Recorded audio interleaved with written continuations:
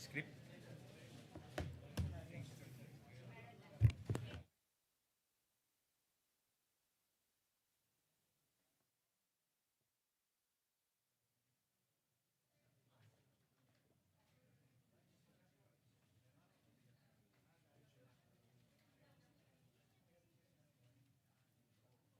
Ay, salamat, Ray.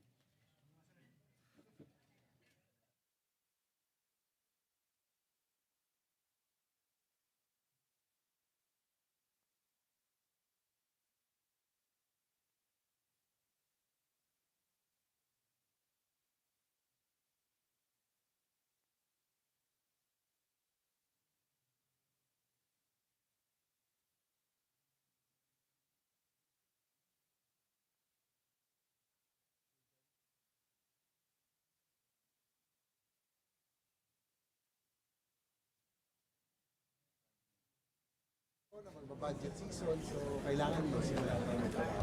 Will Senator Joel be the 13th? Will Senator Joel be the 13th? Dalatin, But you have 13 already. You can confirm that. I would think so. Kasi ano na eh, marami na rin gusto magtrabaho. Kaya ang apil ako ng gymnastics sama.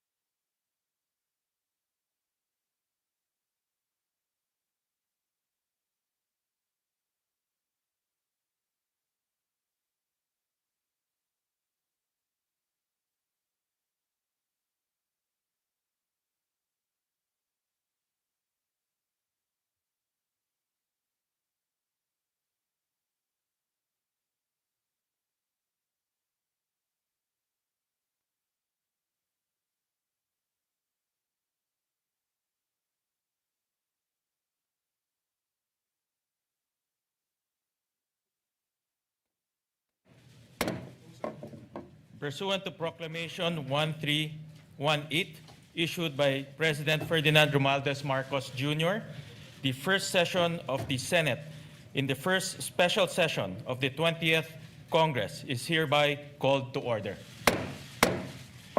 Let us pause for a minute of silent prayer.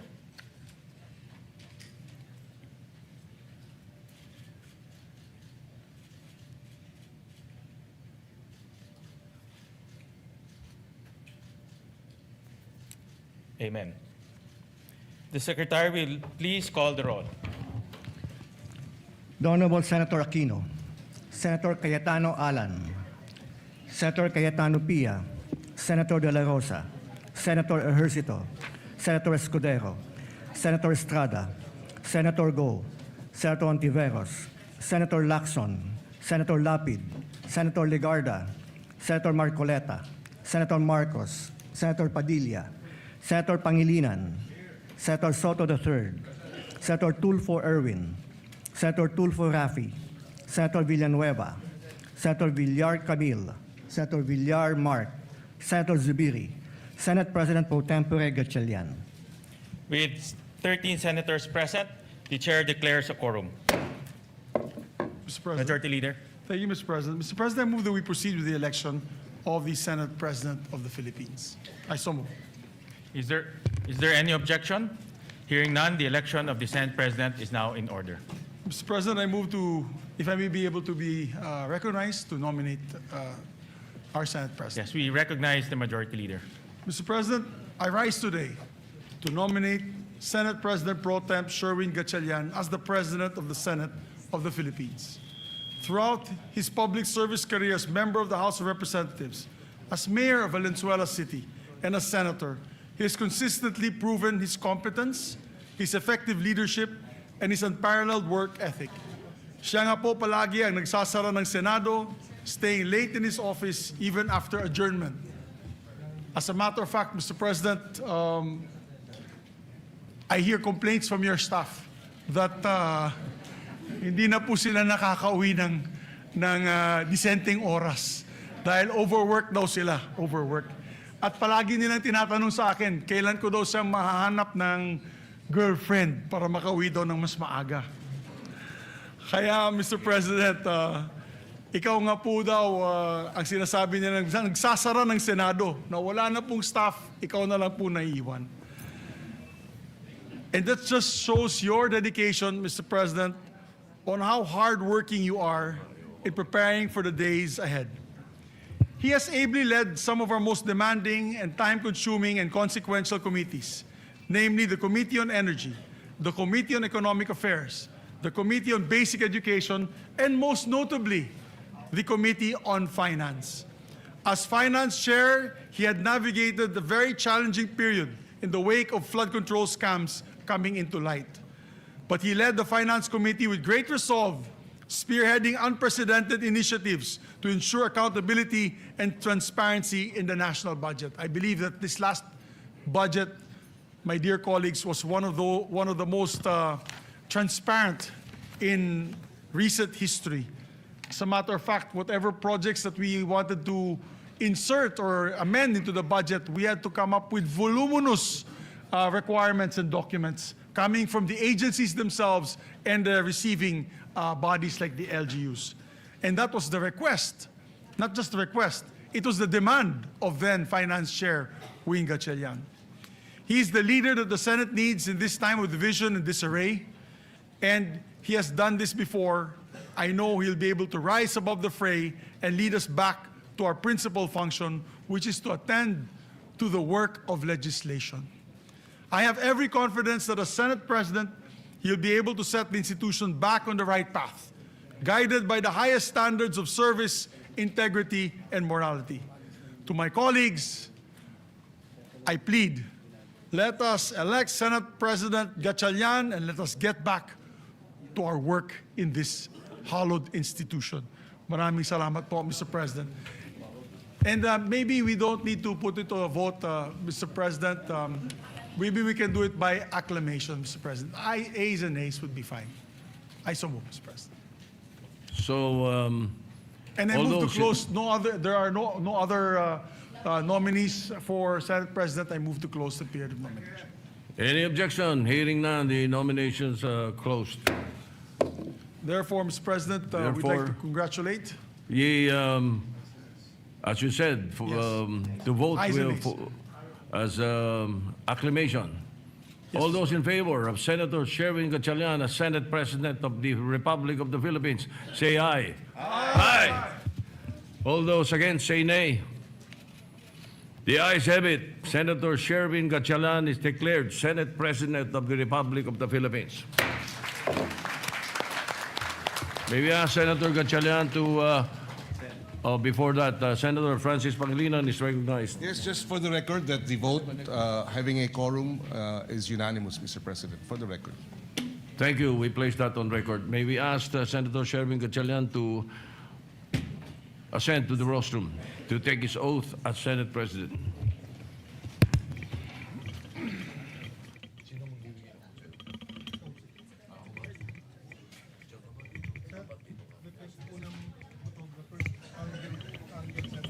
For the record, Mr. President.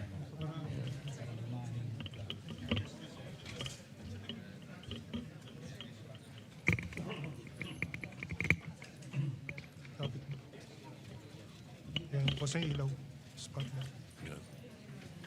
May mga kasama ka. Meron. Sila Mix. Oh, dapat. Mix at saka si Cheese. Mix. May we request Senator Zubiri and Senator Escudero to please join us. Dito sila likod ko. Pamilya mo sa likod. Okay.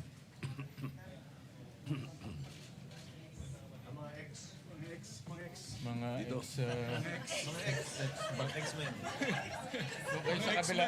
Yung kayo sa kabila. Dito kami. Dito yung family. Di ba dapat dito kayo? Dito kayo dalawa. Dito. Dito kayo. Yan. Yung may family. Alright. Sige. Pare, first, bachelor Senate President. Yung iba pretending. Oh, mami mo nandiyan na. Diyan na. Leto na. Yeah, kompleto na. Okay. Please raise your right hand and repeat after me. I state your name. I, Sherwin Gatchalian, Having been elected to the position of Senate President, having been elected to the position of Senate President, do hereby solemnly swear do hereby solemnly swear that I will well and faithfully discharge that I will well and faithfully discharge to the best of my ability to the best of my ability the duties of my present the position duties of my present position and of all others I may hereafter hold and of all others I may hereafter hold under the Republic of the Philippines, under the Republic of the Philippines, that I will support and defend that I will support and defend the Constitution of the the Philippines, Constitution of the Philippines, that I will obey the laws, legal orders, and decrees that I will obey the laws, legal orders, and decrees promulgated by the duly constituted authorities, promulgated by the duly constituted authorities, and maintain true faith and allegiance and maintain true faith and allegiance to the Republic of the to Philippines, the Republic of the Philippines, and that I impose this obligation upon myself voluntarily, and that I impose this obligation upon myself voluntarily, without mental reservation without mental reservation or purpose of evasion. or purpose of evasion. So help me God. So help me God. Congratulations, sir. Thank you. Thank you.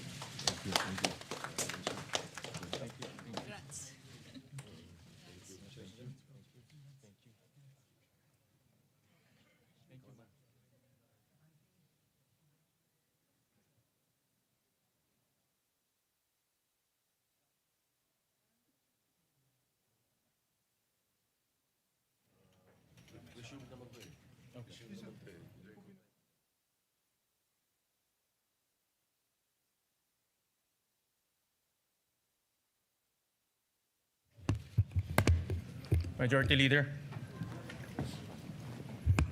Mr. President, just put on record as well that you have been ably discharging your function as Senate President Pro Temp and Acting President since your election in June 3, 2026.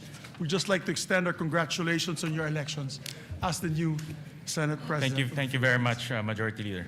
Thank you, Mr. President. Mr. President, now I would like to move that we proceed with the election of the Senate President pro tempore. I so move, Mr. President. Is there any objection? Hearing none, the election of the Senate President pro tempore is in order. May I ask may we recognize, Mr. President, Senator Ping Lacson for the nomination. We recognize Senator Ping Lacson. Thank you, Mr. President. With your Honor's ascension as the fourth Senate President of the 20th Congress of the Republic of the Philippines, your previous post as Senate President pro tempore is now officially vacant. May I therefore nominate Senator Vicente Soto III to the position of Senate President pro tempore.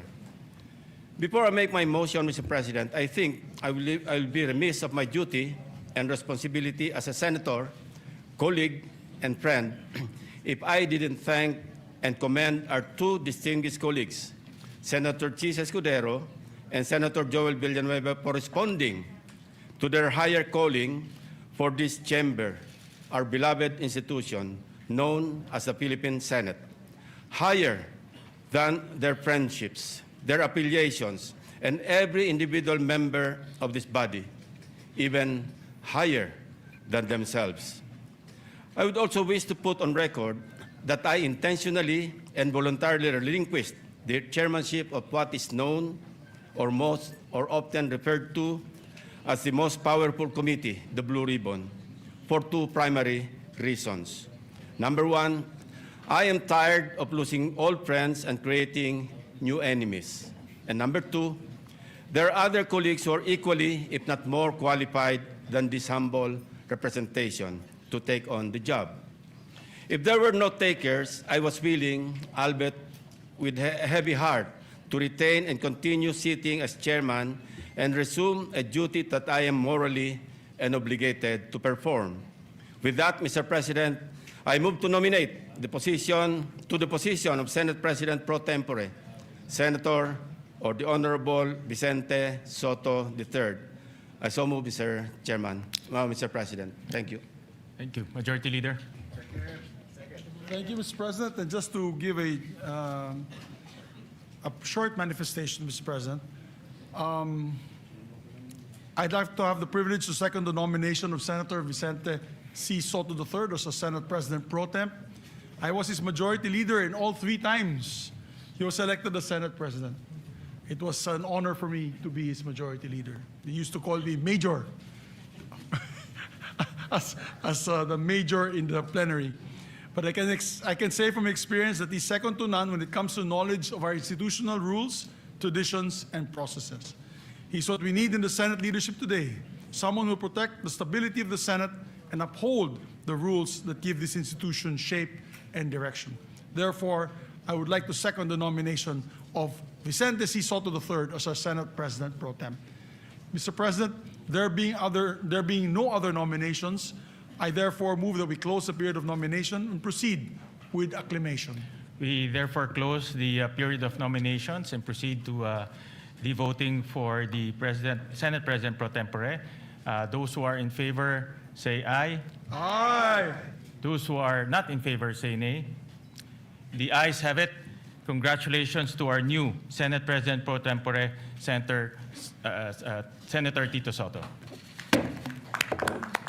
May we proceed, Mr. President, with the oath taking of may we proceed, Mr. President, with the oath taking of the Senate President pro tempore.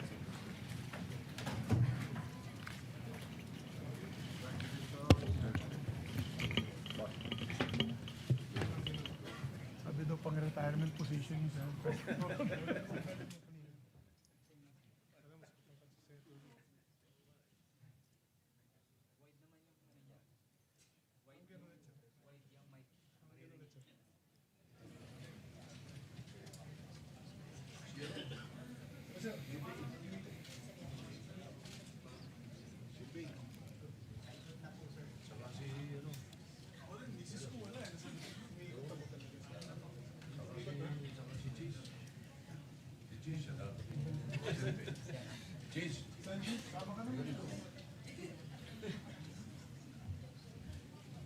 You want us to be behind you, sir?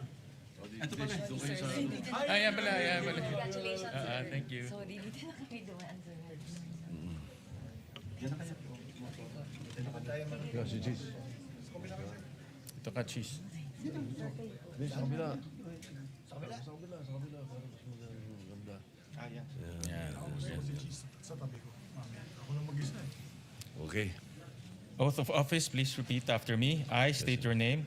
I, Vicente Soto III, Having been elected Senate President pro tempore, having been elected the position of Senate President pro tempore, do hereby solemnly swear do hereby solemnly swear that I will well and faithfully discharge, that I will well and faithfully to discharge, the best of my abilities, to the best of my the abilities, duties of my present position, the duties of my present position, and of all others I may hereafter and hold, of all others I may hereafter hold, under the Republic of the Philippines, under the Republic of the Philippines, that I will support and defend the Constitution of the Philippines, that I will support and defend the Constitution of the Philippines, that I will obey the laws, legal orders, and decrees that I will obey the laws, legal orders, and decrees promulgated by the duly constituted authorities, promulgated by the duly constituted authorities, and maintain true faith and allegiance and maintain true faith and allegiance to the Republic of the to Philippines, the Republic of the Philippines, and that I impose this obligation upon myself voluntarily, and that I impose this obligation upon myself voluntarily, without mental reservation without mental reservation or purpose of evasion. or purpose of evasion. So help me God. So help me God. Congratulations, sir.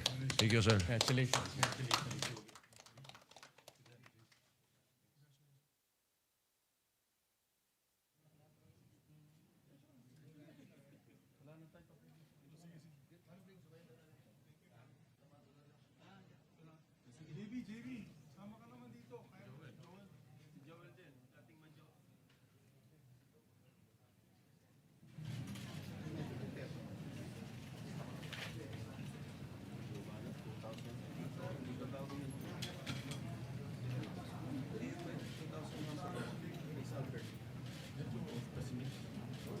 Wala nang nomination.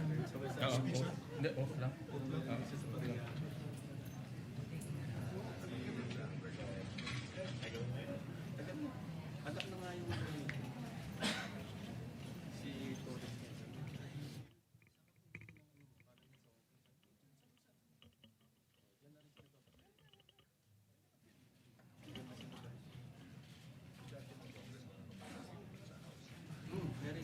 Mr. President, if I may be able to take my oath as well as Majority Leader, although I have been elected as the Chairman of the Rules Committee, but I was not able to take my oath the last June 3 meeting. Yes, we will administer the oath to Thank you very the much, Mr. Majority Leader.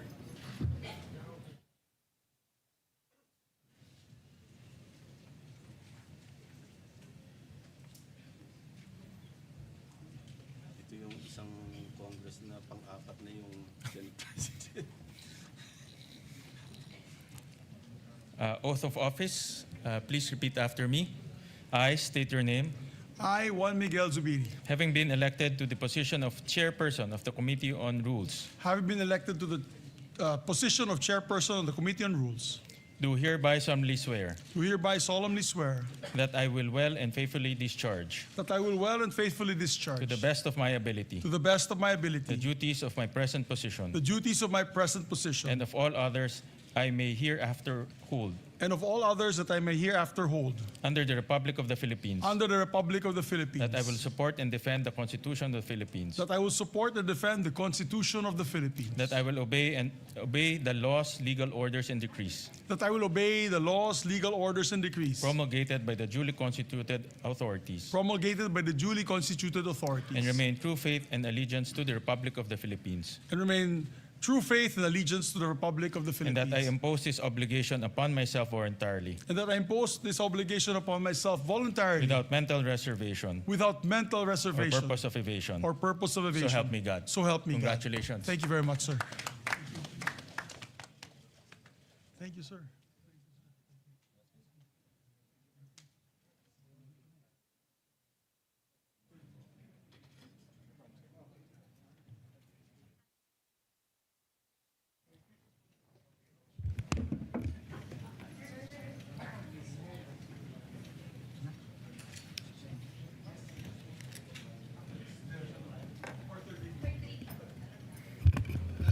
Election ng committee, ano, chairperson? Election ng committee chairperson.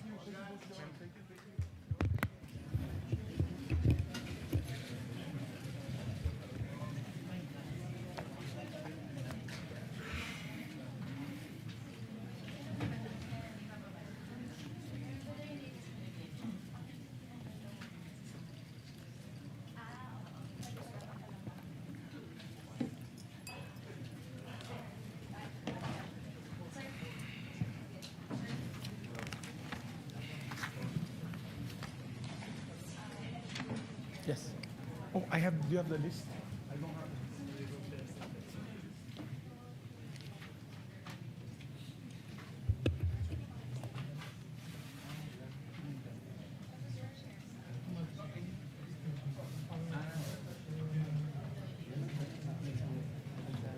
Majority Leader. Yes, Mr. President, we're about to elect the members of the different committees so that we can buckle down to work, Mr. Correct. President. But I need just a 1 minute suspension to get the list from the staff. 1 minute suspension.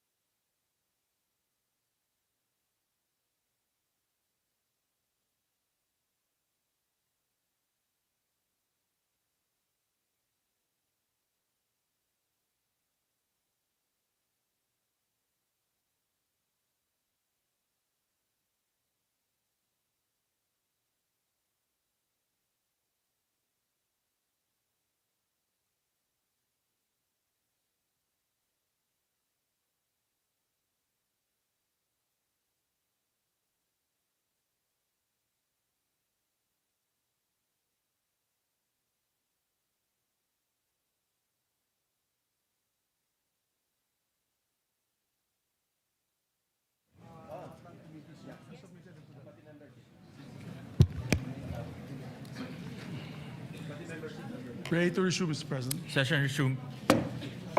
Mr. President, while our secretariat is still printing out the names of the other members of the committees, I'd just like to put on record the chairpersons of some of the committees have already been elected in June 3, 2026 to complete the committee chairmanships and memberships. I now move to elect the following senators as chairpersons and members of the following committees. If I may, Mr. President. Go ahead, Majority Leader. Mr. President, I move for the constitution of the Committee on Accountability and Public Officers and Investigations, or the Blue Ribbon Committee, to be composed of 17 regular members and 3 ex officio members, reflecting an 11-to-9 majority-minority ratio. With the chairperson being elected, which is Senator Erwin Tulfo, and with 3 ex officio members taken into account, I move that all majority members, with the exception of one, which is Senator Chis Escudero, he requested to be the one not as a member of the committee, be elected as members of the said committee. I further move that all remaining senators who are currently in active discharge of their senatorial functions and who are not otherwise designated as ex officio members be elected as regular members, subject to the prescribed membership limit under the rules. So moved, Mr. President. Is there any objection? Hearing none, the motion is approved. Yes, just to explain to the public that's listening, all members, actually 17 members po ang membership ng Committee on Accountability and Public Officers and Investigations, the Blue Ribbon Committee. Ibig po sabihin yan, 17 members plus yung ex-officio members, which is the Senate President Pro Temp, the Majority Leader, the deputies, the two Deputy Majority Leaders, the Minority Leader, and also the Deputy Minority Leader. So halos lahat po, sa lahat na nakikinig po sa atin na yung araw na ito, halos lahat ng members ng Senado, except for one, ay magiging membro ng Blue Ribbon. So we just move today, Mr. President, to state that fact and put on the record. So noted. Thank you very much, Mr. President. And upon the instruction of the chairperson, Senator Erwin Tulfo, I manifest the designation of Senator Kiko Pangilinan as vice chairperson of the said committee. Is there any objection? Hearing none, manifestation is noted. Mr. President, I would like to also move on the election of members of the Committee on Social Justice on the part of the majority. The chairperson is Senator Erwin Tulfo. The vice chairperson is Senator Risa Ontiveros. And the members are Senator Kiko Pangilinan, Senator Manuel Lito Lapid, and Senator Rafi Tulfo. Is there any objection? Hearing none, the motion is approved. Mr. President, I move to elect the members of the Committee on Energy. The chairperson being Senator Erwin Tulfo, vice chairperson Senator J.V. Ejercito, members Senator Risa Ontiveros, Senator Bam Aquino, Senator Lito Lapid, and Senator Rafi Tulfo. We still need two members of the majority. I'll wait for the chairperson to give me the names of the two additional members. I so move, Mr. President. Is there any objection? Hearing none, the motion is approved. Thank you, Mr. President. Mr. President, I move that we elect the committee members of the Committee on Trade, Commerce, and Entrepreneurship. As chairperson, Senator Bam Aquino, and as members, Senator J.V. Ejercito, Senator Cheese Escudero, Senator Manuel Lito Lapid, Senator Kiko Pangilinan, and Senator Rafi Tulfo. Is there any objection? Hearing none, the motion is approved. Mr. President, I move that we elect the members of the Committee on Constitutional Amendments and Revision of Codes. The chairperson being Senator Francis Kiko Pangilinan, and members Senators Risa Ontiveros, Senator Ping Lacson, Senator J.V. Ejercito, Senator Bam Aquino, Senator Lito Lapid, and Senator Cheese Escudero. I so move. Is there any objection? Hearing none, the motion is approved.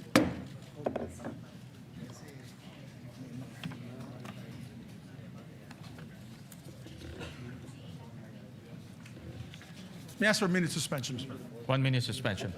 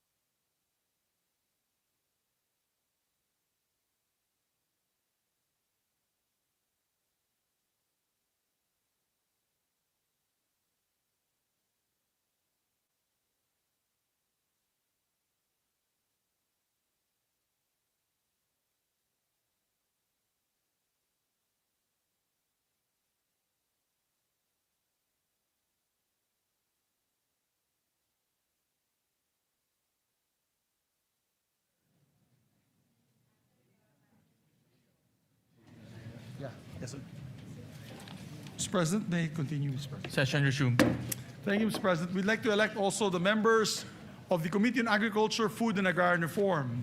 The chairperson being Senator Francis Kiko Pangilinan, the Vice Chairperson being Senator J.V. Ejercito, members Senator Risa Ontiveros, Senator Bam Aquino, Senator Lito Lapid, Senator Erwin Tulfo, Senator Raffy Tulfo, Senator Chis Escudero, and Senator Joel Villanueva. I so move. Is there any objection?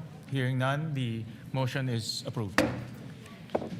Mr. President, I move that we elect also the members of the Committee on Basic Education, the chairperson being Senator Bam Aquino, members Senator J.V. Ejercito, Senator Risa Ontiveros, Senator Lito Lapid, Senator Kiko Pangilinan, Senator Raffy Tulfo, Senator Erwin Tulfo, and Senator Joel Villanueva. I so move. Is there any objection? Hearing none, the motion is approved. And Mr. President, I also would like to move to the Commission on Appointments. We'd like to elect Senators Panfilo Lacson, Senator Mig Zubiri, Senator Joel Villanueva, Senator Risa Hontiveros, Senator Tito Soto, Senator Raffy Tulfo, and Senator J.V. Ejercito as members of the Commission on Appointments. Is there any objection? Hearing none, the aforementioned senators are hereby elected. Thank you, Mr. President. I would like to also move to elect Senators Bam Aquino, Senators Kiko Pangilinan, Senator Lapid, and Senator Escudero as members of the Senate Electoral Tribunal. Is there any objection? Hearing none, the aforementioned senators are hereby elected. Thank you, Mr. President. May I just ask for another minute suspension? 1 minute suspension.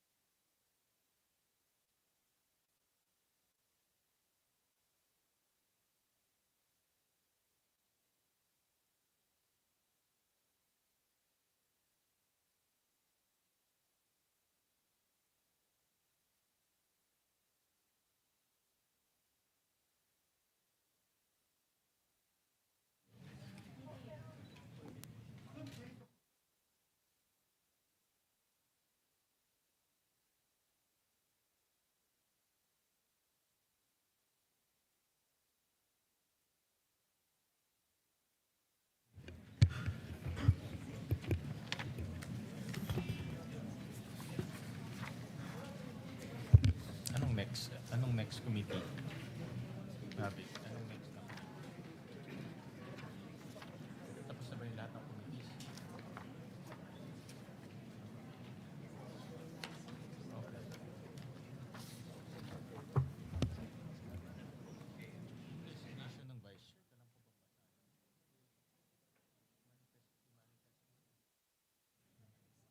On record. Okay.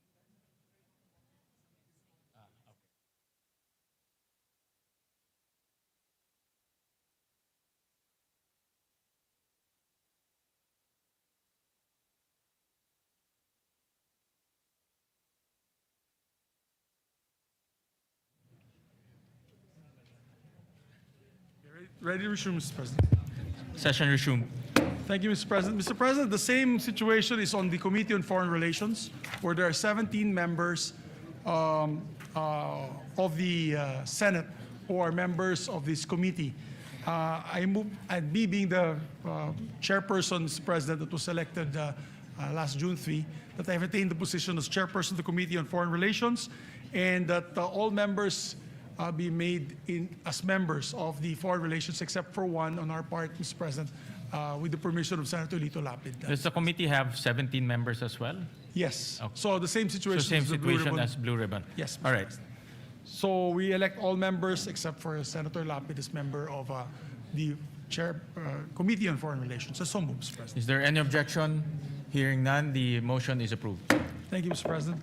Mr. President, also for the Committee on Science and Technology, I move that we elect the members, the chairperson being Senator Bam Aquino, the members being Senator J.V. Ejercito, Senator Kiko Pangilinan, and Senator Orisa Ontiveros. I so move, Mr. President. Is there any objection? Hearing none, the motion is approved. Mr. President, I'd like to also move to elect the members of the Committee on Justice, the chairperson being Senator Francis Kiko Pangilinan, Vice Chairperson Senator Ping Lacson, and members Senator Risa Ontiveros, Senator Bam Aquino, and Senator Joel Villanueva. Is there any objection? Hearing none, motion is approved. And also like to designate, for the record, Senator Ping Lacson as one of the vice chairpersons of the Blue Ribbon Committee. I forgot to mention earlier. So noted. May I ask for a minute suspension, Mr. President? 1 minute suspension.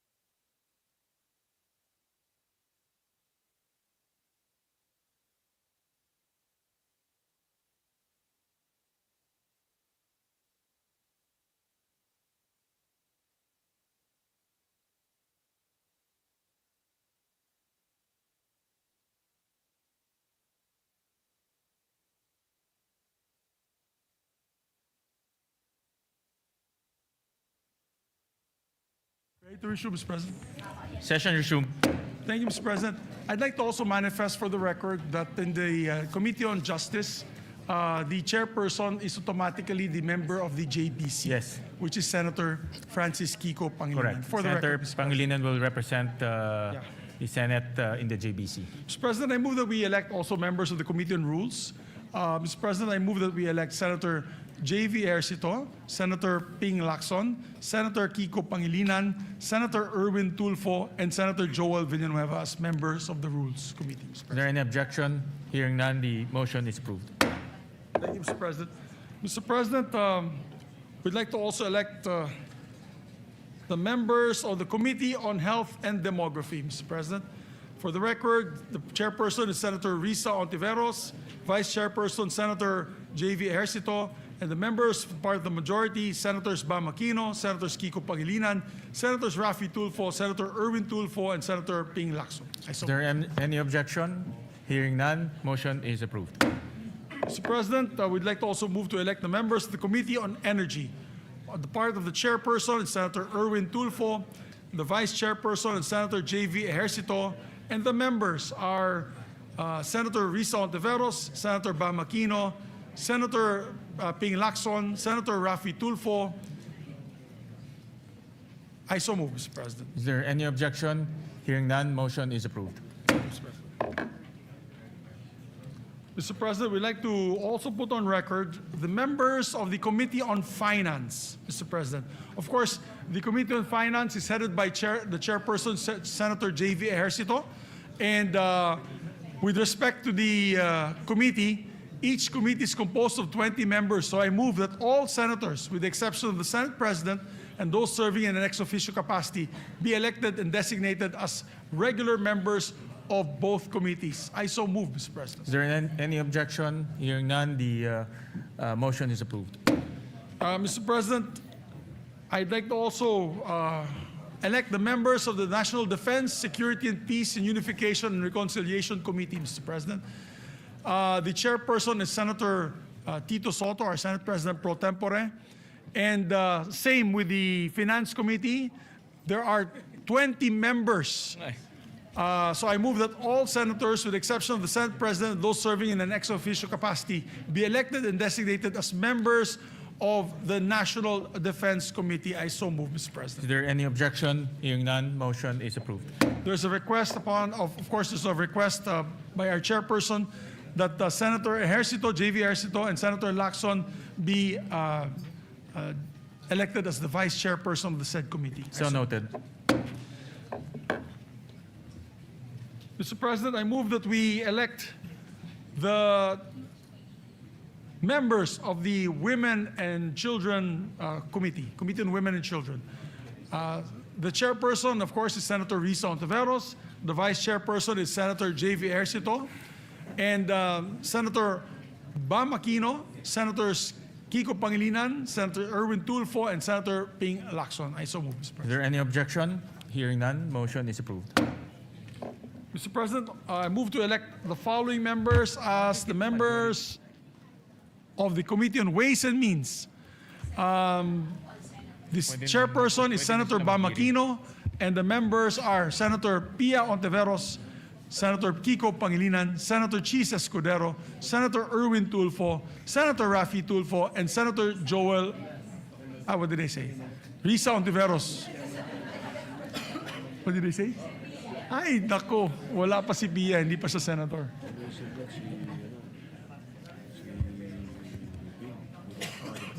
Senator Pia. Okay, my apologies, Mr. President, my apologies. The chairperson of the Ways and Means Committee is Senator Ping Lacson, Mr. President. And vice chair will be Senator Bam Aquino, Senator Risa Ontiveros, Senator Kiko Pangilinan, Senator Francis Escudero, Senator Erwin Tulfo, Senator Rafi Tulfo, and Senator Joel Villanueva. So moved, Mr. President. Is there any objection? Hearing none, motion is carried. May I ask for another minute suspension? Session suspended.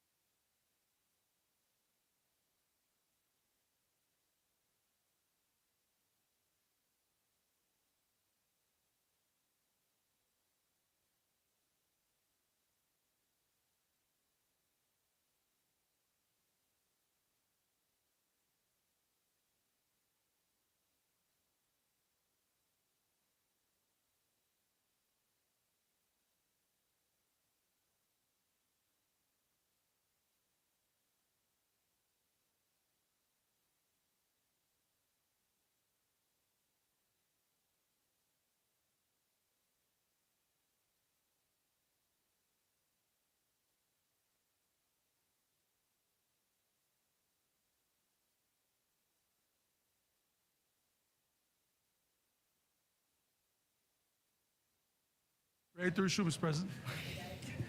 Session resumed. Mr. President, I move that we elect the members of the Committee on Games and Amusements. The chairperson, of course, is Senator Lito Lapid. The vice chair is Senator Rafi Tulfo.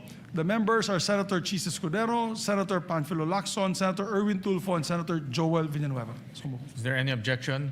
Hearing none, motion is approved. Mr. President, I move that we elect the members of the Committee on Ethics and Privileges. The chairperson being Senate President Pro Temp Tito Soto, Vice Chairperson Senator Pangilinan, members Senator Rafi Tulfo, and Senator Lacson. Is there any objection? Hearing none, motion is approved. I move that we elect members of the Committee on Public Services, Mr. President. The chairperson is Senator Rafi Tulfo, the vice chairperson, Senator J.V. Ejercito, and vice chairperson, Senator Bam Aquino. Members, Senator Lito Lapid, Senator Risa Ontiveros, Senator Kiko Pangilinan, Senator Erwin Tulfo. I so move, Mr. President. Is there any objection? Hearing none, motion is approved. Mr. President, I move that we elect the members of the Committee on Local Government. It is headed by their chairperson, Senator J.V. Ejercito, vice chairperson, Senator Ping Lacson, members, Senator Rafi Tulfo, Senator Francis Kiko Pangilinan, Senator Risa Ontiveros, Senator Joel Villanueva, Senator Lito Lapid, and Senator Bam Aquino. I so move. Is there any objection? Hearing none, motion is approved. Thank you, Mr. President. Mr. President, I move that we elect the members of the Committee on Migrant Workers, headed by Senator Rafi Tulfo, Vice Chairperson Senator Joel Villanueva, members Senator Lito Lapid, Senator Erwin Tulfo, Senator Bam Aquino, Senator Risa Ontiveros, Senator J.V. Ejercito, and Senator Kiko Pangilinan. I so move. Is there any objection? Hearing none, motion is approved. May I ask for a minute suspension once again. Session suspended.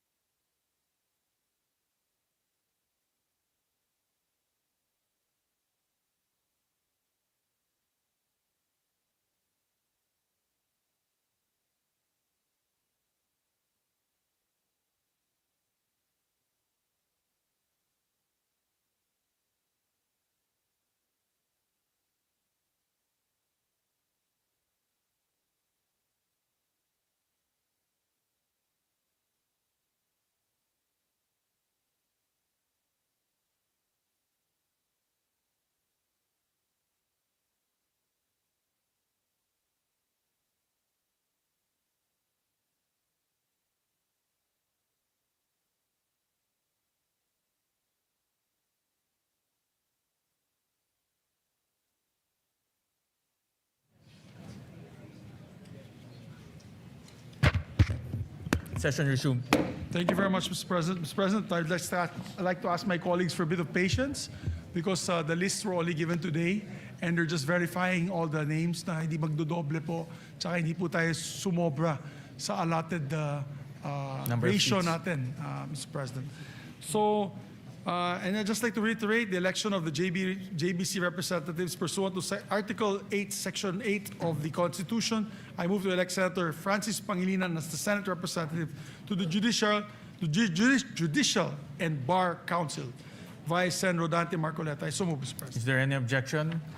Hearing none, Senator Francis Pangilinan is hereby elected to the JBC. Mr. President, I move that we elect, or rather, I move that we retain Senator Joel Villanueva as chairperson of the Committee on Higher Education, and his vice chairman will be Senator Ejercito. Members Senator Bamakino, Senator Kiko Pangilinan, Senator Rafi Tulfo, and Senator Escudero. I so move, Mr. President. Is there any objection? Hearing none, motion is approved. And I'd like to make a correction. In the Committee on Games, it's not Senator Rafi Tulfo who's the vice chairperson. It is Senator Erwin Tulfo. So noted. My apologies to the chairperson. As regards to the CA membership, Mr. President, for the record, that this representation and that of Senator Soto are vice. We replace Senators Lito Lapid and Senator Mark Villar, respectively, for the record, Mr. President. Yeah, so noted. Mr. President, we'd like to also elect the members of the Committee on Labor. Chairperson, Senator Joel Villanueva. Vice Chairperson, Senator J.V. Ejercito.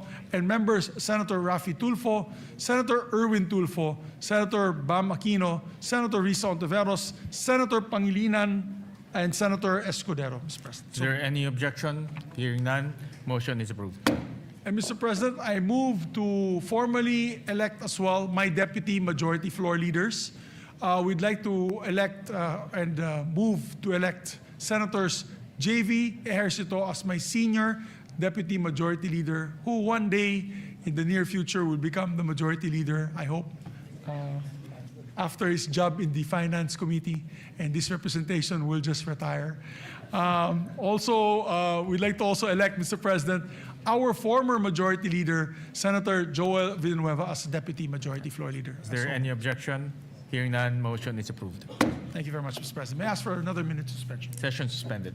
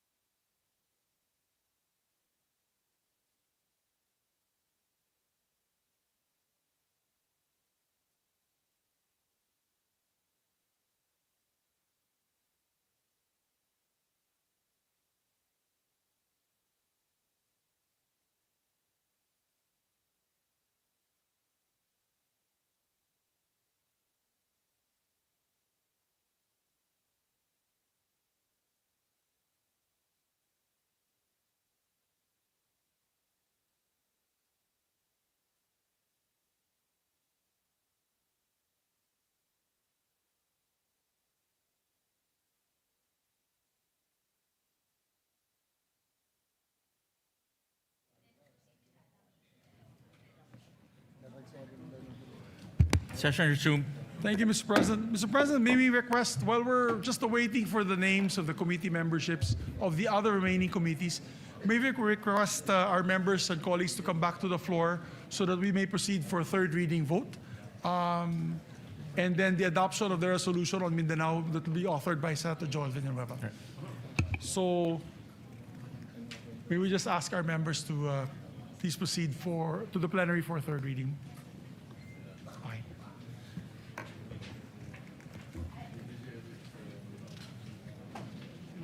Erwin and Senator Newton. Okay. Senator Erwin.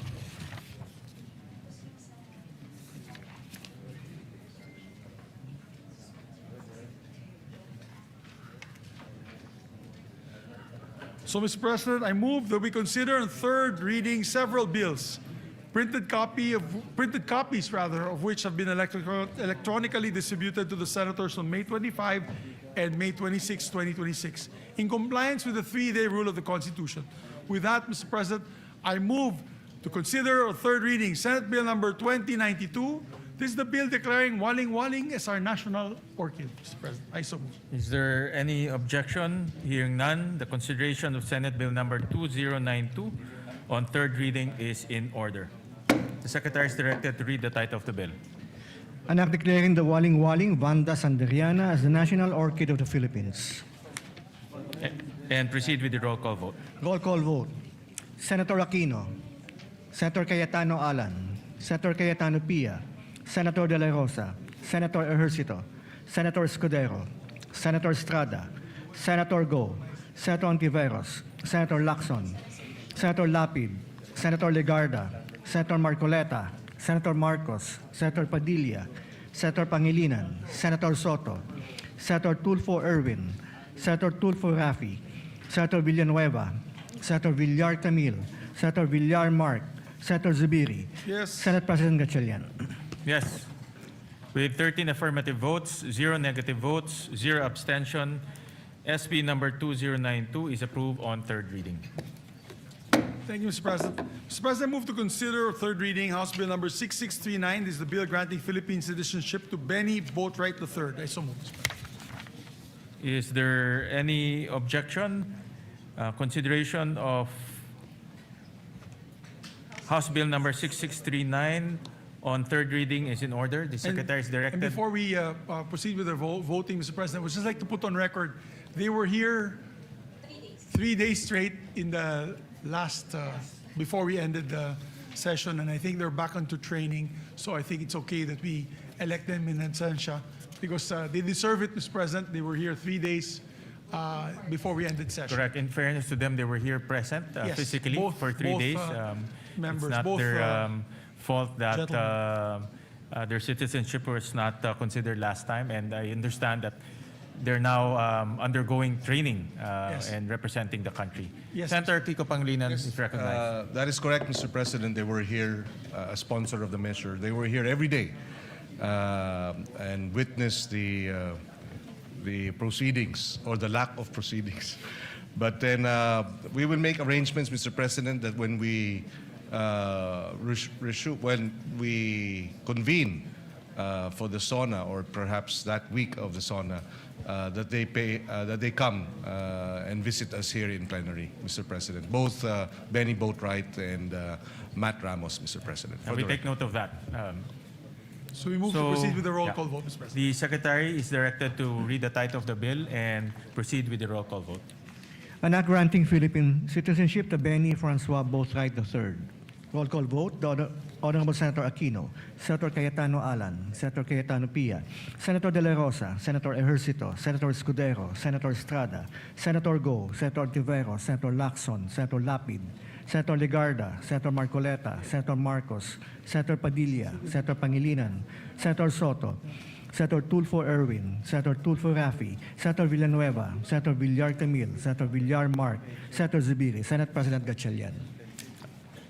With 13 affirmative votes, 0 negative votes, 0 abstentions, House Bill number 6639 is approved on third reading.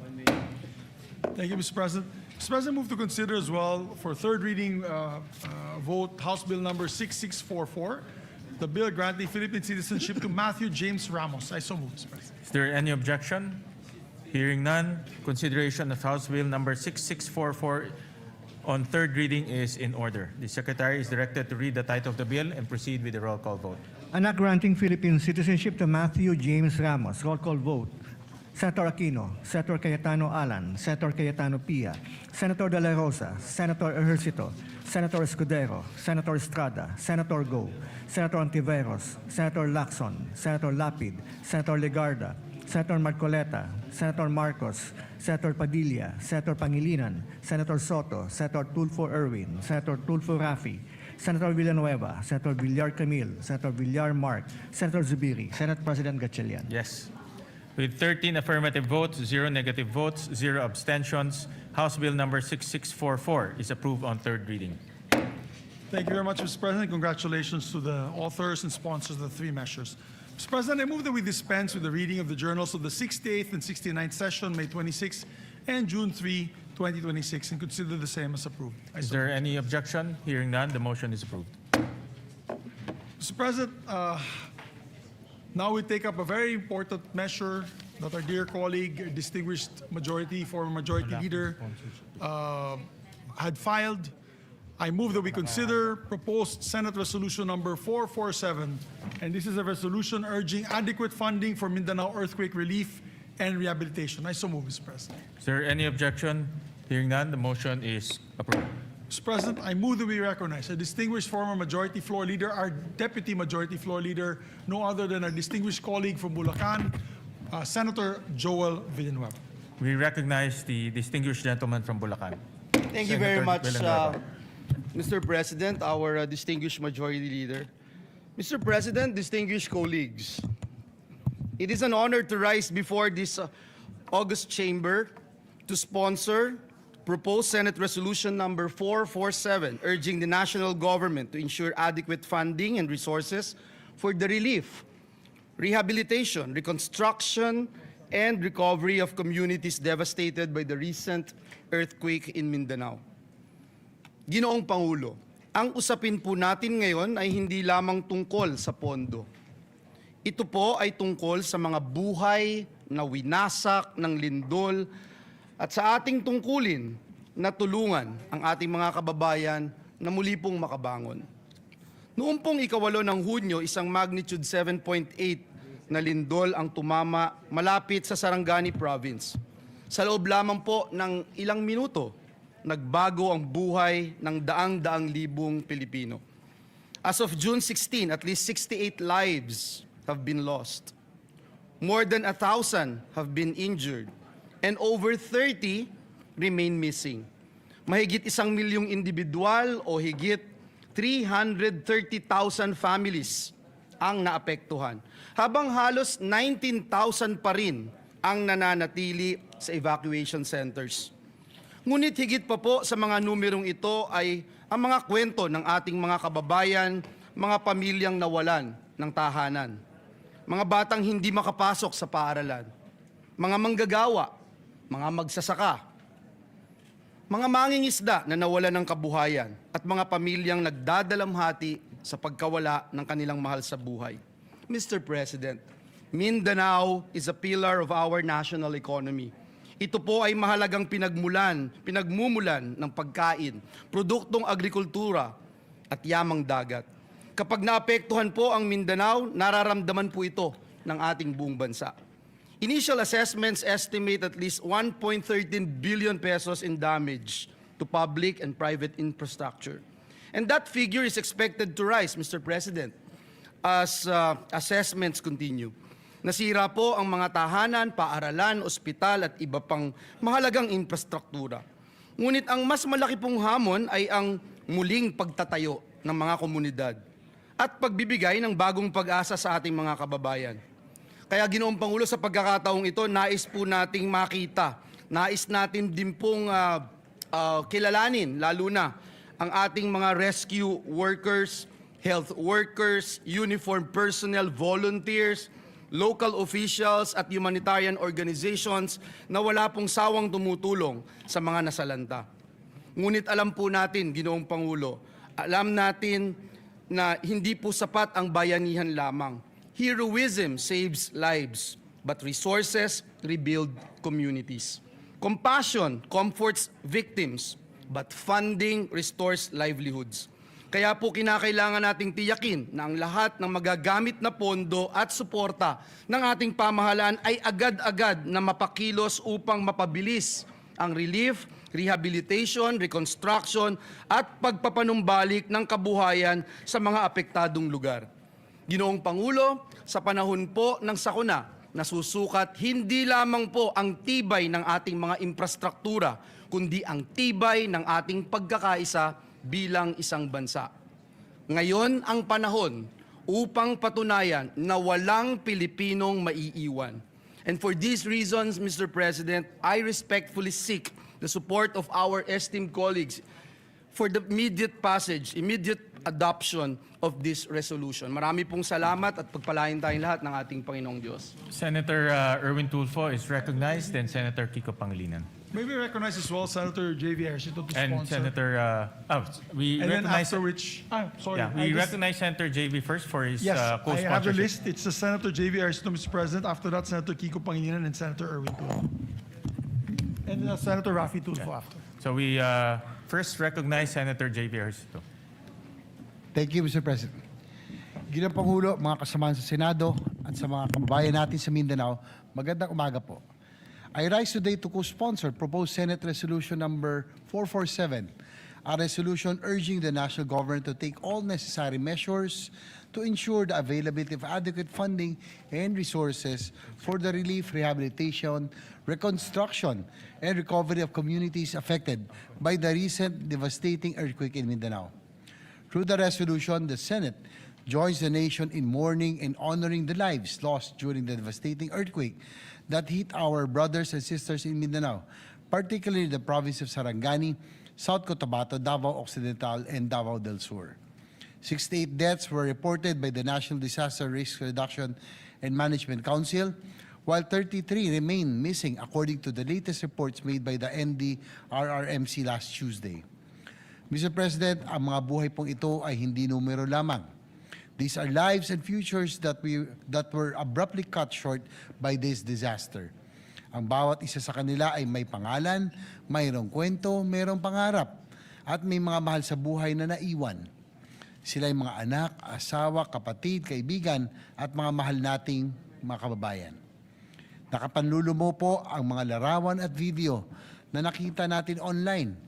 Ano pa kaya ang aktwal na pakiramdam at sitwasyon na dinadanas ng ating mga kababayan? Bilang magulang, nakakatakot isipin na malagay sa parehong sitwasyon ang aking mga anak. Nakita natin ang mga mag-aaral at mga guro na napuno ng takot habang niyayanig ng lindol ang kanilang paaralan. Nakita natin ang ilan nating kababayan na wala nang magawa kung hindi tignan na lamang ang pagguho ng mga gusali at negosyo na kanilang pinagtrabahuhan at ipinundar.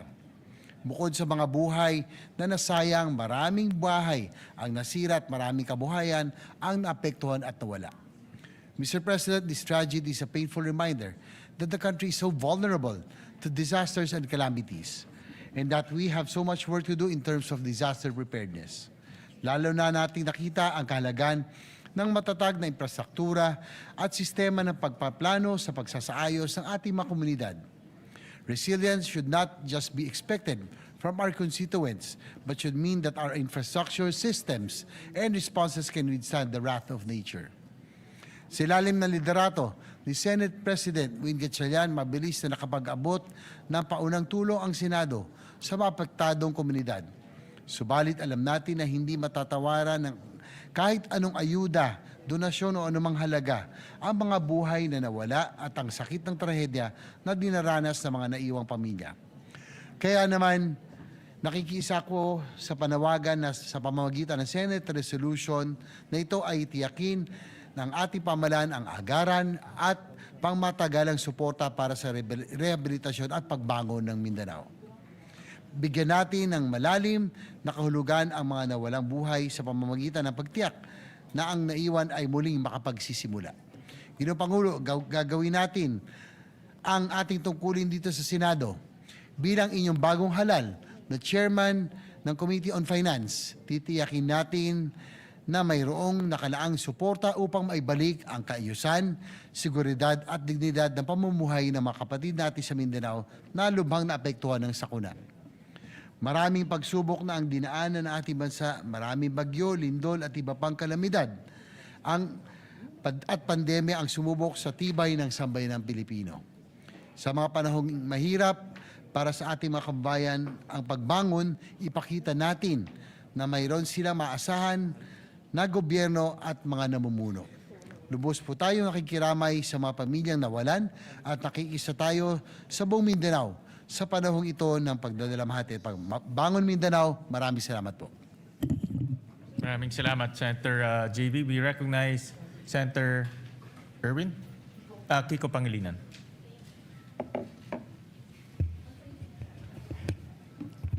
Thank you,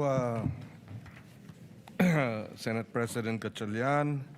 Dear colleagues, I rise to co-sponsor Senator Joel Villanueva's Senate Resolution number 447. In times of calamity, the Senate must speak as one. I commend Senator Joel Villanueva for his quick thinking and swift leadership on this resolution, which reflects the Senate's shared duty to help Mindanao recover, rebuild, and prosper. Strategic national priority ang mabilis at tuloy-tuloy na pagbangon ng Mindanao mula sa lindol noong Hunyo 8. Bakit?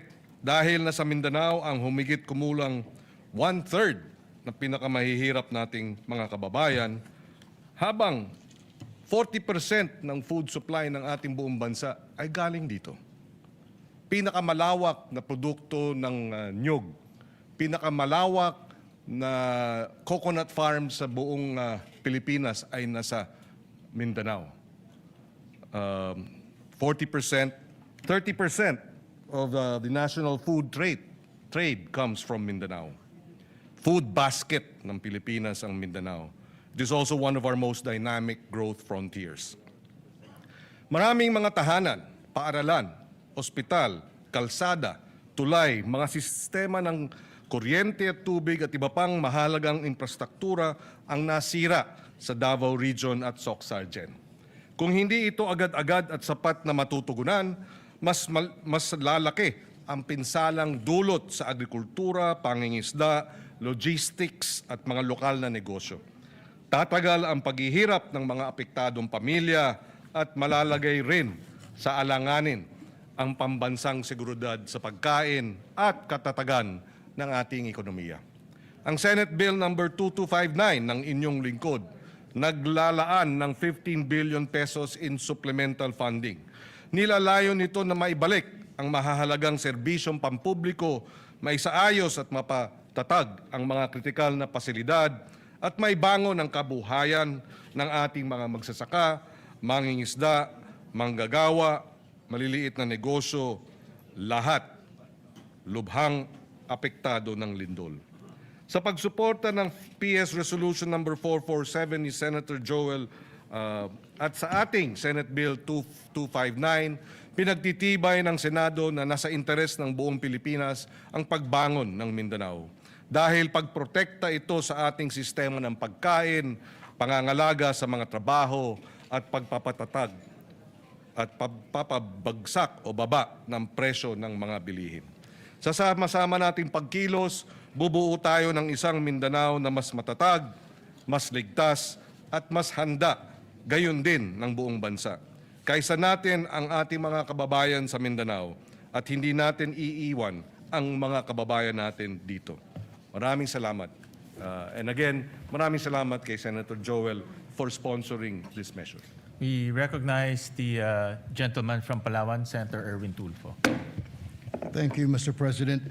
I rise today to express my full support and to formally manifest my co-sponsorship of the Senate Resolution number 447, which urges the government to take all necessary measures to assist the people of Mindanao following the recent earthquake that has caused significant damage to lives, homes, infrastructure, and livelihoods.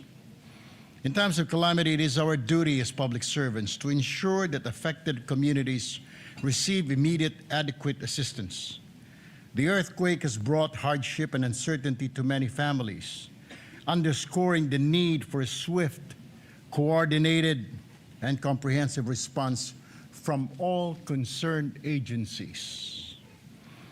Through this resolution, we reaffirm our commitment to mobilizing relief efforts, providing emergency assistance, restoring essential services, and supporting the long-term recovery and rehabilitation affected areas. We also recognize the resilience of the people of Mindanao and stand in solidarity with them as they rebuild their communities.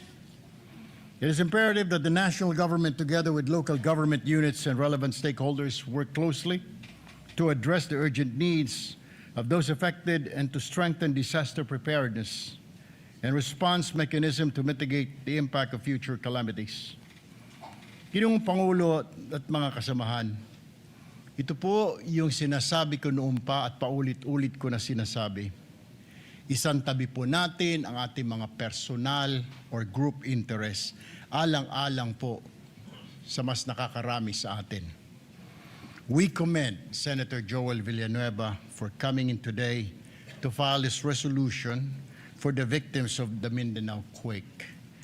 Thank you, Senator Joel Villanueva, for this resolution. For this reason, I wholeheartedly support and co-sponsor Senate Resolution number 447, Mr. President, and urge its immediate adoption. Thank you and good morning. Any more, Majority Leader? Any more, Senator Rafi? Yeah. While waiting for Senator Rafi, let me commend the resolution filed by Senator Joel Villanueva, PS Resolution 447. Ito po ay napapanahon dahil po yung naranasan ng Mindanao, particularly Sarangani and Jensan, ay isa sa pinakamalakas na lindol na naranasan po ng ating bansa. At marami pong infrastruktura na nasira doon. Nakita ho namin ni Senator Erwin, Senator JV at Senator Migs. At marami rin pong nasawi na buhay. At kami po ay nakikiramay at nakikiisa po sa mga kababayan ho natin sa Jensan, Sarangani at sa lahat pong ng lugar na tinamaan po ng lindol. At kaya po nagbibigay-pugay ho kami kay Senator Joel dahil ito pong resolusyon ay nagdedirekta ng mabilis na action at mabilis po na pag-release ng pondo para po makatulong po sa mga kababayan natin sa Mindanao. With that, we recognize Senator Rafi Tulfo. Mr. President, colleagues, I rise today to express my strong support for Senator Joel Villanueva, Senate Resolution 447 and 452 concerning the recent 7.8 earthquakes which struck Mindanao last June 8, 2026. Hindi basta numero mga biktima ng lindol o anumang kalamidad. Sila po ay mga pamilyang nawala ng mga mahal sa buhay, tahanan at kabuhayan. The people of Mindanao have shown remarkable resilience in the face of adversity.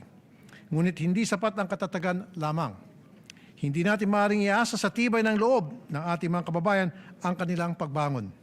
Kailangan nila ang agarang tulong at buong suporta ng pamahalaan upang muling maitayo ang kanilang mga buhay at komunidad.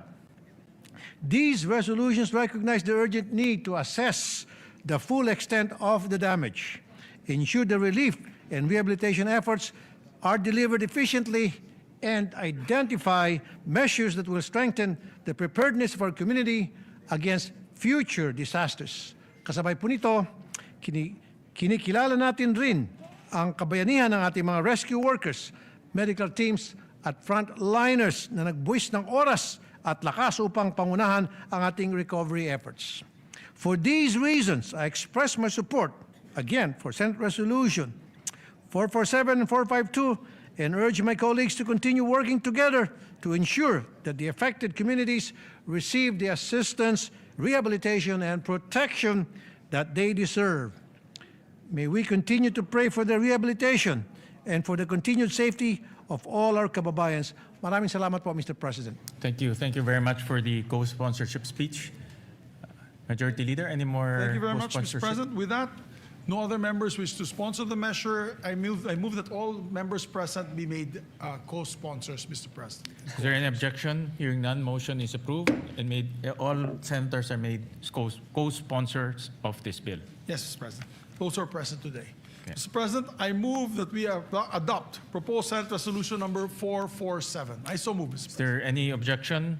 Hearing none, proposed resolution 447 is hereby adopted, subject to style. Thank you, Mr. President. And we would like to thank Senator Joel Villanueva for filing this measure. Kami po sa Mindanao ay nagpapasalamat po sa kanya sa malasakit po niya sa amin sa Mindanao. Maraming po salamat kay Senator Joel. With that, Mr. President, I move to also take up proposed Senate Resolution number 452 and ask the Secretary to read the title of the measure. Resolution expressing the profound gratitude of the Senate of the Philippines to the rescue workers, social welfare and healthcare personnel, local government units, uniformed services, civil volunteer groups, and all humanitarian responders for providing swift life-saving assistance to affected communities in the aftermath of the magnitude 7.8 earthquake that struck Mindanao. Health workers. Thank you, Mr. President. Mr. President, you are the sponsor Yes, of the Mr. measure, Mr. President. Do you wish to? Yes, Mr. sponsor President, or- I will just, Majority Leader, I will just insert my sponsorship speech for this resolution. Pero ito po ay simpleng pasasalamat sa ating mga frontliners, sa DSWD, in particular the Armed Forces of the Philippines who provided logistical support sa mga sinalanta po ng lindol. Kaya po ito ay isang pasasalamat sa lahat po ng frontliners natin. Kasama na rin po yung LGU na talagang kaagad rumisponde sa pinsala ng lindol. Thank you, Mr. President. Pero meron na po tayong mga kasamahan. Mr. President, with your permission and permission of the body, we would like to give short sponsorship speeches. Yes. May we recognize Senator J.V. Ejercito? He'll also insert to the records his sponsorship speech. And we'd like to recognize Senator Erwin Tulfo. We recognize Senator Erwin Tulfo for his co-sponsorship speech. Mr. President, colleagues, I rise today to manifest my support and co-sponsorship on Senate Resolution number 452, expressing the profound gratitude of the Senate to rescue workers, social welfare, healthcare personnel, local government units, uniformed services, civil volunteer groups, at sa lahat po ng humanitarian responders sa government man o sa pribadong kumpanya. Marami po akong nabalitaan na may mga private companies po. Yung iba po galing sa mga mining corporations na nagpadala po ng kanilang workers para tumulong po sa paghahanap sa mga natabunan ng mga gumuhong gusali. Therefore, Mr. President, this resolution would like to express my support to thank all those involved, including the local government units who were there at the very first instance, the first responders to go around to check their constituents. Maraming salamat po sa inyo. Thank you, Mr. President. Yeah, muli, nagpapasalamat ho kami sa ngalan po ng Senado. Nagpapasalamat ho kami sa ating mga rescue workers, social welfare and healthcare personnel, local government units, uniformed services, kasama na po ang Armed Forces of the Philippines, civil volunteer groups, and all humanitarian responders. Maraming salamat po. Yes, maraming salamat po, Mr. President. Some, of course, special mention po yung Red Cross, Philippine yes, Red Cross, kung saan of po course. tayo ay membro bilang governors, Board of Governors of the Philippine Red Na Cross. pinangungunahan po ni And, Chairman Dick Gordon. Chairman Dick Gordon for his speedy action, always ready, always there, always first, always ready, always there, na Red Cross, headed by Senator Dick Gordon. We'd like to thank them. So with that, Mr. President, I move that we adopt proposed Senate Resolution number 452. I so move, Mr. Is President. there any objection? Hearing none, proposed resolution 452 is hereby adopted, subject to style. Thank you very much, Mr. President. Mr. President, we have a few bills that we can take up on the floor. Maybe we can just take this up already. We have to show our kababayans that we are working. We're going to pass several measures today. Mr. President, I move that we resume consideration on Senate Bill number 1990 under Committee Report number 52. I so move, Mr. President. This is for a period of, it's in the period of amendments, this measure. Is there any objection? Hearing none, the motion is approved. The measure is sponsored by our chairman, the Committee on Agriculture, Senator Francis Kiko Pangilinan. This is an act ensuring the development and promotion and protection of agricultural and fisheries cooperatives. Magandang panukala po ito, Mr. President. I move that we recognize the sponsor and we'll also recognize Senator No, I will introduce his. He already gave the amendment? Yes. So the amendments of Senator Joel are already with Senator Pangilinan. May we recognize the good sponsor, Mr. President? We recognize the gentleman from Pampanga, Senator Kiko Pangilinan. Thank you, Mr. President. Thank you, Majority Leader. Mr. President, as earlier manifested, we are in the period of amendments. Only Senator Joel Villanueva has introduced amendments, and therefore we can proceed on Section 11, other benefits and privileges of agriculture co-ops. This is on page 9. Between lines 9 and 10, we insert the following proviso. provided that the continued enjoyment of tax and fiscal incentives shall be subject to compliance with the assessment and rating system established under Section 21 of this Act, including standards on governance, financial transparency, member benefit distribution, and actual productive agriculture activity. So moved, Mr. President. Is there any objection? Hearing none, amendment is carried. Thank you, Mr. President. Another amendment of Senator Villanueva is Section 14, creation of the Bureau of Agriculture Cooperatives. On page 11, lines 22 and 23, delete the proviso and replace it with the following. Provided that the department shall, in coordination with the CDA and concerned local government units and subject to budgetary availability and applicable laws, establish a needs-based staffing framework for cooperative development officers based on agriculture population, geographic need, cooperative density, and other relevant development indicators, with priority given to the underserved and strategically significant agriculture areas. And therefore, the second paragraph of Section 14 will now read, it shall be a line bureau and headed by a bureau director. Its organizational and staffing pattern shall be determined by the department in consultation with the Department of Budget and Management, provided that the department shall, in coordination with the CDA and concerned local government units and subject to budgetary availability and applicable laws, establish a needs-based staffing framework for co-op development officers based on agri population, geographic needs, cooperative density, and other relevant development indicators, with priority given to underserved and strategically significant agriculture areas. I so move, Mr. President. Is there any objection? Hearing none, amendment is approved. Thank you, Mr. President. We proceed to Section 15, Powers and Functions of the Bureau of Agriculture Co-ops. On page 12, between line 19 and 20, insert a new paragraph to read, the Bureau shall exercise its powers and functions in a manner complementary to and not duplicative of the powers and functions of the CDA under applicable laws. So move, Mr. President. Is there any objection? Hearing none, amendment is approved. Mr. President, Section 30, implementing rules and regulations, the amendment will be on page 17, deletes line 9 to 12 and replace them with the following. Section 30, implementing rules and regulations.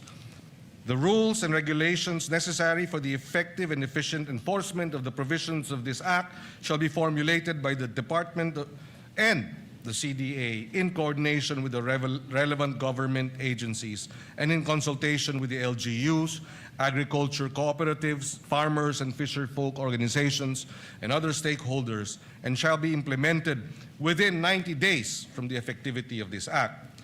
Unjustified or willful failure or refusal of the concerned government agencies to promulgate the implementing rules and regulations, IRR, within the specified period shall subject the heads of these government agencies to administrative penalties under applicable civil service laws. And third paragraph, should the IRR contain provisions that are contrary to this Act, the heads of government agencies responsible for such provision, when done in bad faith or with gross negligence, shall be held administratively liable. So move, Mr. President. Is there any objection? Hearing none, amendment is approved. And finally, Mr. President, Section 32, Annual Reports. The amendment is on page 17 between lines 23 and 24 to insert a new paragraph to read, to promote transparency and accountability, the Bureau shall maintain and regularly update a publicly accessible digital registry containing relevant information on accredited agriculture cooperatives, including their ratings, incentives and benefits received, procurement awards, grants, and compliance status subject to applicable data privacy laws. So move, Mr. President. Is there any objection? Hearing none, amendment is approved. Thank you, Mr. President. There are no other proposed amendments for Senate Bill 1990. With the permission of our Majority Leader, if we can move to terminate the period of amendments. Yes, Mr. President. Mr. President, there being no other members who wish to amend the measure further, I move that we close the period of amendments. I so move, Mr. President. Is there any objection? Hearing none, period of amendments is hereby closed. Mr. President, with that, I move to approve on second reading Senate Bill number 1990 under Committee Report number 452. Is there any objection? Hearing none, Senate Bill number 1990 is hereby approved on second reading. Thank you very much, Mr. President. Move to suspend consideration of the measure. Consideration is hereby suspended. Mr. President, we are in receipt of a bicameral conference committee report on the disagreeing provisions of Senate Bill number 1894 and House Bill number 8476, or the amendments to the Universal Access to Quality Tertiary Education Act, which has been filed with the Bills and Index last June 3, 2026, and was ratified by the House of Representatives on the same date. Mr. President, I move that we approve and ratify the said conference committee report on the disagreeing provisions of Senate Bill number 1894 and House Bill number 8476, and the text of the joint explanation be deemed read into the records of the chamber. I so move. Is there any objection? Hearing none, the motion is approved. The conference committee report is approved and ratified. Thank you very much, Mr. President. And Mr. President, yes, yes, Mr. President. May we recognize our distinguished colleague, Senator Joel Villanueva. We recognize the for gentleman his, from Bulacan, manifestation. Senator Joel Villanueva. Yeah, Mr. President, just to give a very short manifestation on the ratification of the BICAM report on enhancing universal access to quality tertiary education. Mr. President, dear colleagues, it is with great privilege that we rise today to express our strong support for the ratification of the Bicameral Conference Committee report on the disagreeing provisions of Senate Bill number 1894 and House Bill number 8476, otherwise known as the Act Enhancing the Universal Access to Quality Tertiary Education. We again extend our warmest gratitude to our fellow conferees in the Senate and our counterparts in the House of Representatives, especially Chairperson Lauren Legarda, as one of the co-authors one of the authors and co-sponsors of this particular measure. Mr. President, we welcome the improvements introduced through this legislation and remain hopeful that these amendments will further strengthen RA number 10931, or the Universal Access to Quality Tertiary Education Act. More importantly, we trust that these reforms will remain faithful to the original spirit and intent of the law, a landmark measure that we, together with some of our colleagues here, including our Senate President, envisioned during its passage to make higher education more accessible to every deserving Filipino learner, especially those who face the greatest economic barriers. This measure responds directly, Mr. President, to that challenge by granting prioritization of eligibility to the tertiary education subsidy for enrolled students from the 4Ps o Pantawid Pamilyang Pilipino program households in recognized higher education institutions and technical vocational institutions. We are helping, Mr. President, ensure that financial hardship does not stand in the way of educational opportunity. So ultimately, Mr. President, this measure advances our collective goal of building a more equitable and inclusive education system. It strengthens the country's commitment to supporting learners not only in gaining access to tertiary education, but also in successfully completing it and realizing their full potential. Again, Mr. President, for these reasons, we wholeheartedly support the ratification of this BICAM report. Maraming salamat, Ginoong Pangulo. At, Thank you, Senator Joel Villanueva. Thank you very much, sir, Deputy Majority Floor Leader. Thank you, sir. With that, I move to consider Senate Bill number 1991 under Committee Report number 53. I so move, Mr. Is President. there objection? Hearing none, the motion is approved. This is an act strengthening the National Agriculture and Fisheries Extension System to accelerate agriculture and fisheries development, Mr. President. The sponsor of this measure is Senator Kiko Pangilinan, and may we recognize the sponsor and to amend Senator Joel Villanueva. Yeah, we recognize the sponsor, Senator Kiko Pangilinan, and Senator Joel for his amendments. Thank you, Mr. President. If I may, Mr. President, with the permission of our chairperson, on page 5, this representation would like to propose that we delete lines 24 and 25 and replace them with the following.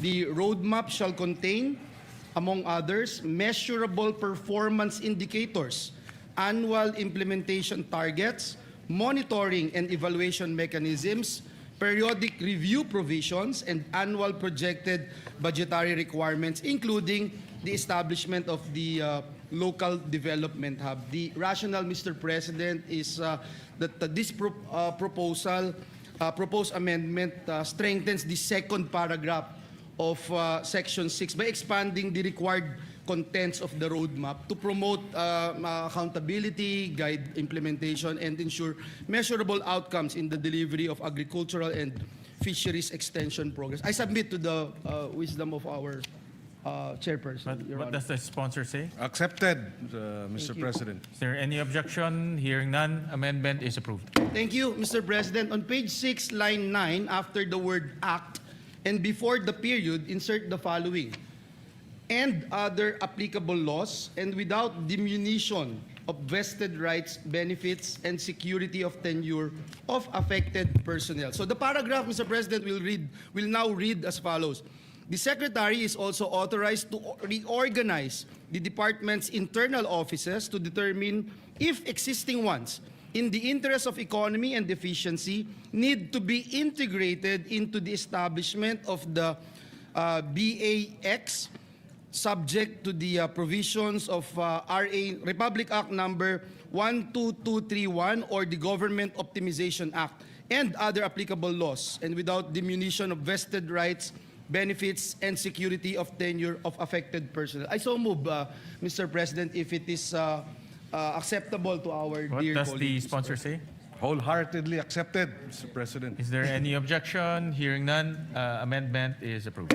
Thank you, Mr. President. Mr. President, on page 7, between lines 10 and 11, insert a new paragraph. The Technical Education and Skills Development Authority, or TESDA, shall assist the BAEX in the development and implementation of technical, vocational, competency-based, and certification programs for AEWs, farmers, and fisher folk, consistent with its mandate and subject to existing laws, rules, and regulations. I so move, Mr. President. Is there any objection?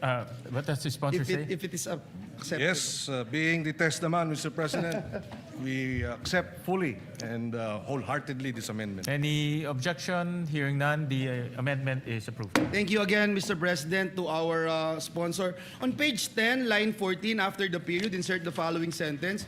For this purpose, the BAEX shall submit to the COCAFAM an annual report on the implementation of this act, including fund utilization, performance outcomes, progress in achieving the targets under the roadmap, and key implementation challenges.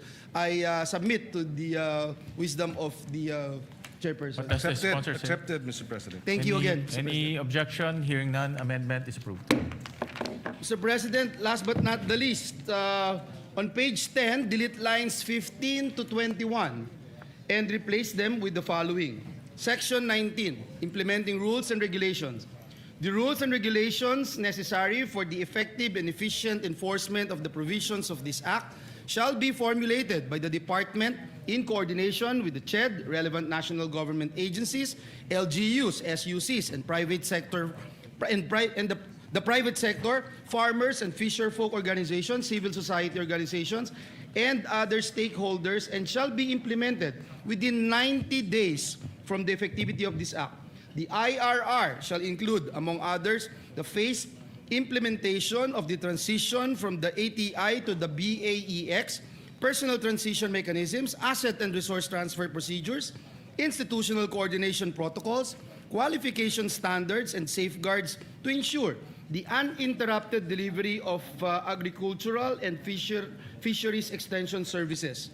Unjustified or willful failure or refusal of the concerned agencies to promulgate the implementing rules and regulations IRR within the specified period shall subject the heads of these government agencies to administrative penalties under applicable civil service laws.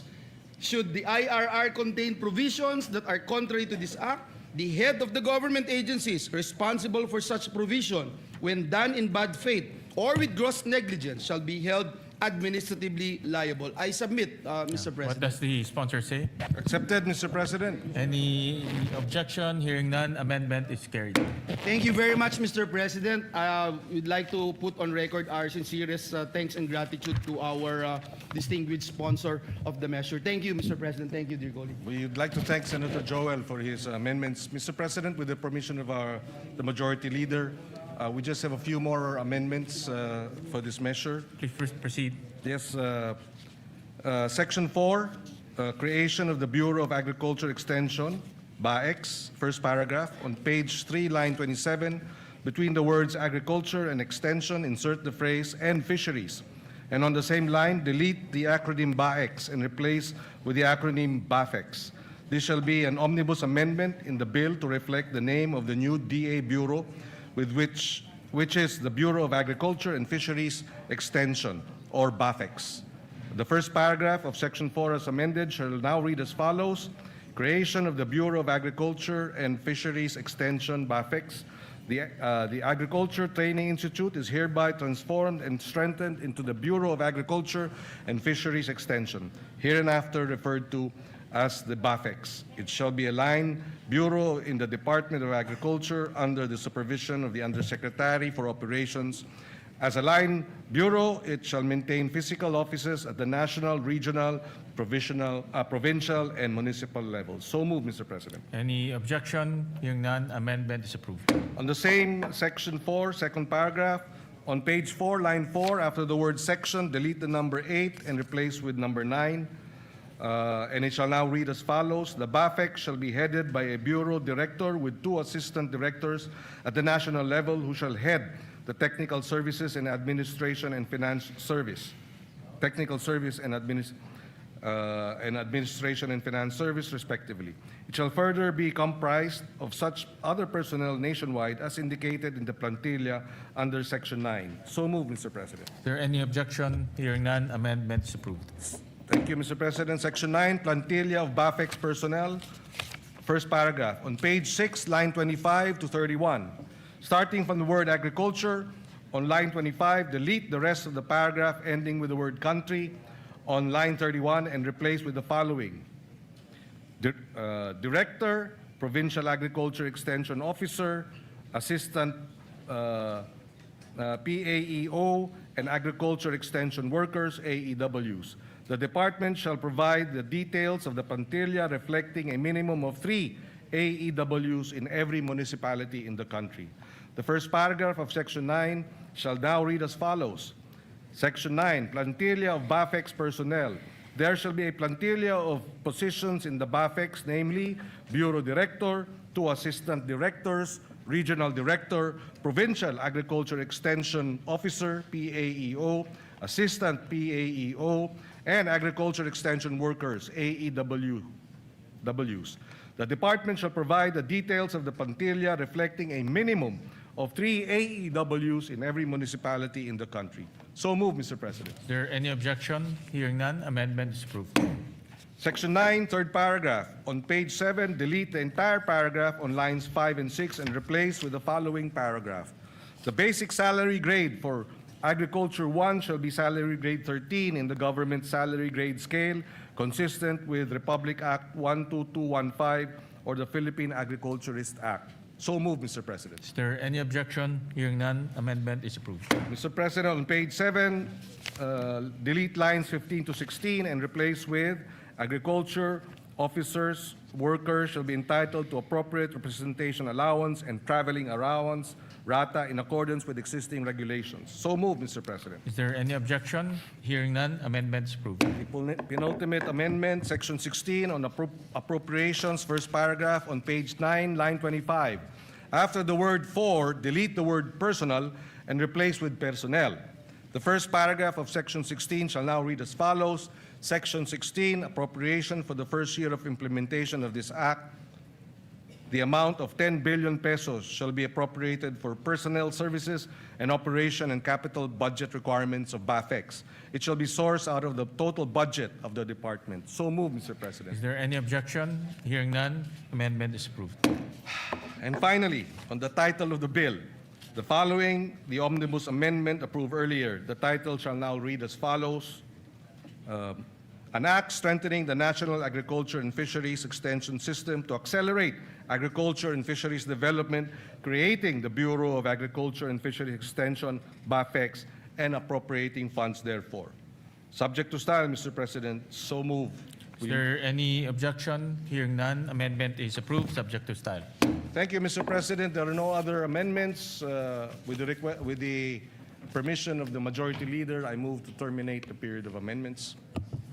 Thank you very much, Mr. President. With that, no other member wishes to make any further amendments. I move to close the period of amendments. Is there any objection? Hearing none, period of amendments hereby closed. Mr. President, I move to approve on second reading Senate Bill number 1991 under Committee Report number 53. Is there any objection? Hearing none, Senate Bill number 1991 is hereby approved on second reading. Thank you, Mr. President. Move to suspend Thank consideration. you, of the Mr. measure. President. Consideration of Senate Bill number 1991 is hereby suspended. And we'd like to congratulate the distinguished colleague for that.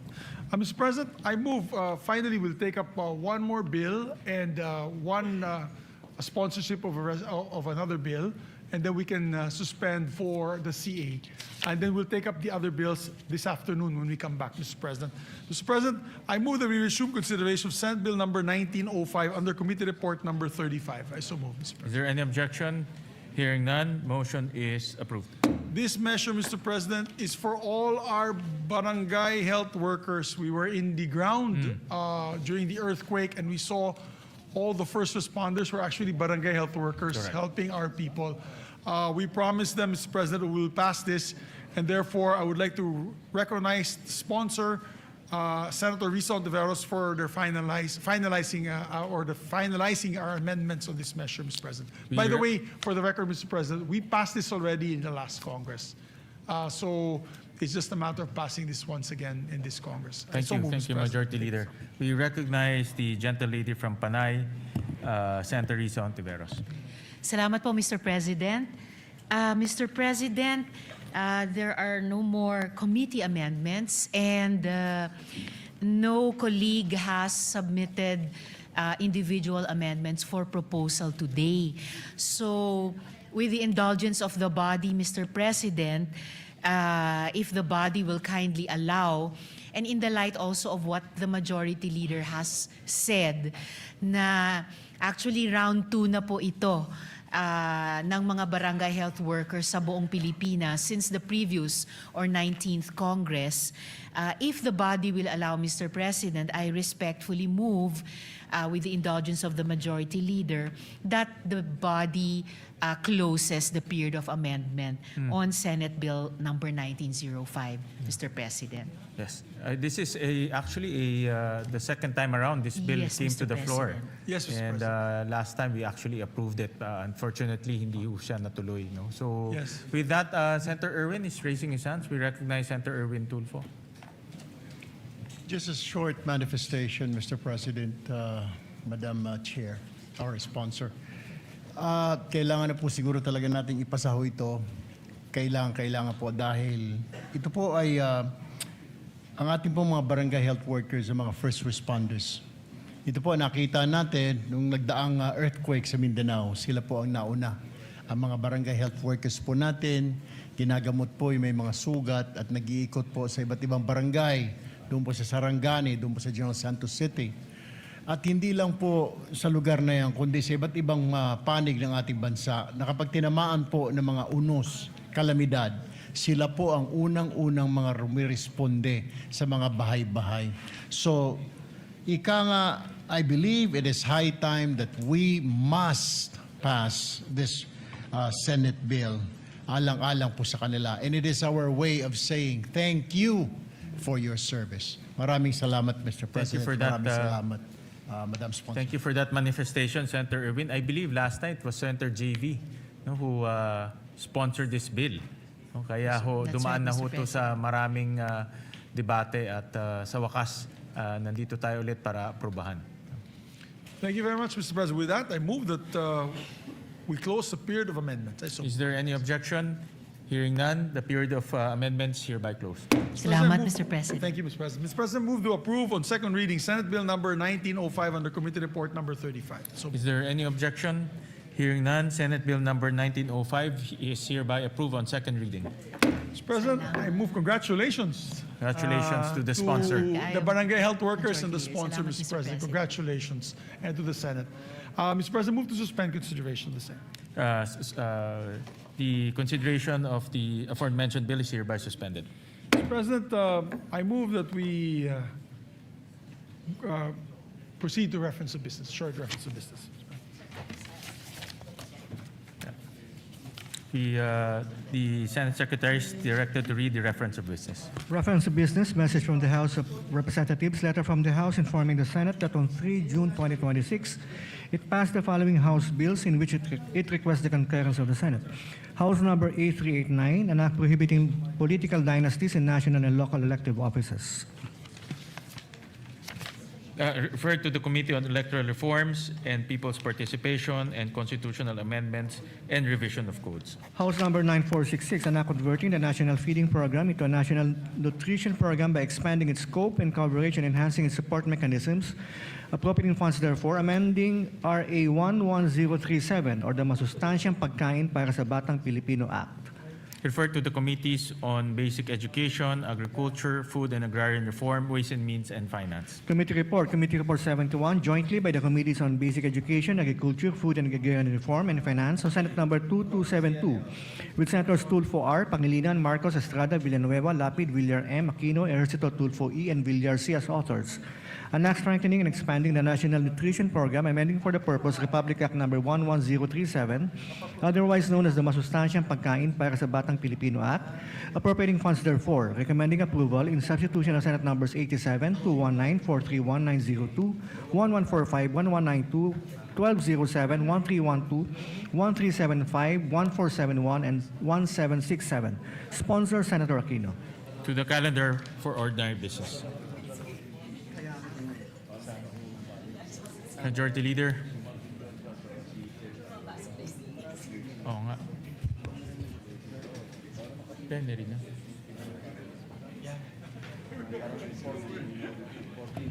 Thank you very much, Mr. President. Mr. President, before we recognize our distinguished sponsors of the measure, we'd just like to welcome also to the plenary our dear colleagues from the House of Representatives, members of the Commission on Appointments. We welcome our colleagues from the Commission on Appointments, Excited na po particularly sila. our Excited na po sila. counterparts from the House of Representatives. Yes, thank you, Mr. President. We welcome them with open arms to their House of or to the Senate, Mr. President.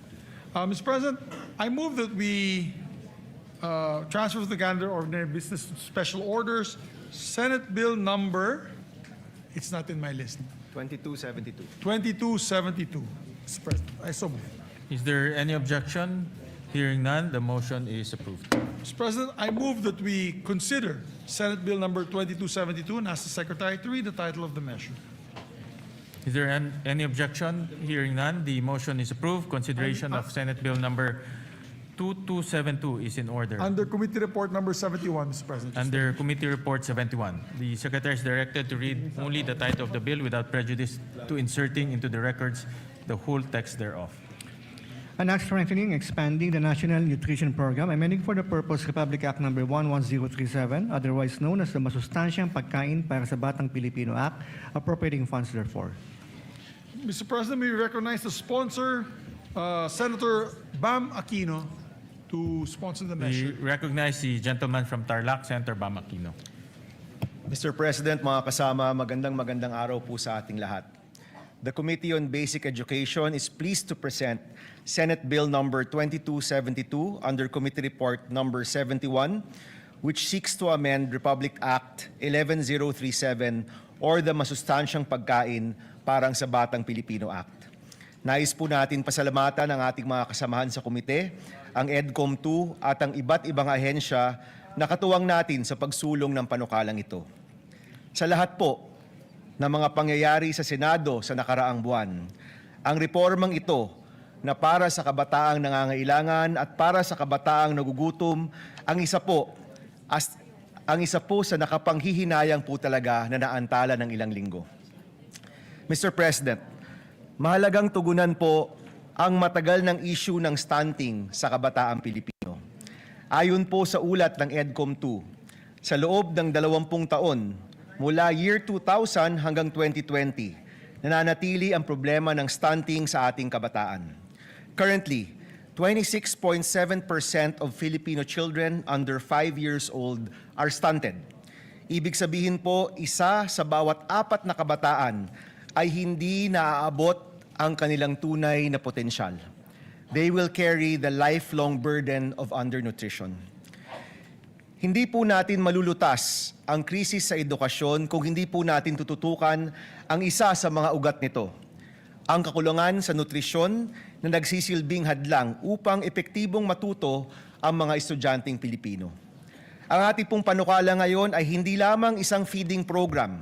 Ito po ay reforma sa edukasyon, isa pong public health strategy at isa pong hakbang sa pagpapaunlad ng human capital ng ating bansa. Meron pong matatag na ugnayan sa pagitan ng nutrisyon at edukasyon.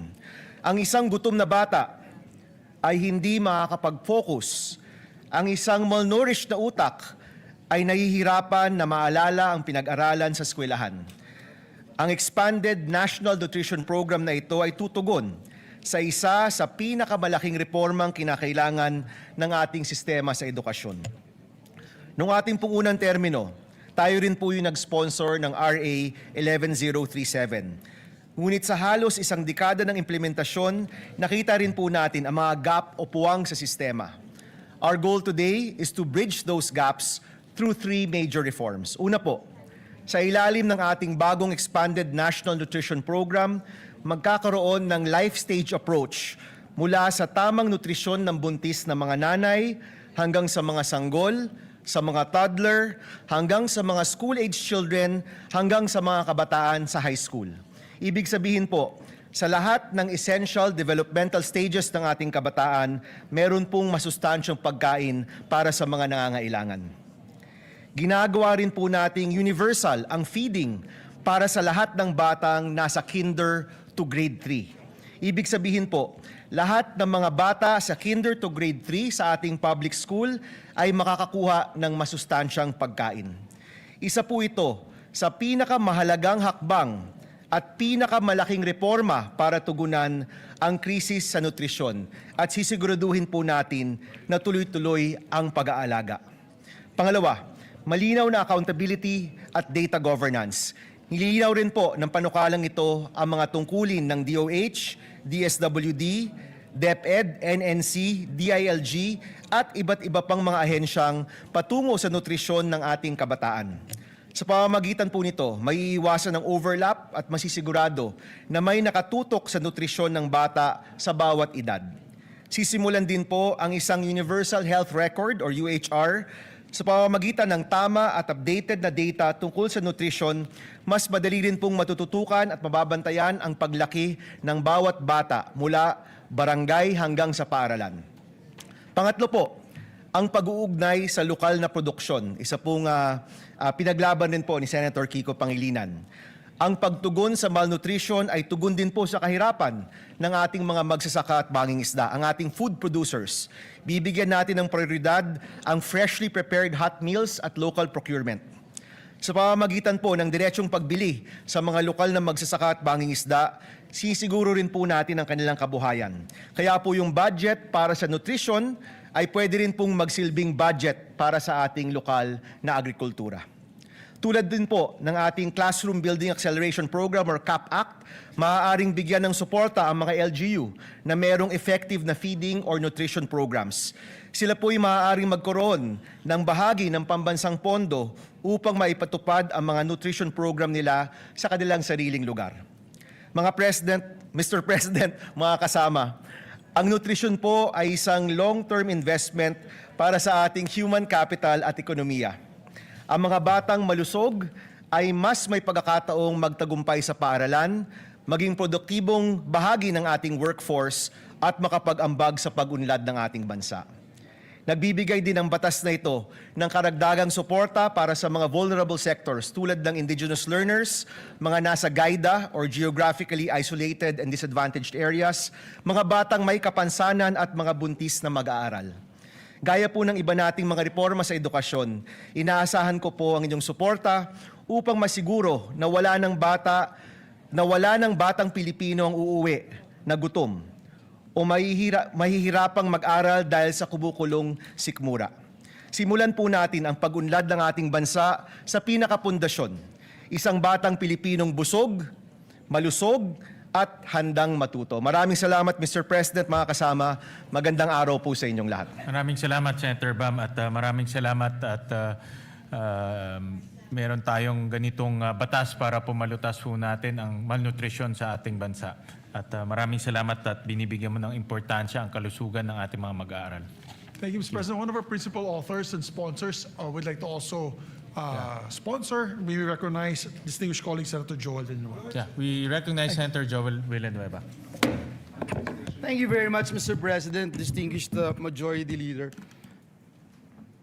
Ginoong Pangulo, distinguished colleagues, it is an honor to co-sponsor Senate Bill number 2272 or the Expanded National Nutrition Program Act, strengthening and expanding Republic Act number 11037 or the Masustansyang Pagkain para sa Batang Pilipino Act. As one of the authors of this particular measure, having filed Senate Bill number 1145, we'd like to put on record our sincerest thanks and gratitude to the sponsor of the measure, our chairperson, Senator Bam Aquino, for pushing for these timely amendments to the law. Ginoong Pangulo, kapag po ang isang batang Pilipino ay pumapasok sa paaralan na wala pong laman ang sikmura, hindi lang po tiyan ang walang laman, unti-unti rin pong nauubos ang kanyang pag-asa. Because before a child can dream, before a child can learn, before a child can succeed, he needs to be fed and nourished. According to UNICEF, Mr. President, nearly 1 in every 3 Filipino children under 5 years old is chronically malnourished. Sa BARM nga po, umaabot pa raw po sa 45.2% ang stunting rate ng mga bata.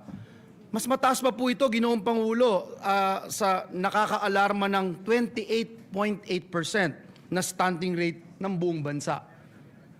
Habang tayo po ay narito ngayon sa bulwagang ito, may batang Pilipinong pumapasok sa paaralan na tubig lang ang laman ng kanyang tiyan. May batang hirap na mag-concentrate sa klase dahil siya po ay gutom. At may mga magulang na pinipiling huwag kumain para lang may maihain naman para sa kanilang mga anak. Mr. President, the 2022 PISA results also showed that more than 1/3 Filipino students reported not eating at least once a week because of financial hardship. Hindi po simpleng statistics ito, Ginoong Pangulo. Mukha po ito o mukha po iyan ng batang nahihilo sa classroom. Mukha po yan ng batang unti-unting na pag-iiwanan. Hence, Mr. President, we fully support this measure which recognizes that hunger is not really a food problem. It is an education problem. It is a health problem. It is a poverty problem. Mr. President, distinguished colleagues, the true measure of a nation is how it treats its children. Kung gusto po nating magkaroon ng matatag na ekonomiya, dekalidad na edukasyon, at produktibong mamamayan, magsimula po tayo sa pinakapayak ngunit pinakamahalagang pangangailangan, ang masustansyang pagkain. Kaya naman po sa panukalang batas na ito ay laban po ito sa kontragutom, laban kontra gutom, laban kontra stunting, laban kontra kahirapan, at laban para sa kinabukasan ng bawat batang Pilipino. Naniniwala po tayo, Ginoong Pangulo, na kapag busog ang bata, mas malakas at mas ganado po siyang mangarap. Mas handa po siyang matuto at mas handa po siyang lumaban sa buhay. At kapag ang batang Pilipino ay lumaking malusog, ang buong bayan po ang aangat. Dahil walang batang Pilipino ang dapat matulog na gutom at walang batang Pilipino ang dapat mangarap ng walang laman ang tiyan. Muli, Ginoong Pangulo, maraming salamat at pagpalain po tayong lahat ng ating Panginoong Diyos. Maraming salamat, Senator Joel Villanueva. We recognize the gentleman from Pampanga, Senator Tico Pangilinan. Maraming salamat, Mr. President. Just a quick manifestation. We will submit our co-sponsorship speech for this measure. We congratulate Senator Bam Aquino for marshalling this through. Nung nakaraang dalawang kampanya po natin ay pagkain at gutom ang ating tinututukan. Kaya ito'y isa sa mga mahalagang panukalang batas na dapat lamang ay maipasa kaagad. Isang pondo, Mr. President, 4 ang tinutugunan. Kahirapan, kalusugan, edukasyon, at agrikultura at pangingisda, Mr. President. 4 ang tinutugunan, 1 pondo, Mr. President. Hindi lang gutom ng ating mga kababayan, ang ating mga anak, pati ang gutom ng ating mga magsasaka at mangingisda na maibenta ng tama ang kanilang ani at huli para gumanda ang kanilang kita, matutugunan din ng panukalang ito. Kaya we will submit our co-sponsorship speech, and we thank Senator Bam Aquino for marshalling this measure. Maraming salamat, Mr. President. Thank you. very much. We also recognize the gentleman from Palawan, sorry. Senator Erwin Tulfo. Mr. President, distinguished colleagues, I rise today to manifest my full support on Senator Bam Aquino's bill and formally co-sponsor the bill on the expanded National Nutrition Program under Committee Report number 71.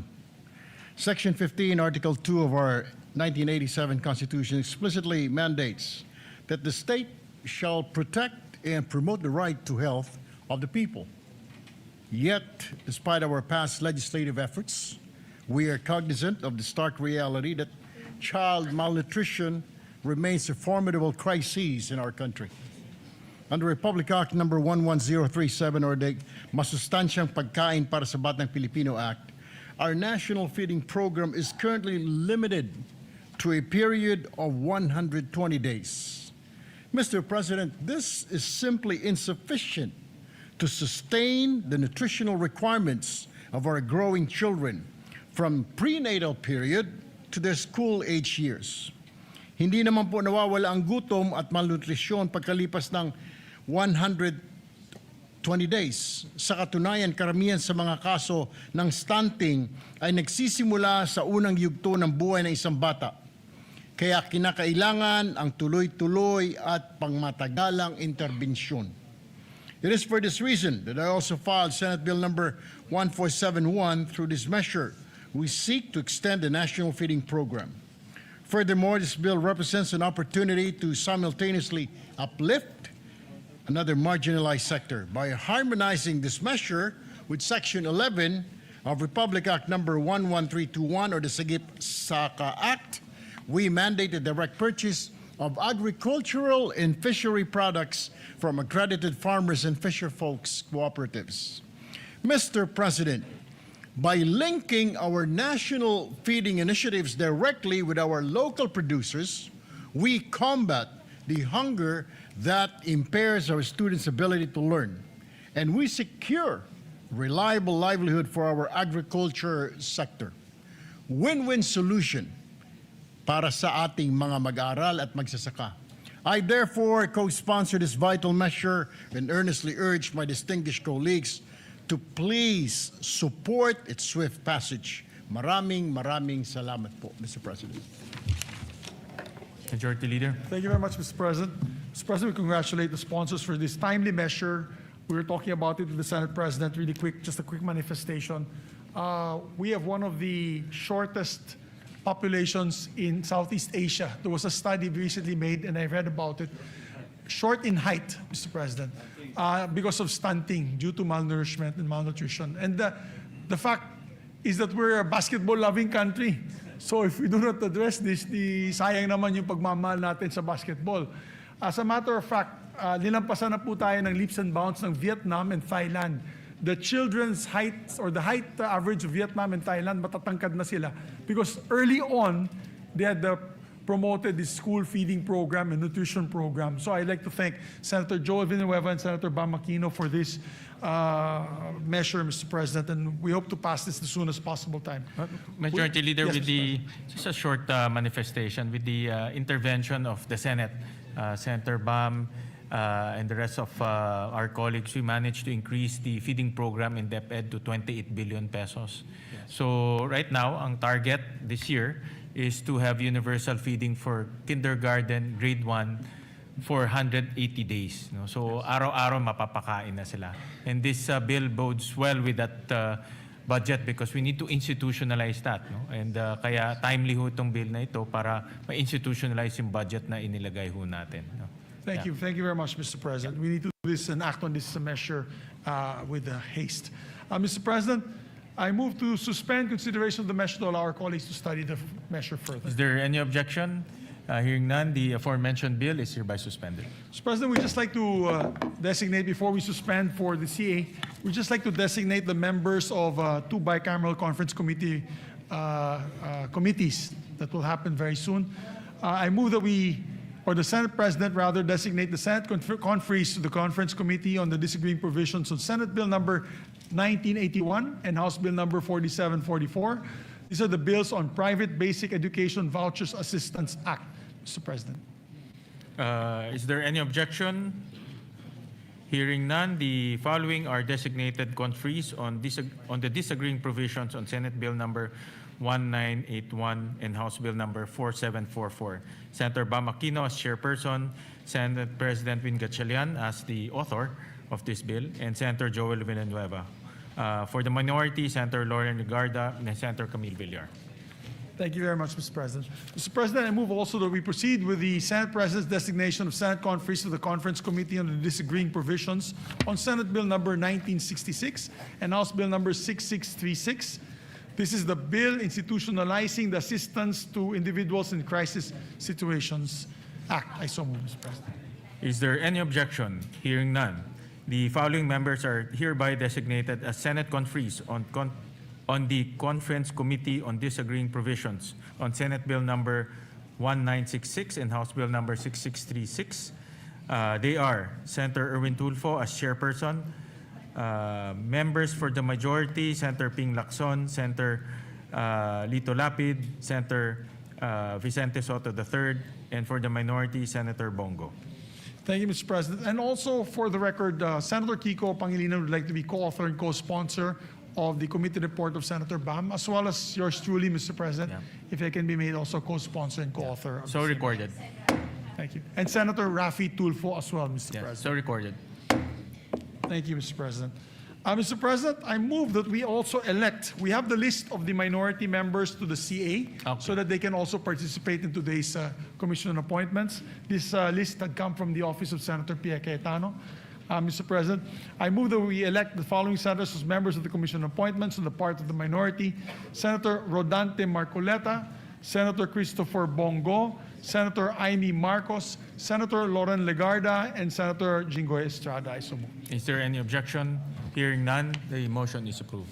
And also, Mr. President, pursuant to Article 6, Section 17 of the 1987 Constitution, I move to elect the following members to the Senate Electoral Tribunal on the part of the minority: Senators Pia Cayetano and Senator Robin Hood Padilla. I so Is move. there any objection? Hearing none, motion is approved. With that, Mr. President, I move to suspend session until 3 o'clock in the afternoon to allow us to have our Commission on Appointments hearings this afternoon, Mr. President. I so move. Session is suspended.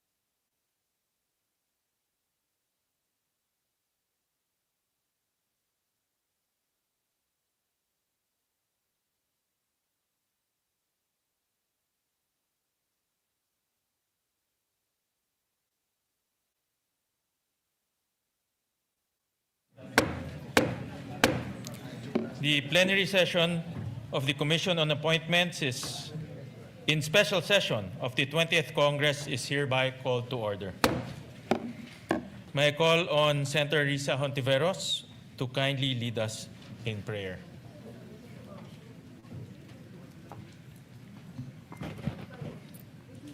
Sa ngalan ng Ama at ng Anak at ng Espiritu Santo. Amen. Manalangin tayo. Mapagmahal at maawaing Diyos, nagtitipon po kami sa diwa ng Ebanghelyo ngayong araw, batid na lahat ay inyong nakikita. Dalisayin ninyo ang aming mga intensyon at ipagkaloob sa amin ang pagpapakumbaba na hanapin hindi ang pagkilala kundi katapatan sa katotohanan at responsibilidad sa lahat ng aming gagawin. Habang tinutupad namin ang aming mga responsibilidad, gabayan niyo po kami ng karunungan at discernment sa lahat ng aming mga deliberasyon at desisyon na naglilingkod sa taong bayan. Tulungan niyo po kaming manatiling focused sa kung ano ang makatarungan, tapat at totoo, nang sa gayon ang aming trabaho ay mapalakas ang public trust at itataguyod ang dignidad ng public service.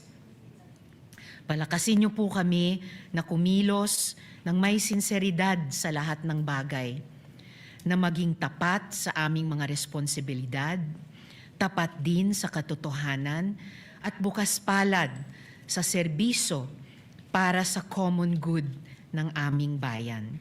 Hinihiling po namin ito sa inyo sa pamamagitan ng inyong karunungan at grasya. Amen. Sa ngalan ng Ama, ng Anak, at ng Espiritu Santo. Amen. Please remain standing for the singing of the Philippine National Anthem. Bayang magiliw, pelas ng sinaganan, alab ng puso, sa dibdib mo'y buhay.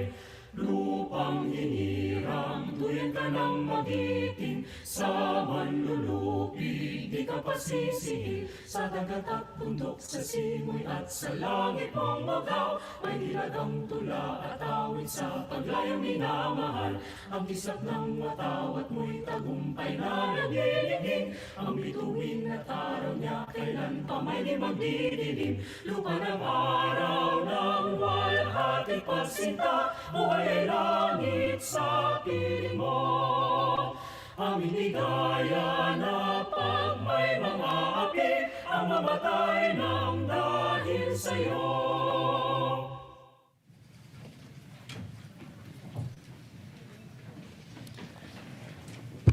May I ask the Secretary to read the communication dated 17 June 2026 from the House of Representatives, Secretary General Cheloy Garafil, on the election of the House of Representatives members to the Commission on Appointments.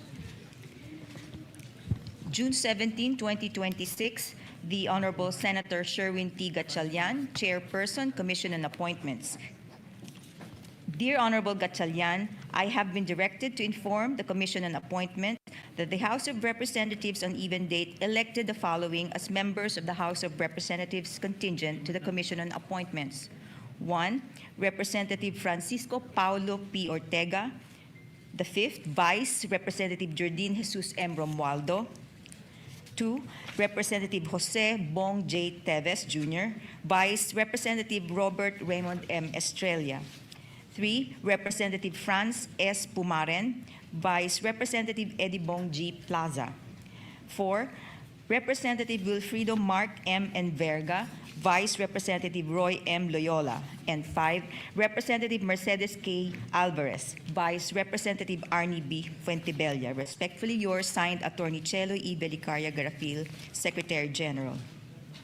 The election of the named representatives as members to the Commission on Appointments is hereby noted. May I ask the Secretary to read the communication dated 17th of June 2026 from Senate Secretary Renato Bantug Jr. 17 June 2026, the Honorable Senate President Wayne T. Gatchalian, Chairperson, Commission on Appointments.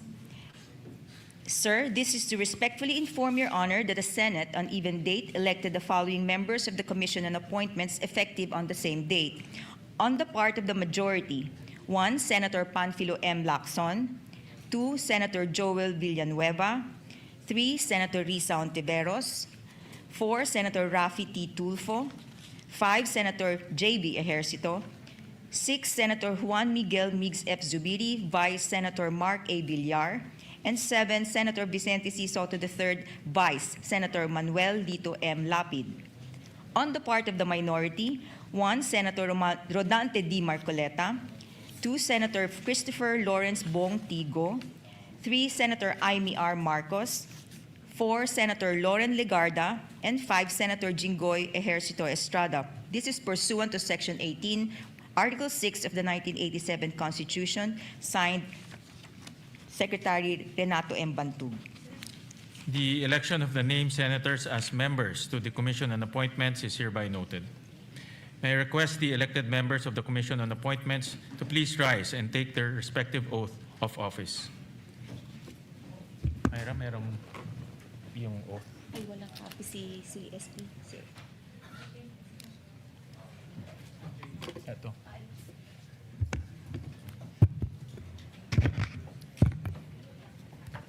Oath of office. Please raise your right hand. I state your name. Off, state your address. Having been nominated and elected to the position of, state your position.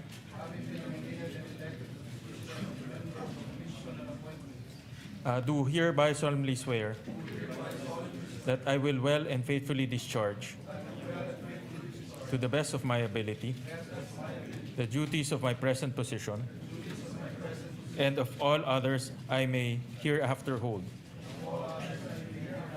under the Republic of the Philippines, that I will support and defend the Constitution of the Philippines, that I will obey the laws, legal orders, and decrees promulgated by the duly constituted authorities, and that I impose this obligation upon myself voluntarily, without mental reservation or purpose of evasion. So help me God.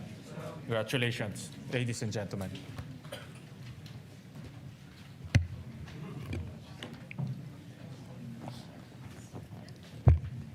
The Secretary will please call the roll.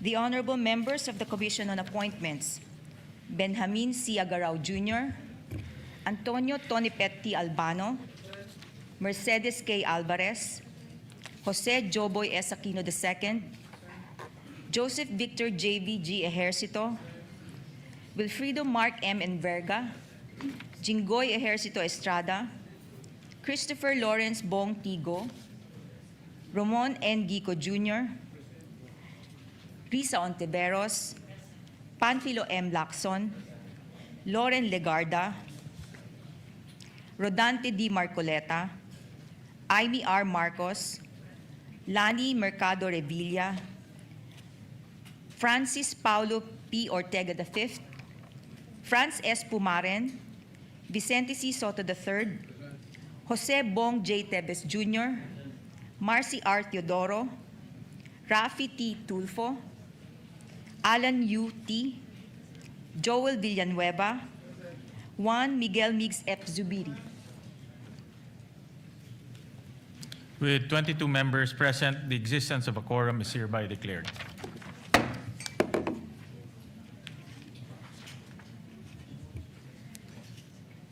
Vice Chair Ramon Guico is recognized.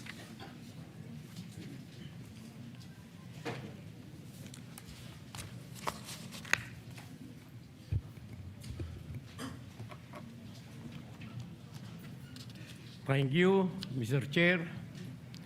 The majority floor leader is unable to attend today's plenary session.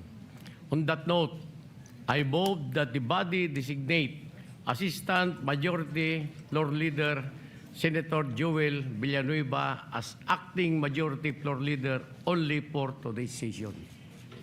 Is there any objection? Hearing none, motion is approved.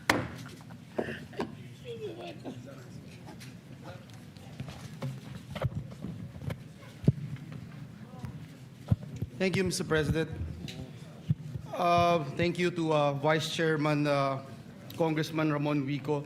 Mr. Chairman, in view of the special session convened by the President of the Philippines and considering the urgency of the matter before the body, the 5-day notice requirement for meetings prescribed under Chapter 3, Section 10 of the rule has not been complied with. And so with the permission of the body, Mr. President, I move that the body waive the 5-day notice requirement and proceed with today's session. So move, Mr. Is there Chairman. any objection? Hearing none, motion is approved. Thank you, Mr. Chairman. Mr. Chairman, I ask that we now proceed to consider the election of the officers of the Commission on Appointments. So move. The consideration of the election of the officers of the commission is in order. Mr. Chairman, I'd like to manifest that pursuant to Section 5, Chapter 2 of the new rules of the Commission, all members are deemed members of all standing committees of the Commission except in the Committees on Accounts, Ethics, and Rules and Resolutions. The manifestation of the majority leader is hereby noted. Mr. Chairman, I move to dispense with the reading of the journal of the plenary session held on the 17th of March 2026 and consider the same as approved. Is there any objection? Hearing none, the reading of the journal of the plenary session held on 17th March 2026 is hereby dispensed with, and the same is hereby approved. Thank you, Mr. Chairman. May I now request that the chairperson of the Committee on National Defense, Representative Jose Joboy S. Aquino, be recognized. So moved. The Congressman Joboy Aquino is hereby recognized. Thank you, Mr. Chair. Your Honors, I rise before this august body today for the officers of the Armed Forces of the Philippines whose appointments are awaiting action of the Commission. Their appointments have been placed in such a situation through no fault of their own and because of circumstances beyond their control. These officers have faithfully discharged their duties, rendered distinguished service to the nation, and met all the requirements for promotion. It is therefore only fitting that the Commission be afforded the opportunity to act upon their appointments without further delay. Indeed, no promotion can truly compensate for the sacrifices, hardships, and risks they have endured in the service of our country. Nevertheless, the timely consideration of their appointments is a recognition of their competence, dedication, and unwavering commitment to the Filipino people.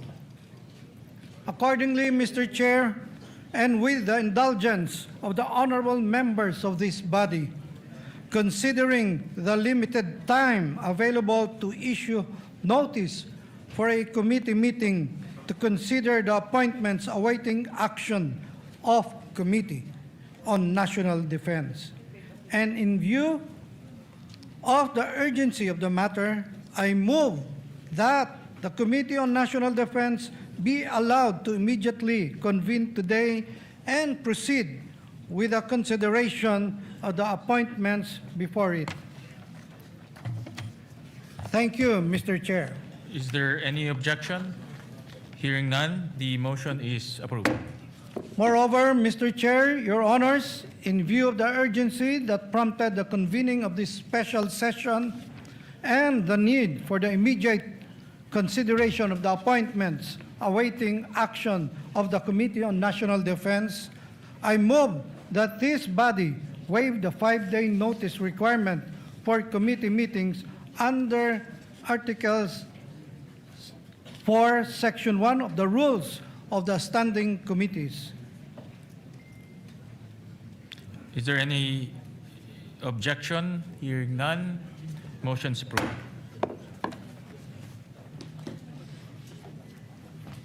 Mr. Chairman, at this juncture, may I request that the chairperson of the Committee on Foreign Affairs, Senator Panfilo M. Lacson, be recognized. So moved, Mr. Chair. We recognize Senator Ping Lacson.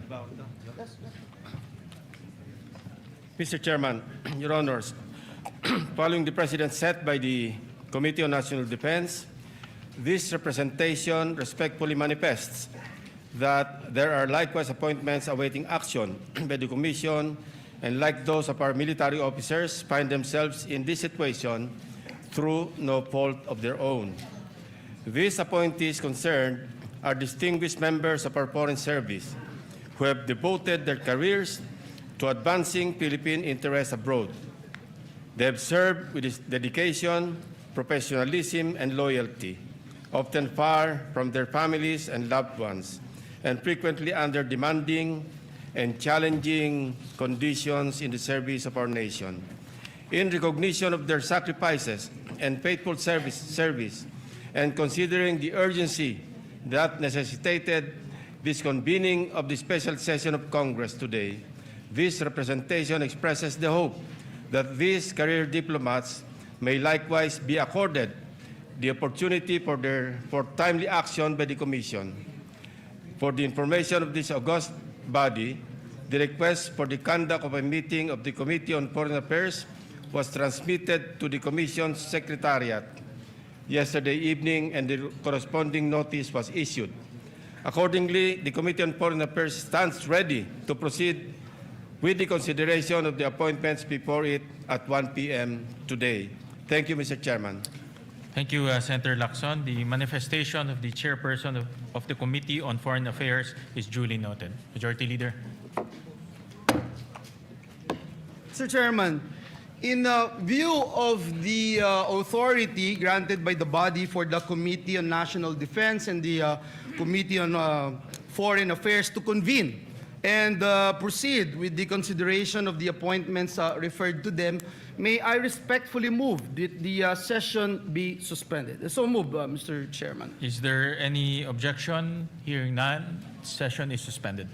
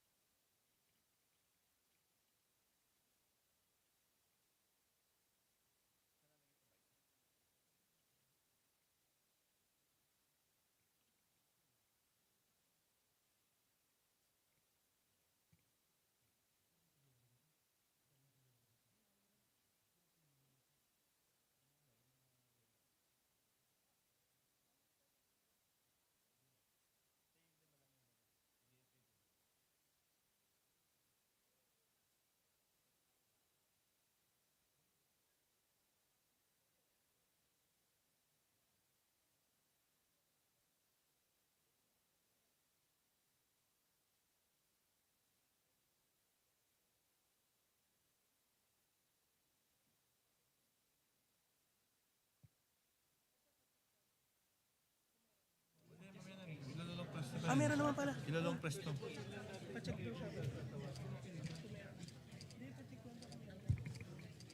Saan ba yung pinipindot to? Dito. Ayan.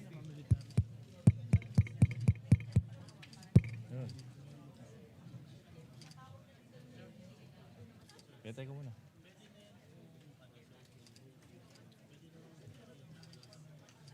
Abot ko na ito. Oo.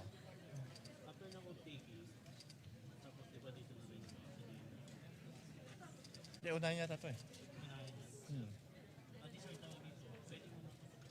Abot-abot na lang ito. Ano hawak ka gano'n? Hindi pa pwedeng ilagay na lang sa gitna para sila na lang pupunta. Oo, sino tatayo? Oo. na lang kung tatawagan sila. Isang Kung sino tatanungin, siya lang lalapit sa mic. Saan tatayo ito magpaharap? Kahit isa lang sir. Ganun. Oo. Kahit isa lang. Isa lang. Sabi niya sir, kahit handheld lang daw eh. Handheld? E di hawakan ko na. Bigay ko na lang sa kanila. Ito.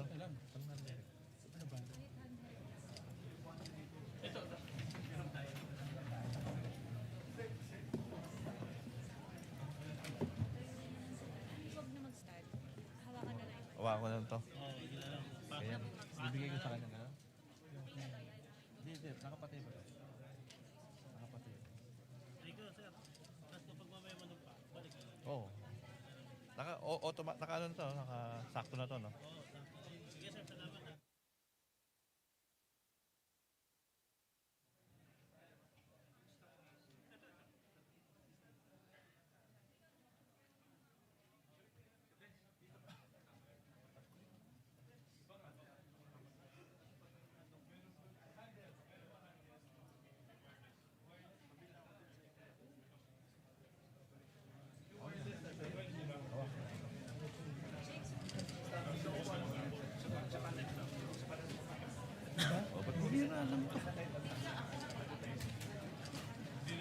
Binubuksan ko ito sa... Number.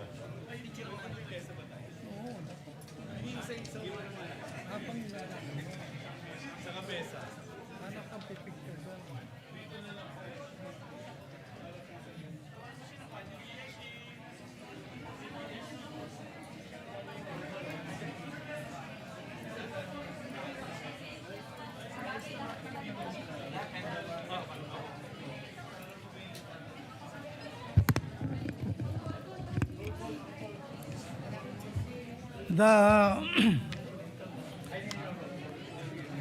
The meeting on the Committee on National Defense of the Commission on Appointments in the special session of Congress is hereby called to order.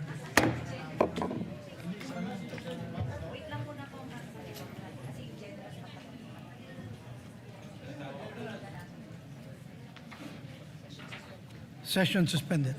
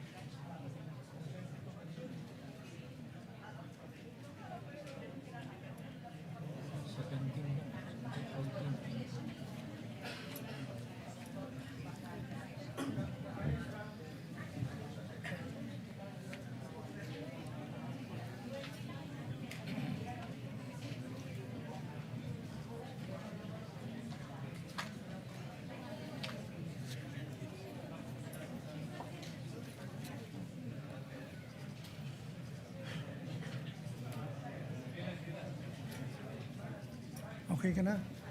Madam. Madam. Okay ka na?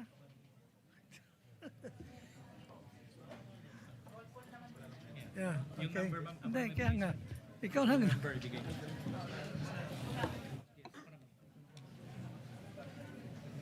Session resume. Madam Secretary, please call the roll.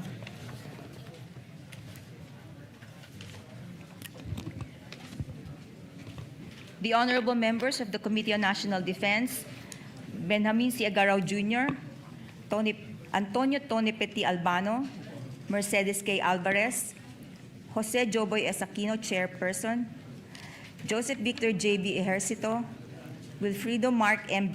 Verga, Jinggoy Ejercito Estrada, Christopher Lawrence Bong Tigo, Ramon N. Gico Jr., Risa Ontiveros, Panfilo M. Lacson, Lauren Legarda, Rodante D. Marcoleta, Amy R. Marcos, Lani Mercado Revilla, Francis Paulo P. Ortega V, Franz S. Pumaren, Vicente C. Soto III, Jose Bong J. Tebes Jr., Marcy R. Teodoro, Rafi T. Tulfo, Alan U.T., Joel Villanueva, Juan Miguel Mix F. Zubiri. The chairperson is present. With 20 members present, including the chair, we have a quorum. Good morning, distinguished members of this committee, guests, ladies and gentlemen. As earlier manifested by this representation during the plenary session and pursuant to the authority granted by the body for the committee to immediately convene under special circumstances, the Committee on National Defense is meeting today to consider the ad interim appointments of the generals and flag officers of the Armed Forces of the Philippines. Before this committee today, please stand up as your name is called. Number 1, Edmond G. Peralta, Lieutenant General. Isagani O. Criste, Major General. Alan M. Avier, Vice Admiral. Naisforo M. Diaz Jr., Brigadier General. Rose Wati Remo, Brigadier General. The officers whose appointments are before the committee today find themselves in this situation through no fault of their own, but rather as consequence of circumstances beyond their control. Throughout their careers, they have faithfully discharged their duties, upheld the highest standards of military professionalism, and rendered distinguished service to the Republic. Having satisfied all the requirements prescribed under the rules, they are deserving of the Commission's timely consideration of their appointments. These officers have dedicated more than 3 decades of their lives to the service of our country, rising through the ranks through competence, discipline, integrity, and unwavering commitment to duty. Their careers reflect not only personal achievement, but also years of sacrifice, perseverance, and steadfast adherence to the values of the Armed Forces of the Philippines. Indeed, no promotion can fully compensate for the hardships they have endured, the risks they have taken, and the sacrifices they and their families have made in the service of the nation. Time and again, they have answered the call of duty, often serving in distant and dangerous assignments away from their loved ones and exposed to harm's way, so that our people may live in peace and security. The consideration of their appointments today is therefore more than a recognition of rank. It is an acknowledgement of their distinguished record of service, their proven leadership, and their invaluable contributions to our national defense and security. It is likewise a tribute to the dedication and selflessness of the men and women of the armed forces who stand ready at all times to defend our sovereignty and protect the Filipino people. For these reasons, the committee deems it both proper and just that these appointments be acted upon without further delay. Madam Secretary, kindly appraise the body of its jurisdictional requirements and other pertinent information with regard to these officers of the AFP in compliance with the new rules of the Commission and the rules of the standing committees. Secretary. Thank you, Mr. Chairperson, Your Honors. Mr. Chairperson, President Ferdinand R. Marcos Jr. submitted to the Commission on Appointments the appointments of earlier mentioned officers under consideration today by the committee, and the same were immediately referred to the Committee on National Defense pursuant to Section 16, Chapter 5 of the new rules of the Commission. These appointments were published on various dates in two newspapers of general circulation, Manila Standard and Daily Tribune, and broadcast over PTB4 pursuant to Section 2, Article 2 of the Rules of the Standing Committees. All the appointees have complied with the submission of the mandatory documentary requirements as provided in Section 24, Chapter 6 of the new Rules of the Commission. There is no opposition filed against any of these appointments. That is all, Mr. Chairperson, Your Honors. Madam Secretary, please administer the oath to all the appointees present. Officers, kindly rise and raise your right hands. Do you swear to tell the truth, the whole truth, and nothing but the truth in this proceeding? So help you God. Mr. Chairman, all the appointees present are now under oath. May I invite the officers to take their designated seat in front?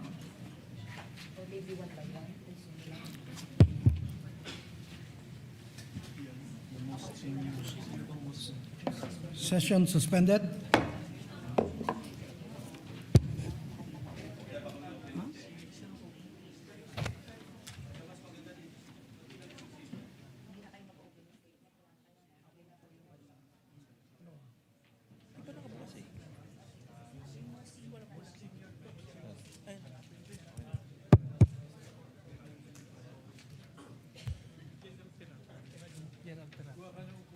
Wala dito eh. Wala dito.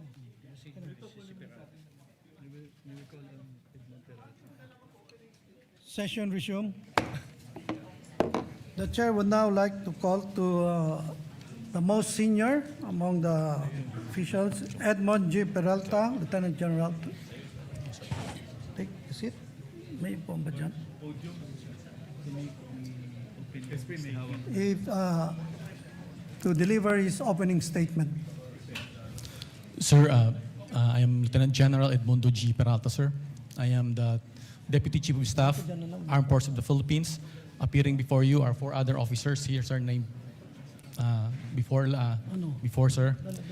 And we are here for the confirmation of we appear before the Commission appointments for our confirmation, sir.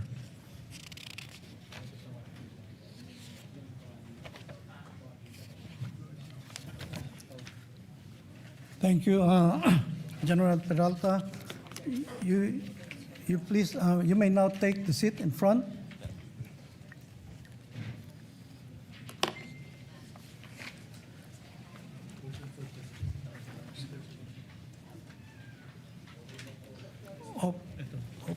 Open now for, oh yeah.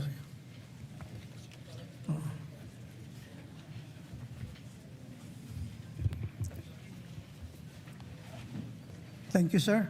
When I sit. The floor is now open for question, inquiries, if there are any from the members of the committee.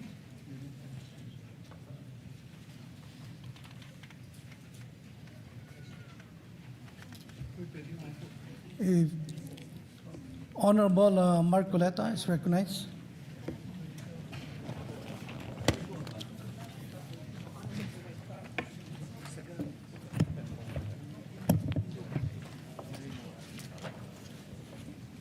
morning, Lieutenant General Peralta.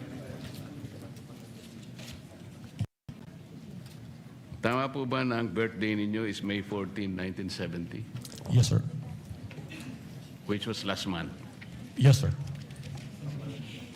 Meaning to say you already reached the age of 56 and you were bypassed upon seeing the adjournment of Congress on June 3.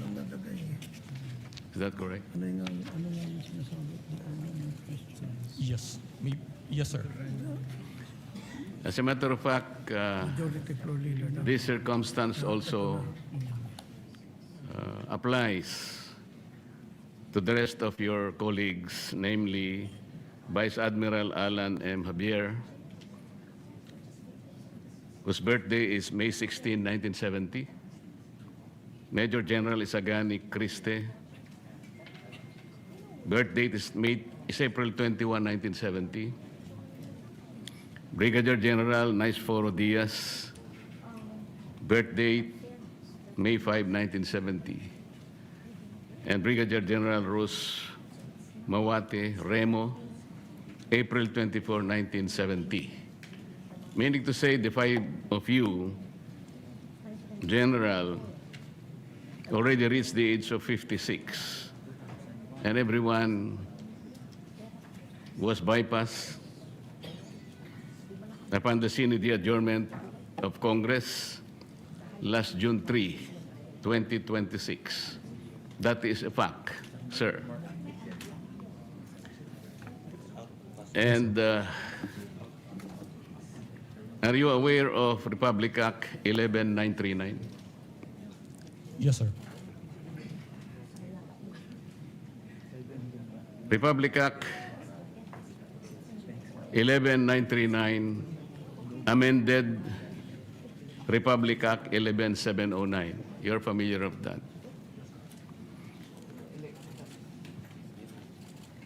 Do you know why I am citing this particular law, General? Yes, sir. Why?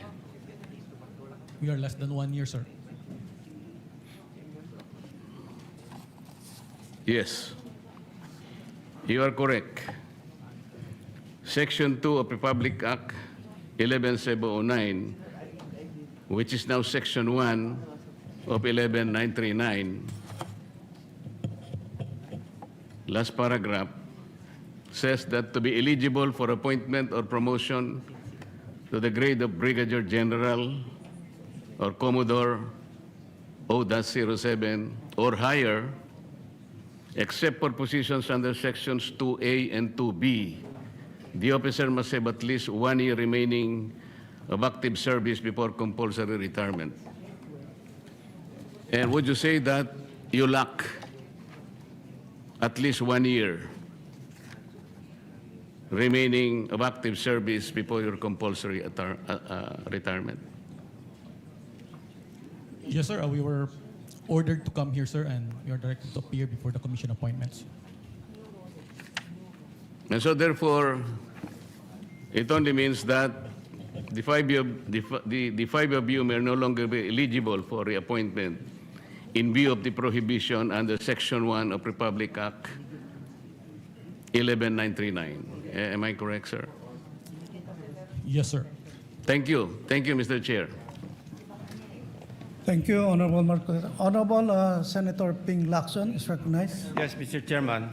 Just for clarity, I believe, and I was told by the Secretary of the Commission on Appointments, that the ad interim appointments of this fine gentleman and lady is a mere resubmission of their previous ad interim appointments given before the resumption, the May 25, 2026 resumption of the first regular session.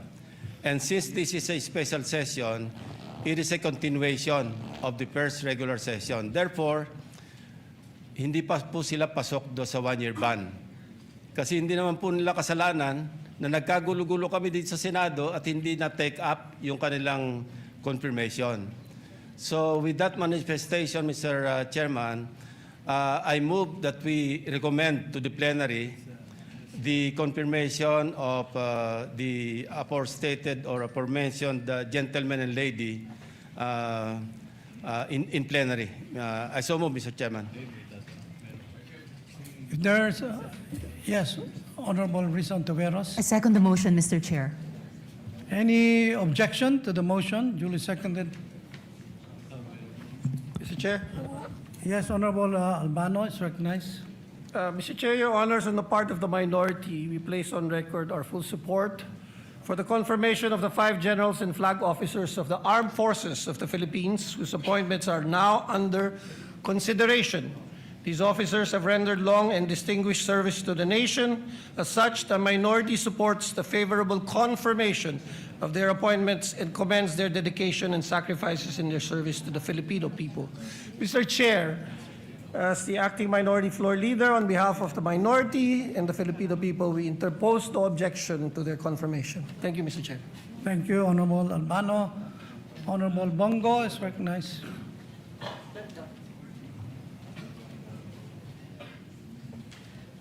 Mr. Chair, esteemed colleagues, allow me to express my full support for this commission. As this commission gives its consent to the well-deserved appointments of the senior officers of the Armed Forces of the Philippines. These officers have demonstrated professionalism. Opo, sir. Ano lang, support lang po. Manifestation lang po. These officers have demonstrated professionalism, dedication, and unwavering commitment to their duties in safeguarding our nation's sovereignty, protecting our people, and upholding the Constitution. Wala na po akong katanungan sa kanila. And in fact, itong dalawa, no, si Vice Admiral Alan Madrid Javier, Lieutenant General Edmundo Peralta are mga tanglaw diwa, class of 92. Their years of service, leadership, and sacrifice reflect the highest ideals of military service and have earned them the trust and confidence of their fellow servicemen. At naintindihan ko rin po na yung 1 year bar rule, no, na dapat nilang mahabol dahil bawat star na alam po ni Senator Ping Lacson yan noon pa, parati nating pinaglalaban dahil napakahalaga po sa kanila yung 1 star na madagdag sa kanila. Yan po'y dala-dala na nila hanggang sa kanilang pagtanda.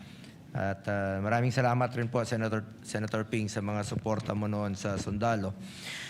Mr. Chair, dahil sa kanilang kabayanihan at pagbibigay serbisyo sa ating bansa, gusto ko lang pong bigyang pagkilala at pagpupugay sina Vice Admiral Alan Madrid Javier, Lieutenant General Edmundo Peralta, Philippine Army, Major General Isagani Ocampo Criste, na naging PSG rin po nung panahon ni dating Pangulong Rodrigo Duterte, Brigadier General Nice Foro, no? Medrana Diaz Jr., Philippine Army, and Brigadier General Rosa Mawate Remo, Women in Uniform. Ma'am, sa panahon ng banta sa seguridad, sakuna at iba't pang hamon sa kapayapaan at kaayusan, sila ay naninindigan at naglingkod ng buong katapatan sa iba't ibang tungkulin at responsibilidad na kanilang ginagampanan. Napatunayan ng mga opisyal nito ang kanilang kakayahang mamuno at maglingkod. Panahon ng pandemya, panahon ng giyera sa Marawi, bagyo, lindol, baha, patuloy kayo nagtatrabaho para sa ating mga kababayan. At maalala ko po, nung panahon ni dating Pangulong Rodrigo Duterte, pinaglaban natin na madoble po ang sahod ng entry position ng military at lahat po ng uniform personnel dahil po yan sa inyong sakripisyo para sa bayan at hindi po natin mararating itong kinaroroonan natin kung hindi po dahil sa inyo. As our first line of defense, your continued courage and commitment are vital to defending our country's honor, rights, and future. We also call on you to remain steadfast in protecting our sovereignty. Maraming salamat po sa inyong dedikasyon, sakripisyo at walang katulad na serbisyo sa ating mga kababayan. Wala po akong katanungan kung hindi nagbibigay lang po ako ng full support dito sa ating hearing sa Commission on Appointments. Dati naman po akong membro dito since 2019. At hindi po matutumbasan ang inyong kontribusyon sa bayan. Pero meron lang po akong paalala sa ating Armed Forces of the Philippines. Unahin lagi ang interes ng bayan. Unahin po lagi ang interes ng bawat Pilipino. Mabuhay po kayo. Maraming salamat po. Thank you, Mr. Chair. Senator Bongo. Yes, Honorable Marcoleta. Mr. Chair, I did not get proper explanation on the concern that I raised before this committee. I don't think we are in a position to violate an existing law. What I heard is an assumption that was passed on to the secretary of this commission. Somebody presumed that the appointment made last year is supposed to be continued. May I ask the secretary to explain that, if that assumption is correct? And if that assumption is enough to override the clear provision of the law? Honorable Lacson. Again, I'd like to clarify, hindi po last year. Before May 25, 2026, yung nag-resume tayo ng first regular session. Kasi nag-break tayo. Bago tayo mag-resume, they were given ad interim appointments by the President. So yun po yung ina-apply natin because a special session that we are having today is a continuation of the first regular session, Mr. Chairman. So yung birthday nila fell after. Kailan ang birthday mo, General? May 14. So yung ad interim appointments were given before May 14, I suppose. So you confirm that. So hindi ka covered ng 1-year ban. That's the clarification that I manifested earlier, Mr. Chairman. How about the others? Covered sila ng hindi sila covered ng 1-year ban when they were given their ad interim appointments before May 25, di ba? Kasi kung after May 25, resumption, nomination, at saka hindi na kayo mag-a-apply. But since you were given your ad interim appointments, since Congress was in recess at that time, having resumed on May 25, hindi po kayo mako-cover ng 1-year ban. That's my point. So I hope I satisfy the query posited by the Honorable Marcoleta. Thank you, Mr. Chairman. Well, Mr. Chair, that is an assumption. Somebody should explain from this committee if that assumption is correct. Because the law is the law. They have just reached their age of 56. And they were bypassed. That is a fact. We cannot change that fact, Mr. Chair. That is the only point that I'm trying to raise here. Kasi maliwanag po yung sinasabi naming batas. Wala po tayong personalan dito. I hope that these 5 officers, gusto ko rin naman sila na mailagay natin sa tamang ayos ng kanilang confirmation. But there is a hurdle here. Ilang ang problema rito, Mr. Chair. Kasi maliwanag po yung sinasabi ng batas. Lumilitaw, after their compulsory retirement, less than 1 year na eh. As a matter of fact, they were unable to submit the documents for confirmation only, siguro, hindi ko po alam, but only the Secretary can testify when exactly were they able to complete the documents for confirmation. Ang may kasalanan po talaga, yung June 3 kasi, nag-adjourn. Pagkatapos, sana man lang, before adjournment, sinabi natin, nag-schedule tayo, na i-confirm natin sila. Wala nga silang kasalanan, but somebody is at fault here. And then we have now a problem with the law. We can't just simply say na we assume that they are not covered by 1-year ban. No. The law is very clear, Mr. Chair. Salamat po. Chair, session suspended. General, you may take your seat, General.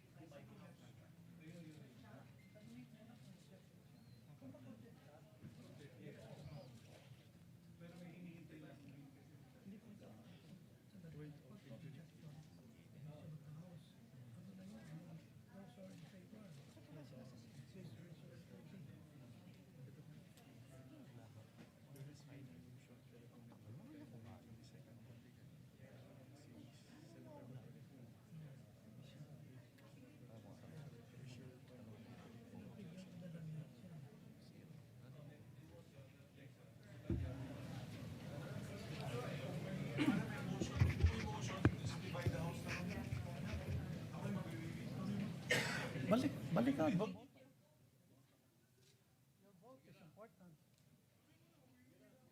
Antayin kita. Ano yun? 5 minutes. Okay.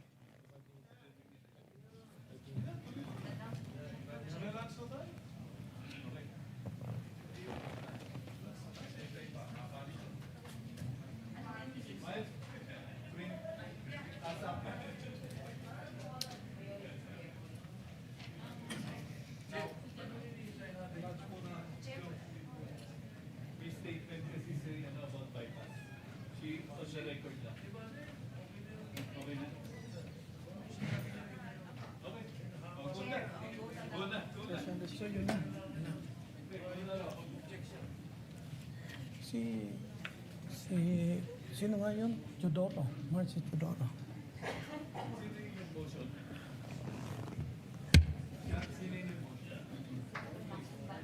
Committee hearing will now resume. The chair also would like to stand corrected earlier. The chair has declared it was session suspended. It's a committee hearing suspended. So we now continue. I believe Honorable Marcy Teodoro.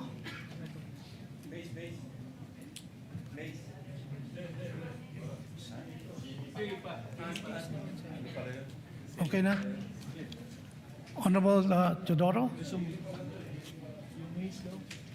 would like to make a manifestation. Honorable Marcy Teodoro. Mr. Chairman, a point of information. Bago po ako rito pero meron po tayong kaso Matibag versus Benipayo, GR number 149036 of 2002. This has something to do and defining what is a bypass appointment. As pointed out earlier by Senator Lacson, that this is basically a continuation of the previous session. Hence, the appointment was not technically bypass as defined under the said doctrine under Matibag versus Benipayo. A point of information, Mr. Presiding, Mr. Chairman. This may help or guide the committee in its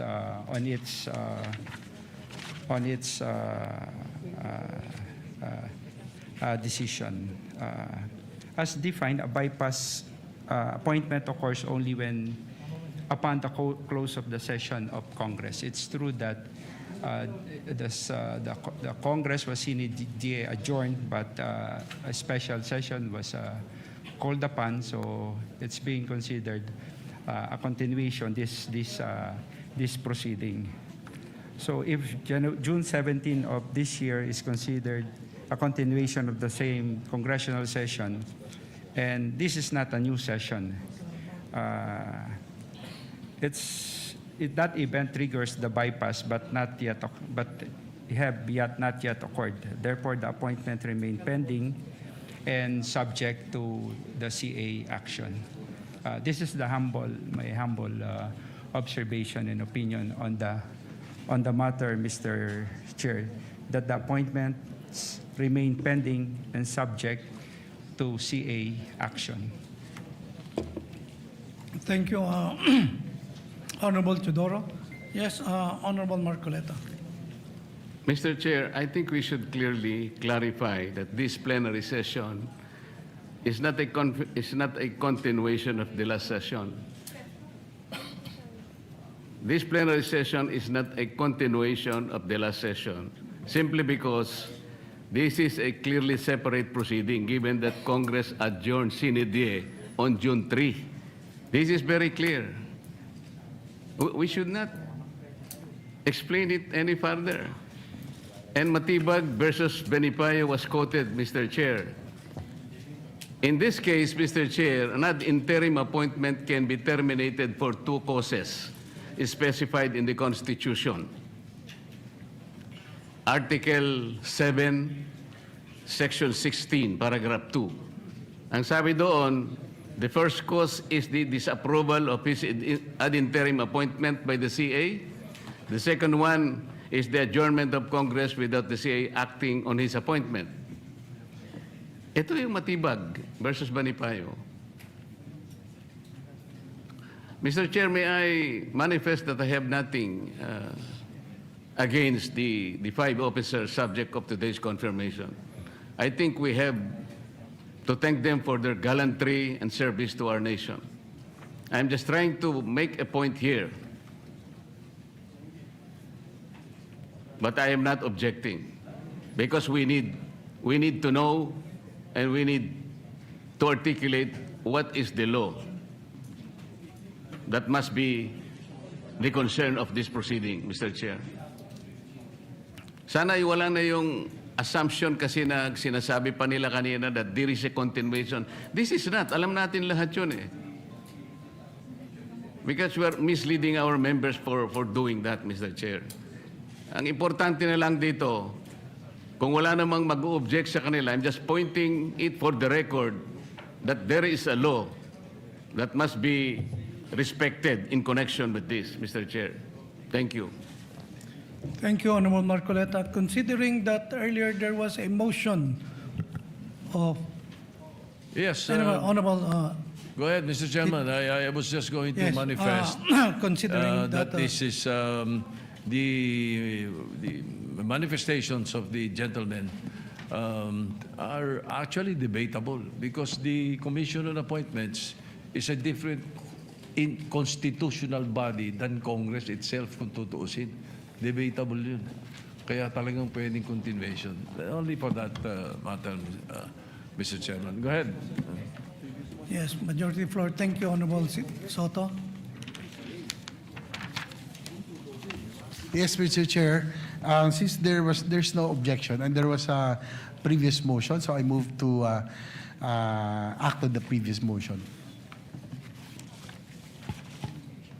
Considering that there's no objection, the previous motion of Honorable Lacson is hereby approved.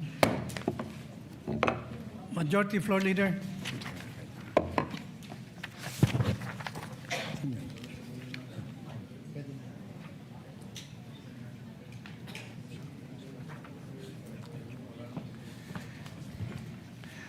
Mr. Chair, since there are no more objections, I move to recommend to the plenary for the Commission to confirm the ad interim appointments of the 5 generals and flag officers of the AFP. So move, Mr. Chair.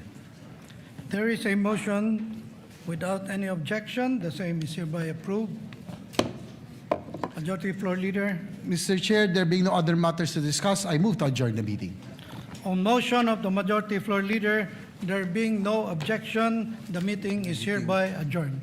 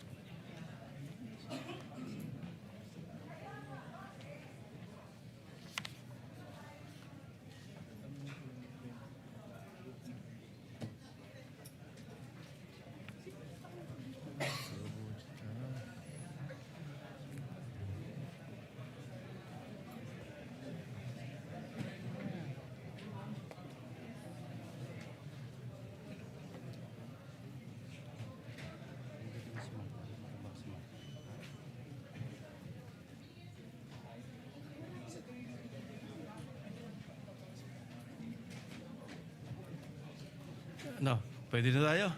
Mag-alas 2 na. Okay.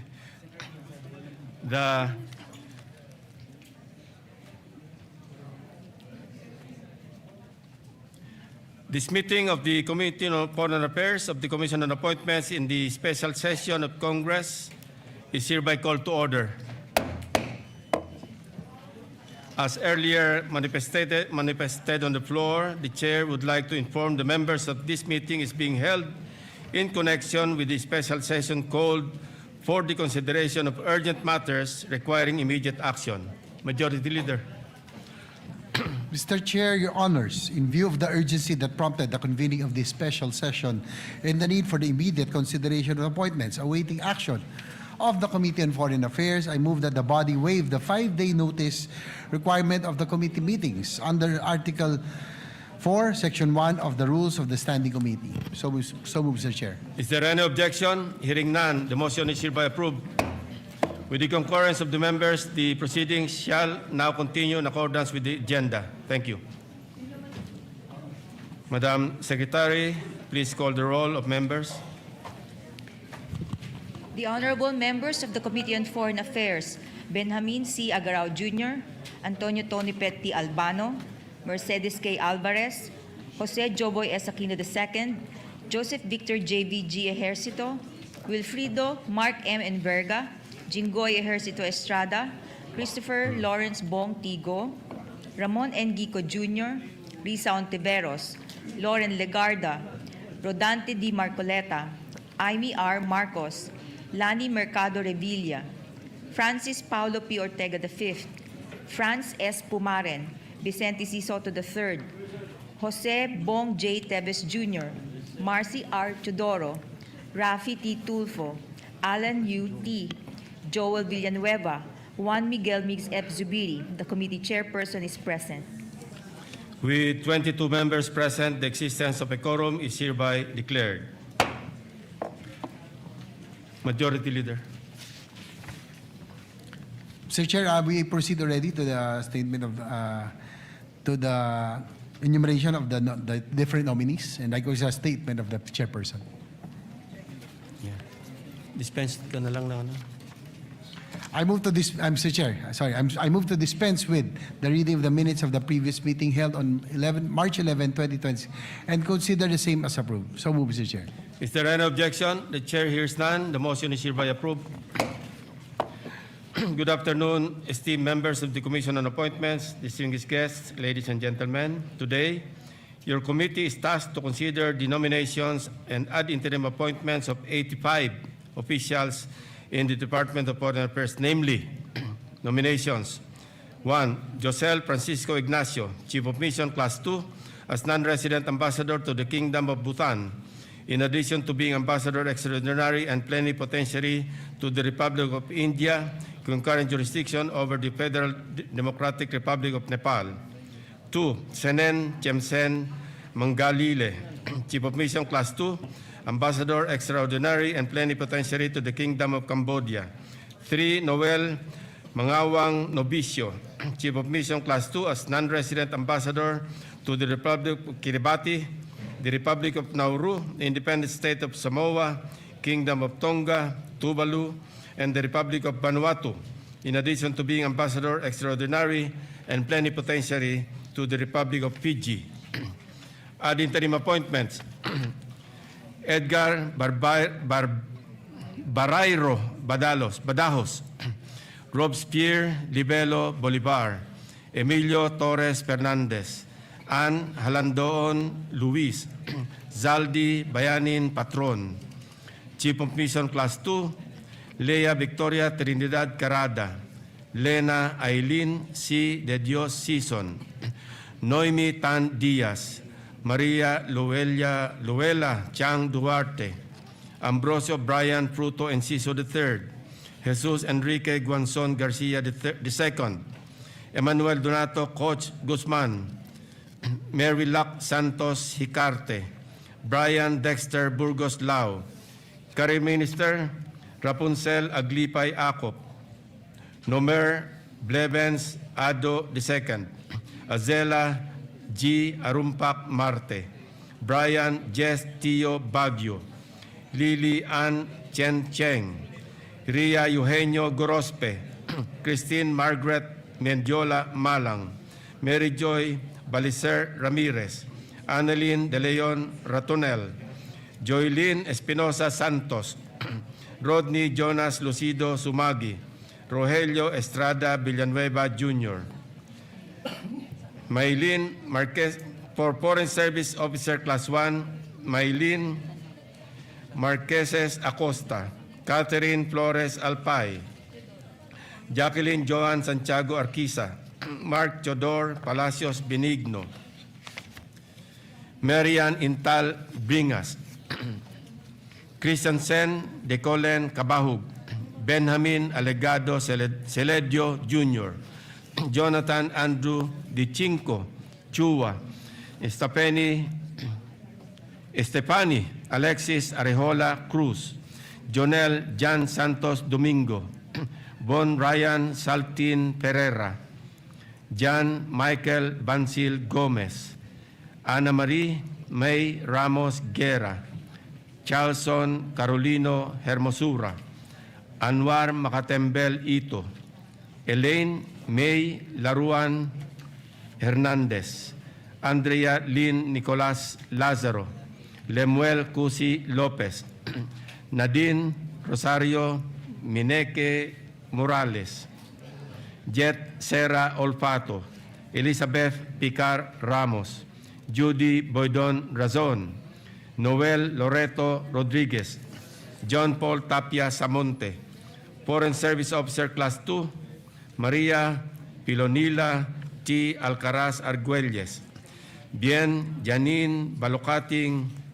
Alparo, is it Janine or Janine? Anyway, Sheila Marie Gonzalo Andales, Bea Habilinar Antonio, Jorge Philip Arcilla Arjona, Jeremiah Picasso Atento, Jeffrey Dairit Batak, Ana Clarisa Perez Briones, Lisel Jane Obra Kaasi, Miko Degamo Kabatingan, Roel Garcia Casaclang, Christy P. Cablin Conta, Paula Bel de Guzman Ebora, Jaquilu Mary Nulud Gan, Lee Damagen Gano, Emile Joseph Batoon Garcia, Maria Tanya Blanco Gaurano, Hannah Eloise Bego Go, Ramona R. Jose Buluser, Aaron Eric Aguilar Losada, Maria Lia Karen Silin Magtibay, Jose Angelo de Guzman Manuel, Louis Dane Cortez Merced, Josel Nivera Mostajo, Reisa Ledesma Olavario, Jacqueline Lim Ong, Rosa Maria Isobel Marcos Pareja, Glaiza Moya Cuarteros, Mary Fides Aparis Quintos, Francis Ramon Borja Torres, Maria Flordelisa Aspera Tuiza, and Maria Rosauro Winkler. Madam Secretary, kindly report on the jurisdictional requirements and other pertinent information relative to the nominations and ad interim appointments of the 85 Department of Foreign Affairs officials under consideration in compliance with the new rules of the Commission and rules of the Standing Committee.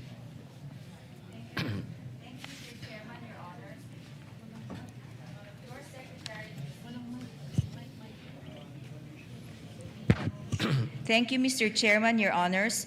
Your Secretariat received the respective nominations and ad interim appointments of the 85 DFA officials on various dates. These nominations and ad interim appointments were duly referred to the Committee on Foreign Affairs pursuant to Section 16, Chapter 5 of the new rules of the Commission. Likewise, Mr. Chairman, Your Honors, the said 85 nominations and ad interim appointments were published on various dates in newspapers of general circulation, the Manila Standard, Malaya, Business Insight, and Daily Tribune, and were broadcast over PDB4 pursuant to Section 2, Article 2 of the Rules of the Standing Committees. The 85 DFA officials have complied with the submission of the mandatory documentary requirements as provided for in Section 24, Chapter 6 of the new rules of the Commission. Mr. Chairman, Your Honors, your CA Secretariat received a letter from the Human Resources Management Office of the Department of Foreign Affairs signed by Assistant Secretary Marford M. Angeles, dated 16 June 2026, addressed to the committee chairperson, Senator Panfilo M. Lacson, requesting for the waiver of personal appearances of the following. 1. Senen Tiemsen Mangalili, Chief of Mission Class 2 as Ambassador Extraordinary and Plenipotentiary to the Kingdom of Cambodia. 2. Jose Francisco Ignacio, Chief of Mission Class 2 as non-resident ambassador of the Kingdom of Bhutan, in addition to being ambassador extraordinary and plenipotentiary to the Republic of India with concurrent jurisdiction over the Federal Democratic Republic of Nepal. Chiefs of Mission Class 2, Lena Eileen C.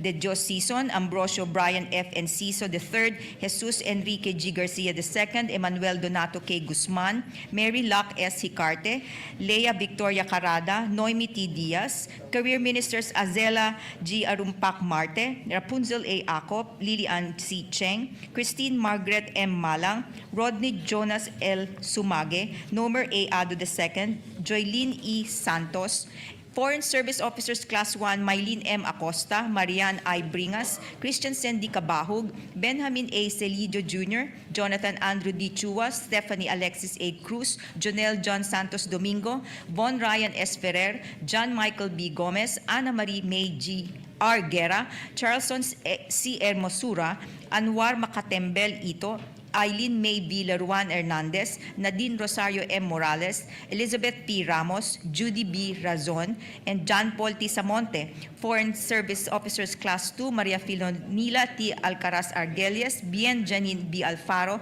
Sheila Marie G. Andales, Beas J. Antonio, Jorge Felipe A.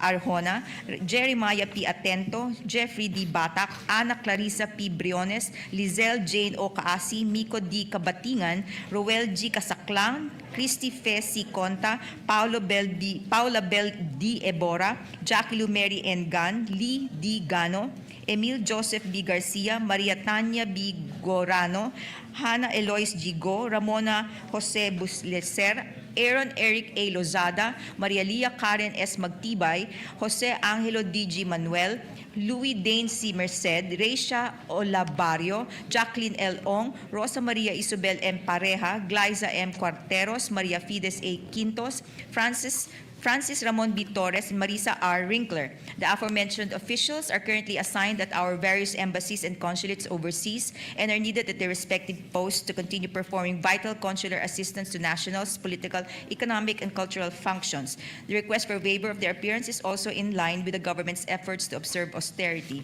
Ms. Joylene E. Santos and Mr. Charleston Hermosura, who are both currently approved vacation leave, will appear virtually at the Philippine Embassy in Tokyo, Japan, and Paris, France, respectively.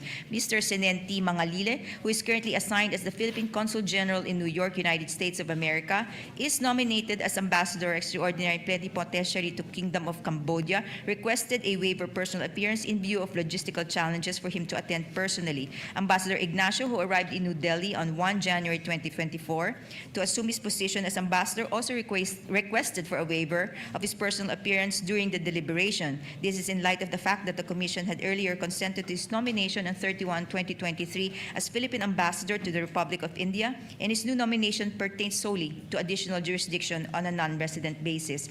Mr. Emmanuel Donato K. Guzman, who is currently assigned as the Acting Assistant Secretary at the Maritime and Ocean Affairs Office, requested for a waiver of his personal appearance as he is currently on official travel at United Nations headquarters in New York, attending the 36th meeting of state parties to the UN Convention on the Law of the Sea from 15 to 19 June 2026. Ms. Lily Ann C. Cheng, who is currently assigned as Special Assistant to the Office of the Secretary, requested for a waiver of her personal appearance as her doctor advised her to stay at home and avoid public places for a few months in view of her autoimmune condition and compromised state. Mr. Jonel John Domingo is currently on study leave, requested for a waiver of personal appearances, is currently in the University of Oxford, United Kingdom, on scholarship duties.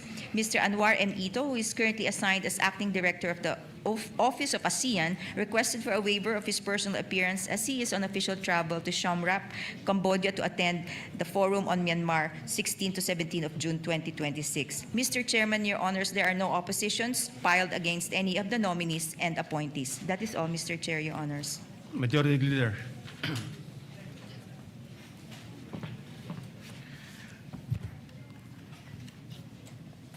Mr. Chair, I move that committee recommend to the plenary for the commission to give... Not yet. Letter request. Letter request.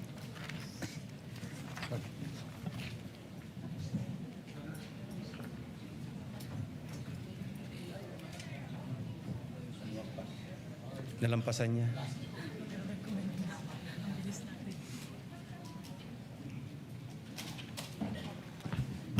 Mr. Chair, Your Honors, I move that the letter request for the waiver of personal appearances of the aforementioned DFA officials be approved. I so move, Mr. Chair.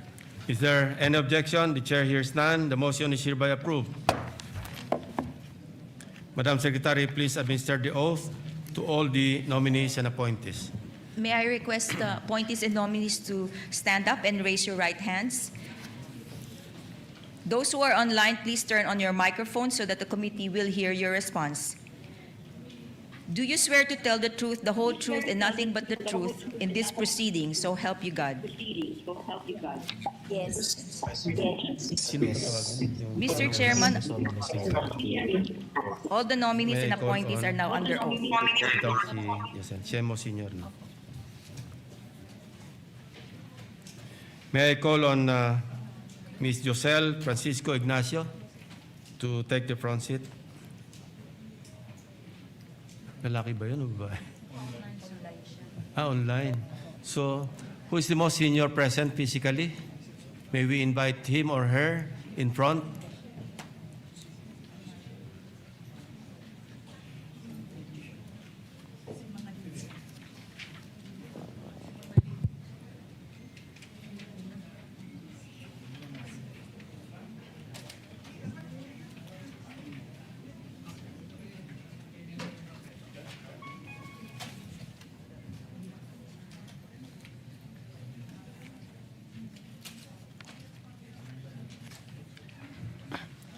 Kindly identify yourself.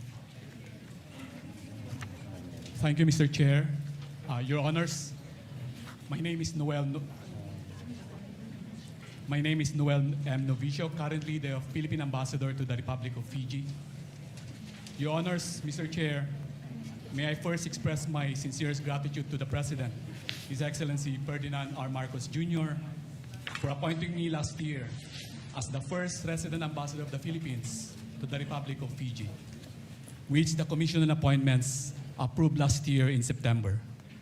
I would like also to express my sincerest thanks to the Secretary of Foreign Affairs, Maria Teresa Lazaro, for nominating me to the President as ambassador, trust and confidence in me. My appointment as ambassador remains one of the highest honors that I had received as a Foreign Service officer. With concurrence of this august body, as the first resident ambassador of the Philippines to the Republic of Fiji, I have the honor to inform you that we had established the Philippine Embassy in Fiji last January. Your Honors, with concurrence of this august body, my jurisdiction as ambassador will be expanded to include the following 6 countries in the Pacific: Republic of Nauru, the Kingdom of Tonga, the Independent State of Samoa, Vanuatu, Tuvalu, and Kiribati. As mandated by the President and the Secretary of Foreign Affairs, my priorities as ambassador will include the following: promote and protect the rights and welfare of our growing Filipino community in the Pacific under my jurisdiction. Your Honors, I'm very pleased to inform you that we have at least 2,300 Filipinos working and living in the 7 countries under my jurisdiction. Promote and strengthen our bilateral partnerships with the 7 countries and enhance our engagement with the Pacific Islands Forum, the main intergovernmental organization in the Pacific. And third, explore other areas of cooperation, including on labor mobility, technical cooperation, capacity building, agriculture, connectivity, and people-to-people exchanges. Thank you, Mr. Chair. Thank you, Your Honors. Are there any members of this committee who wish to propound questions to any of the nominees or appointees? Kindly. Congressman Marcy Teodoro, you're recognized. Di, wala pa motion eh. Maraming salamat po, Mr. Chairman. Simply, I would like to manifest my support to all our Foreign Service officers who are present here today and awaiting confirmation. Pero gusto ko po sanang banggitin na meron pong nominee ngayon nang galing po sa aming lungsod at kinagagalak namin at pinagmamalaki. The person of Foreign Service Officer Sheila Marie Gonzalo Andales and Foreign Service Officer Elizabeth Picar Ramos. Gusto ko lang pong ipahayag ang aking pagsuporta po for the nomination and confirmation of these two nominees, Mr. Chairman. Are you actually making an omnibus motion to recommend them to the plenary? Congressman Marcy? All of the nominees, Mr. Chairman. Yes, Mr. Chairman, absolutely. I would like to make an omnibus motion to recommend the nomination and eventual confirmation of all the career service officers present today and appearing before this commission, Mr. Chairman. I so move, Mr. Chairman. Congresswoman Lani Mercado is recognized. Salamat, Mr. Chair. I would like to manifest also my support to our nominees and appointees from the DFA, especially those from the province of Cavite. It is always a source of pride to see fellow Caviteños entrusted with important responsibilities in the Department of Foreign Affairs. They are Brian Jess T. Baguio, Career Minister, resident of General Trias, Cavite. If they are present, kindly rise. Benjamin A. Celidio Jr., Foreign Service Officer Class 1, resident of General Trias, Cavite. Brian Dexter B. Lao, Chief of Mission Class 2, resident of Bacoor City. Noel M. Novicio, of course, who is in front, Chief of Mission Class 2 from Silang, Cavite. Mary Joy B. Ramirez, Career Minister, born in Cavite City, resident of Imus, Cavite. And Francis Ramon B. Torres, Foreign Service Officer, Class 2, a true-blooded Bacoreño, born and still resides in Bacoor City. I am confident that they will continue to serve with integrity and professionalism and excellence wherever their assignments may be. And I therefore also endorse all our appointees to be confirmed this afternoon. Maraming salamat po, Mr. Chair. Another member? Mr. Chair. Yes. Are you also manifesting? Yes, Mr. Chair. On behalf of the From minority. Isabela? No. On behalf of the minority, Mr. Chair, we support the motion and interpose no objection for their confirmation later. Yeah. From the chair, just a matter of disclosure. One of those recommended for promotion, Rapunzel Acop, is the daughter of a Philippine Military Academy classmate, the retired Police Major General Reynaldo Acop, and the nephew of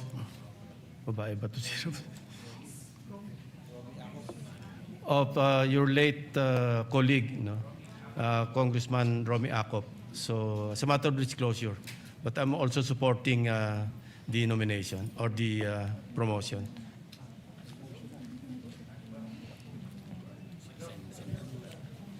Sir Chair, Senator Bongos. Senator Bongos is recognized. Thank you, Mr. Chair. My distinguished colleagues and everyone here with us today, a pleasant afternoon to all of you. I extend my support for the nominations and ad interim appointments of distinguished foreign service officials in the Department of Foreign Affairs. Yung iba po ay nasa online, headed by Ambassador Noel Novicio. Sir, meron lang po akong isang tanong lang po sa inyo. At sa lahat Please proceed. ng nakikinig. Alam niyo naman po na tuwing may digmaan sa ibang bansa, may kaguluhan, wala pong ibang natatakbuhan ng ating mga kababayan doon, mga OFWs, mga minamahal nating OFWs, mga tinuturing nating modern day heroes. Kayo po yung takbuhan nila. Kaya po tayo nag-create rin po ng Department of Migrant Workers Department. Batas na po ito para hindi na sila manawagan sa Facebook at sa iba't ibang paraan para humingi po ng saklolo. At hindi po nababayaran ang lungkot. Alam kong mas nais nilang manirahan dito sa ating bayan kasama po ang kanilang pamilya. Ngunit kailangan nila magtrabaho doon. Ang isang tanong ko lang po sa inyo, kung willing ba kayo bukas ang inyong opisina 24/7? Pag may problema, katukin ang inyong opisina, gisingin po kayo para tugunan ang kanilang mga pangangailangan. Thank you very much, Your Honor. I'm very pleased to inform you that it is indeed our honor to promote and protect the rights and welfare of our nationals, overseas Filipinos, wherever we are assigned. And I'm very proud to say that most of my colleagues in the DFA have the same mandate. We are open 24/7, as you correctly pointed out, Your Honor. We have hotlines. We can be reached by social media platforms. That's what we have been doing so far in my jurisdiction so far, Your Honor. So we have that honor to perform that mandate, Your Honor. Thank you. Salamat po. With that, full support naman po ako parati sa inyo. Noon pa. Yun lang po ang parati kong paalala na bukas po ang ating opisina para sa kanilang lahat. At of course, unahin po yung interest ng bayan at interest ng bawat Pilipino. Congratulations at maraming salamat po.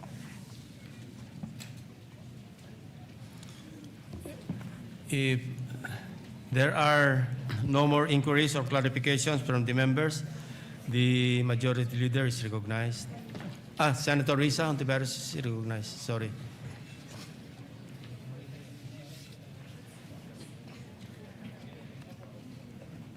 Salamat po, Mr. Chair. Actually, isang tanong lamang po para sa isa sa mga foreign service officers po natin.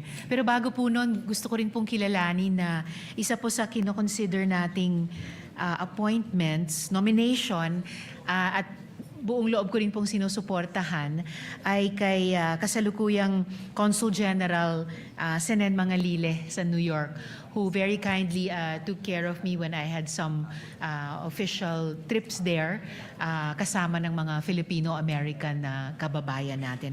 At siya po ay nominated ngayon po para sa ambassador sa Kingdom of Cambodia. Isang tanong na lamang po, Mr. Chair, dun kay Sir John Paul Samonte, kung maaari po.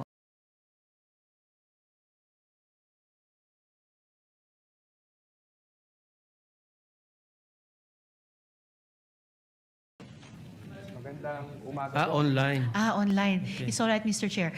Salamat po, Foreign Service Officer 1 Samonte. Isang clarification lang po sa inyo at magandang hapon po sa inyo mula dito sa Manila. Nasaan po kayo ngayon, sir? Madam Senator, I'm in Barcelona, Spain. Barcelona. All right, sir. Yung tanong ko po, ayon dito sa information na nabasa po namin, noong 2017 na admonish po kayo for your alleged failure to supervise a subordinate who was involved in the illegal issuance of Philippine Hajj passports to 177 Indonesians. Pwede nyo lang po bang bigyan ng linaw ito sa aming komite? Para din kung malinaw na, at least it can form part of the record at hindi na muling kailangan itanong sa inyo, Mr. Chair.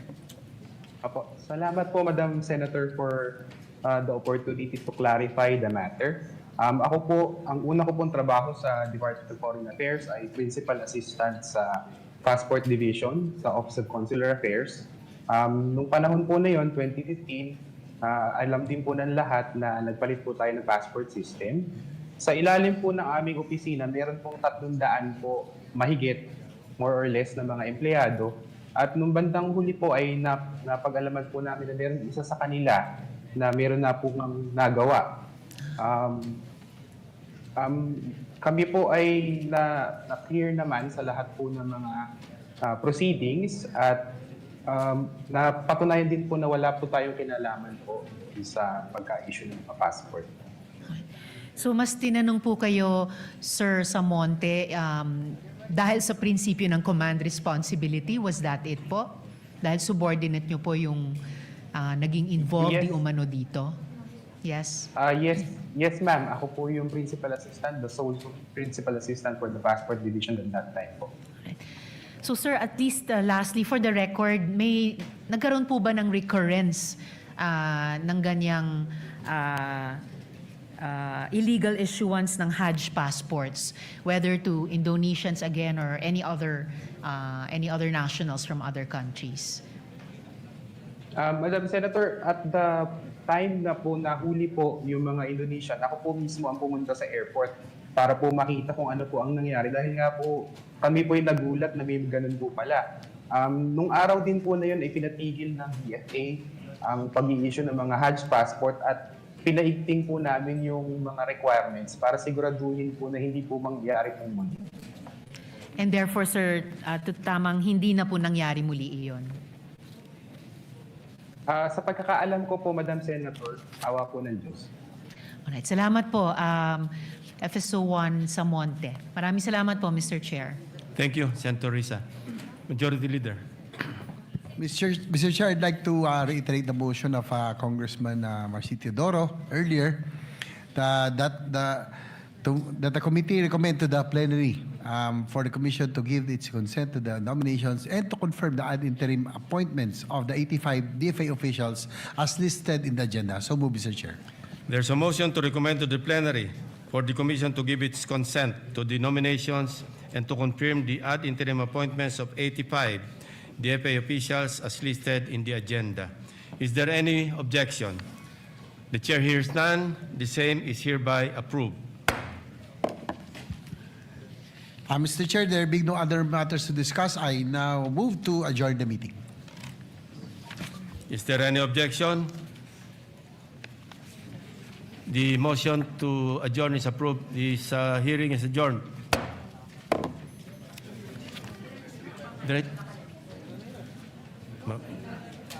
Tanong natin sila.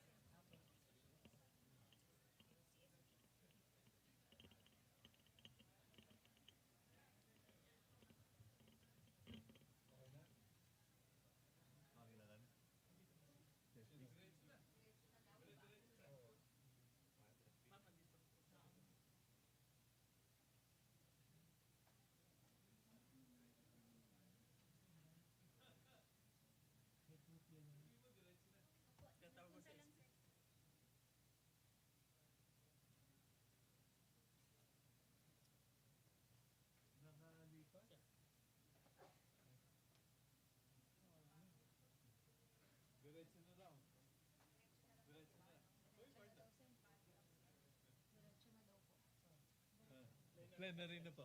Plenary na tayo.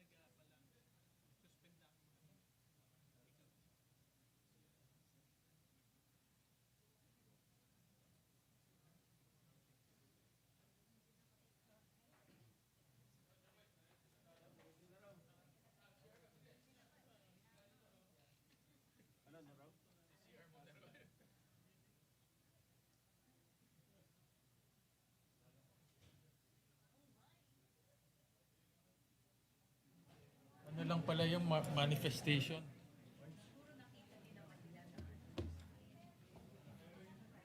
Sabi niya, hindi naman siya mag-object. May singit lang tayo sa election ni Sen. Joel as assistant. Okay.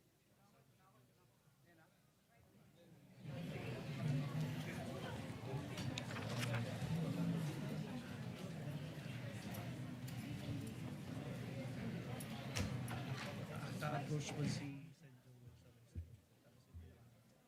sa Mag-oath siya. as assistant.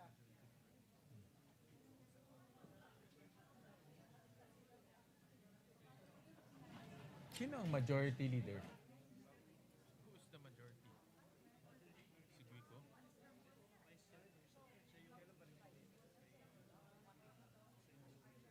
But who is the majority leader?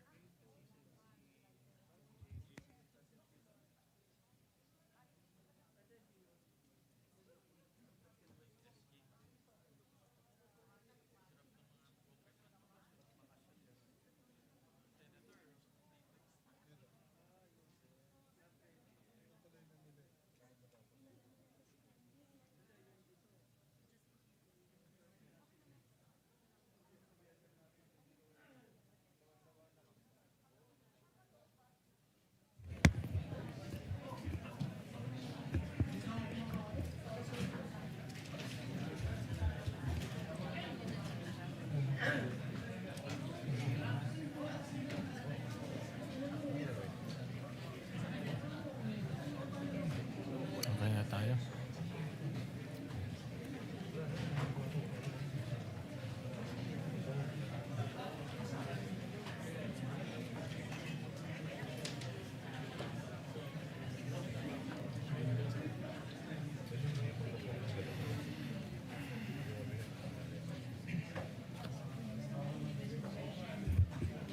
Kompleto na. Kompleto na.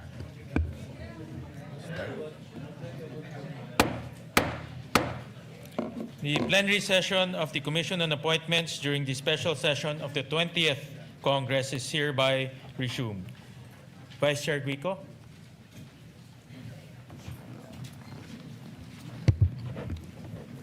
Mr. Chair, I ask that we now proceed to consider the election of the Assistant Majority Floor Leader of the Commission on Appointments. The consideration of the election of the Assistant Majority Floor Leader of the Commission on Appointments is in order. Sir Chair, I move to elect Senator Joel Villanueva as the Assistant Majority Floor Leader of the Commission on Appointments. Is there any objection? Hearing none, the Chair, Senator Joel Villanueva is hereby elected as the Assistant Majority Floor Leader of the Commission on Appointments. Mr. Chair, may we request Senator Joel Villanueva to approach the rostrum to take his oath as the Assistant Majority Floor Leader of the Commission on Appointments.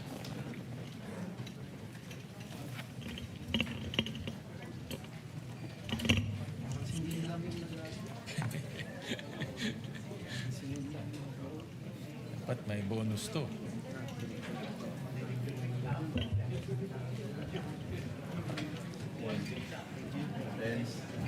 Tayo. All right. Oath of office, please raise your right hand. I state your name. I, Joel Villanueva, Of state your address. of Bukawe, Bulacan, Having nominated and elected to the position, state your position. having been nominated and elected to the position of Assistant Majority Floor Leader Of the Commission on of Appointments. the Commission on Appointments, Do hereby solemnly swear. do hereby solemnly swear That I will well and faithfully discharge. that I will well and faithfully discharge, To the best of my to ability. the best of my ability, The duties of my present position. the duties of my present position, And of all others I may hereafter hold. and of all others I may hereafter hold, Under the Republic of the Philippines. under the Republic of the Philippines, That I will support and defend the Constitution of the Philippines. that I will support and defend the Constitution of the Philippines, That I will obey the laws, legal orders, and decrees promulgated that I will obey the laws, legal orders, and decrees promulgated by the duly constituted authorities. by the duly constituted authorities, And that I impose this obligation upon myself voluntarily. and that I impose this obligation upon myself voluntarily, Without mental reservation without mental reservation or purpose of evasion. or purpose of evasion. So help me God. So help me God. Congratulations. Thank you. Thank you.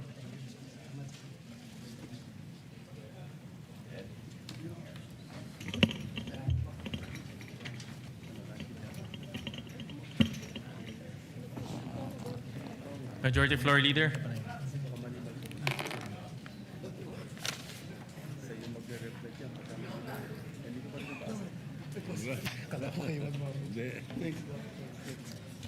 Thank you, Mr. Chairman. Mr. Chairman, at this juncture, may we now proceed to consider the recommendation of the Committee on National Defense on the ad interim appointments of 5 generals and flag officer of the Armed Forces of the Philippines. I so move. Is there any objection? Hearing none, the consideration of the recommendation of the Committee on National Defense is in order. Mr. Chairman, I move that we recognize the chairperson of the Committee on National Defense, Representative Jose Joboy Aquino II. So moved. Representative Joboy Aquino II is hereby recognized. Thank you, Mr. Chair. Honorable members of the Commission on Appointments, I have the honor to rise on behalf of the Committee of National Defense to sponsor the confirmation of the ad interim appointments of 5 generals and a flag officer of the Armed Forces of the Philippines. Following thorough deliberation, the committee found these appointees eminently qualified. These officers have devoted over 3 decades of safeguarding our sovereignty, leading our troops through conflict zones, disaster areas, and demanding assignments. Their promotions are the hard-earned culmination of lifetime sacrifice, integrity, and exemplary performance. Furthermore, we are convened today due to the President's proclamation of a special session to urgently address the vital matters of national security and stability. I want to take a special moment to commend these 5 generals for having the patience and unwavering professionalism through this process. Your steadfastness speaks volumes about the character required to lead our armed forces. Mr. Chairperson, Your Honors, the committee is fully satisfied with their exceptional competence and characters. Let us accord them with the recognition they have rightfully earned through decades of faithful service. Mr. Chair, I move that the Commission confirm the ad interim appointments of 5 generals flag officer of the Armed Forces of the Philippines, namely Edmundo G. Peralta, the rank of Lieutenant General. Is there any objection? Hearing none. Correct. Is there any objection? Hearing none. Motion is approved. Alan M. Javier to the rank of Vice General. Is there any objection? Hearing none. The motion is approved. Isagani O. Cristet, the rank of Major General. Is there any objection? Hearing none, motion is approved. Niceforo M. Diaz Jr. to the rank of Brigadier General. Is there any objection? Hearing none, approved.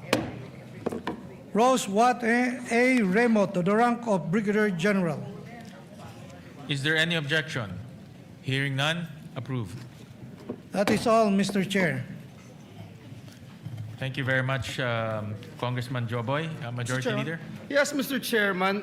There are a number of members of the Commission who would like to deliver their seconding speeches in support of the approved appointments. May we now recognize the gentleman from Davao and Isabela, Senator Raffy Tulfo. We recognize the gentleman from Davao and Isabela, Senator Raffy Tulfo.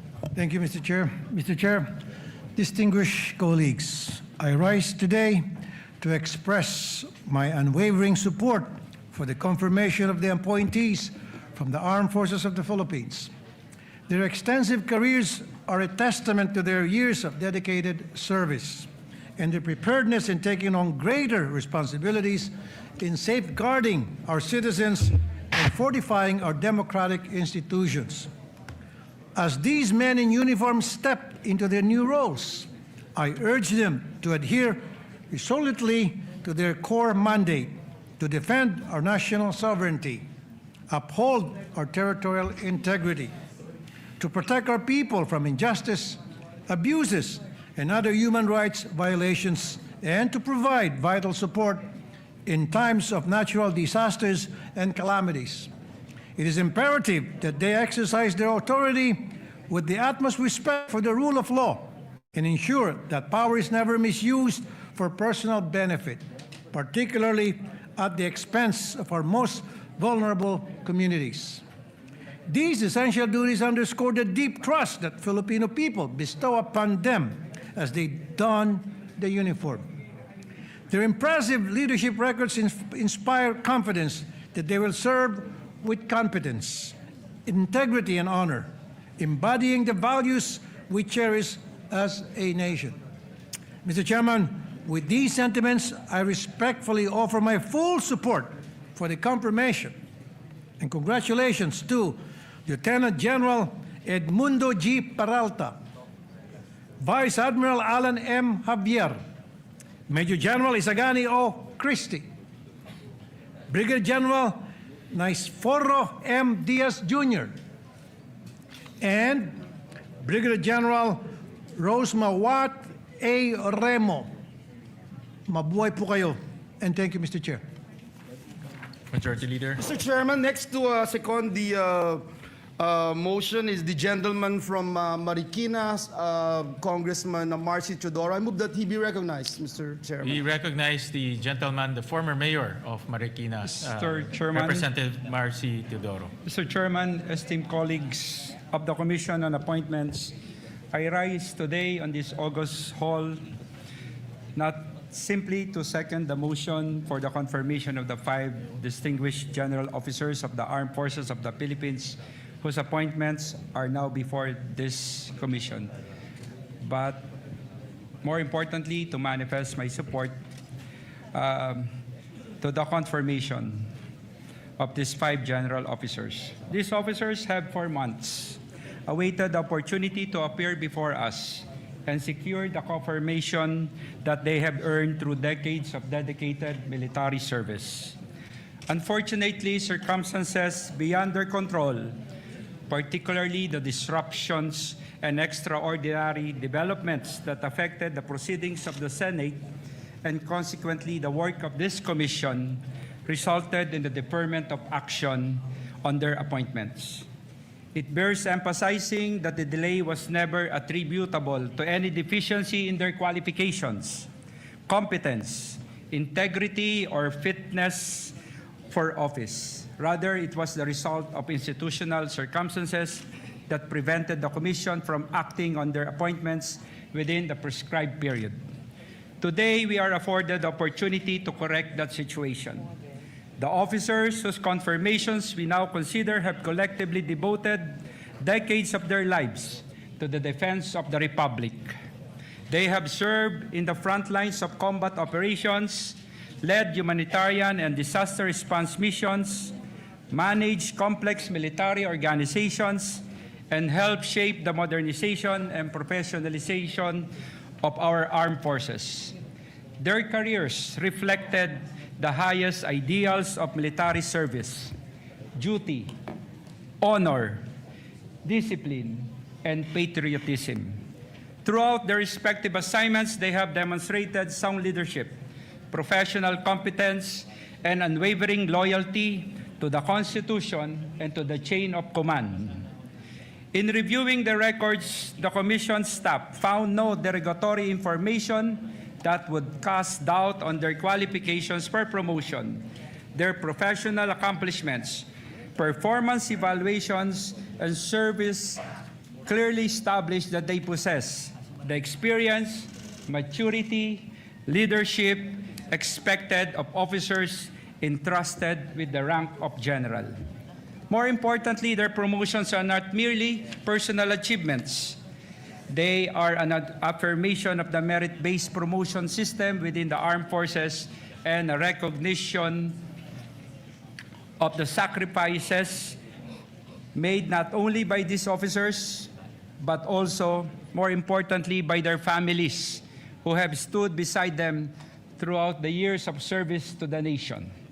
Mr. Chairman, the Armed Forces of the Philippines continues to face evolving challenges, from territorial defense and maritime security concerns to disaster response and emerging security threats. At a time when our military institutions require experienced and capable leaders, it is imperative that deserving officers receive the confirmation necessary to fully discharge the responsibilities of their offices.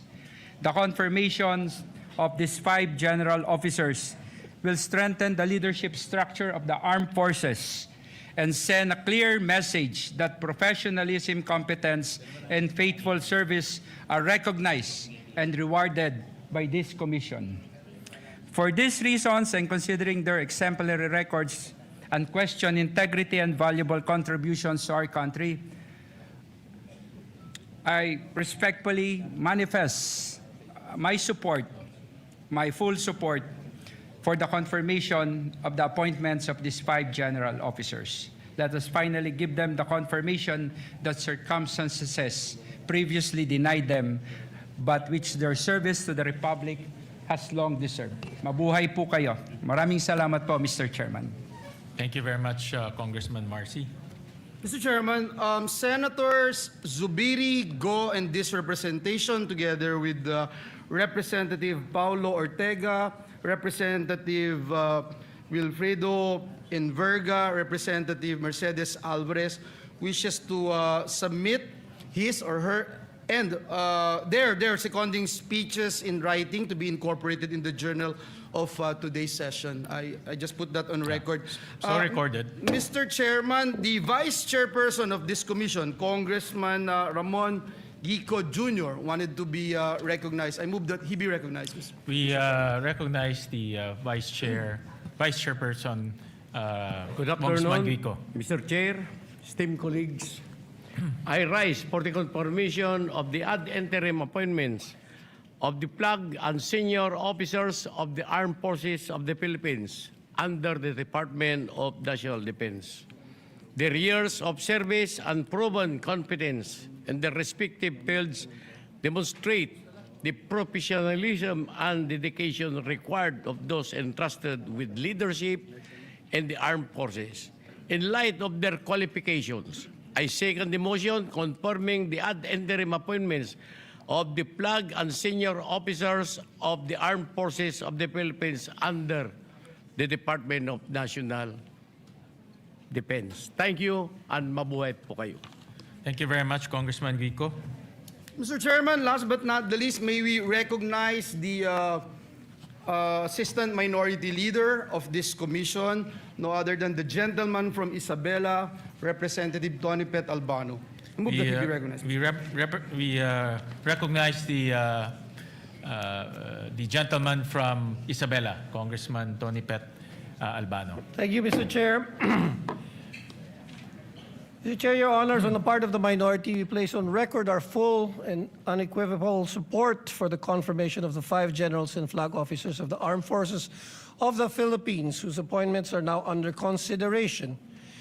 These officers have rendered long and distinguished service to our nation, and as such, the minority supports the favorable confirmation of their appointments and commends their dedication and sacrifices in service to the Filipino people. Mr. Chair, on the part of the minority and the Filipino people that we represent, we interpose no objection to their confirmation and so move, Mr. Chair. Thank you. Thank you very much, Congressman Tony Pet. Majority Leader. Yes, Mr. Chairman. May we now proceed to consider the recommendation of the Committee on Foreign Affairs on the nominations and ad interim appointments of 85 officials in the Department of Foreign Affairs. I so move, Mr. Chairman. Is there any objection? Hearing none, the motion is approved. Mr. Chairman, before we recognize the chairperson of the Committee on Foreign Affairs, may I respectfully move that the letter dated 16 of June 2026 from Assistant Secretary Marford M. Angeles of the Human Resources Management Office, Department of Foreign Affairs, requesting the waiver of personal appearances of 63 officials in the department for the reasons therein stated be approved. Is there any objection? Hearing none, the motion is approved. Thank you, Mr. Chairman. I now move that we recognize the chairperson of the Committee on Foreign Affairs, Senator Panfilo M. Lacson. I so move, Mr. Chairman. We recognize the gentleman from Cavite, Senator Panfilo Lacson. Thank you, Mr. President. May this representation ask for your kind consideration to yield the floor to the Vice Chairperson of the Committee on Foreign Affairs, Representative Tony Pet Albano. I'm currently under the weather due to continuing stress since May 11 up to last night. So please forgive me, Mr. Chairman, and I already asked the permission of Tony Pet Albano to deliver the sponsorship. Thank you. I commiserate with you, Senator Lacson.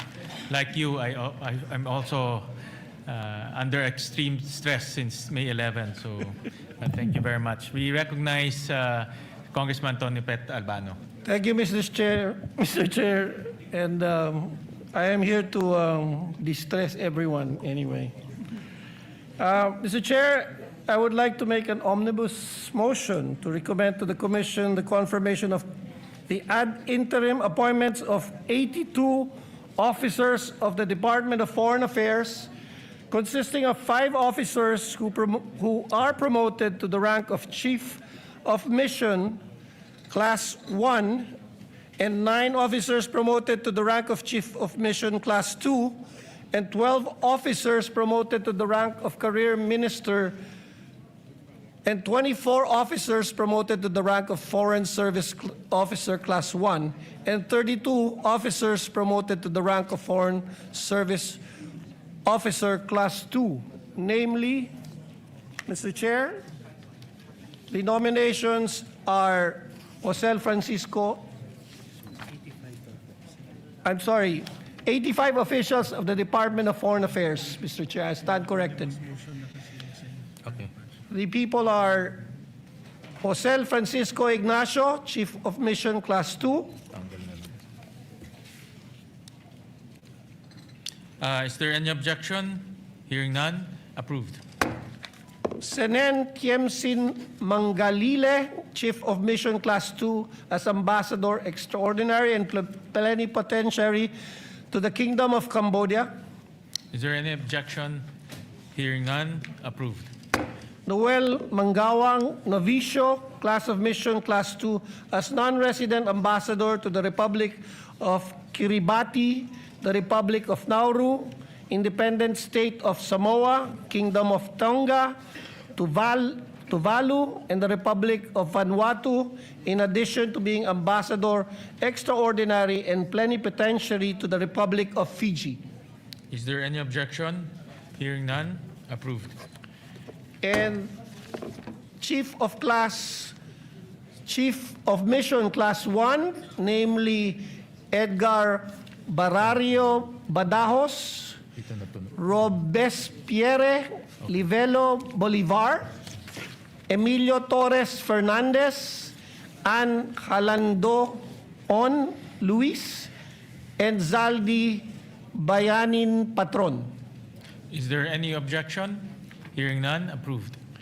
And for the confirmation of Chief of Mission Class 2, namely Lea Victoria Trinidad Carada, Lena Eileen C. De Dios Sison, Noemi Tan Diaz, Maria Luela Chang Duarte, Ambrosio Brian Fruto Enciso III, Jesus Enrique Guanzon Garcia II, Emmanuel Donato Koch Guzman, Mary Luck Santos Sicarte, Brian Dexter Burgos Lao, and Career Ministers Rapunzel Aglipay Acop, Nomer Blevens Ado II, Azela G. Arumpak Marte, Brian Gestillo Baguio, Lily Ann Cheng, Ria Eugenio Gorospe, Christine Margaret Mendiola Malang.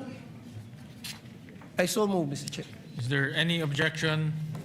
Hearing none, approved. Thank you, Mr. Chair. Majority Leader, are there any manifestations or speeches? Mr. Chairman, some of our colleagues would like to second the motion by giving their seconding speeches. May we recognize Representative Lani Mercado, Mr. Chairman? Yes, we recognize Congressman Lani Mercado.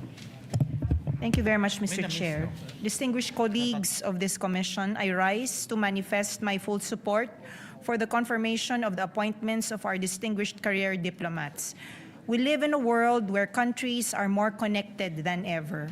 What happens in one part of the world can quickly affect the lives of Filipinos here at home. The recent global oil crisis reminds us that events beyond our borders can influence the prices we pay, the cost of transportation, and the everyday lives of our people. This is why the work of our diplomats is so important. While our soldiers defend our sovereignty on the front lines, our diplomats defend our national interests across negotiating tables, international organizations, and foreign capitals. Their work often happens away from the public eye, yet their efforts open doors for trade and investment, protect the welfare of Filipino overseas workers, strengthen our partnerships with other nations, and help prevent conflicts through dialogue. Tahimik mang ituring ang kanilang gawain, malaki ang kontribusyon nila sa ating bansa. As they take on greater responsibilities, we remind our diplomats that wherever they may serve, they carry not only the Philippine flag, but also the hopes and aspirations of the Filipino people. Sa bawat pakikipag-ugnayan, unahin sana nila ang kapakanan ng ating bayan. To our career diplomats, thank you for your dedication and faithful service. Congratulations on your well-deserved promotions. We wish you continued success as you serve our country with integrity, professionalism, and patriotism. Maraming salamat po. Thank you, Congresswoman Lani Mercado. I believe that Congressman Tony Pet has have some more confirmations to manifest. Yes, Mr. Chair. I beg your indulgence. It was just given to me that the list is not complete, and so I would like to reiterate that other confirmations are Mary Joy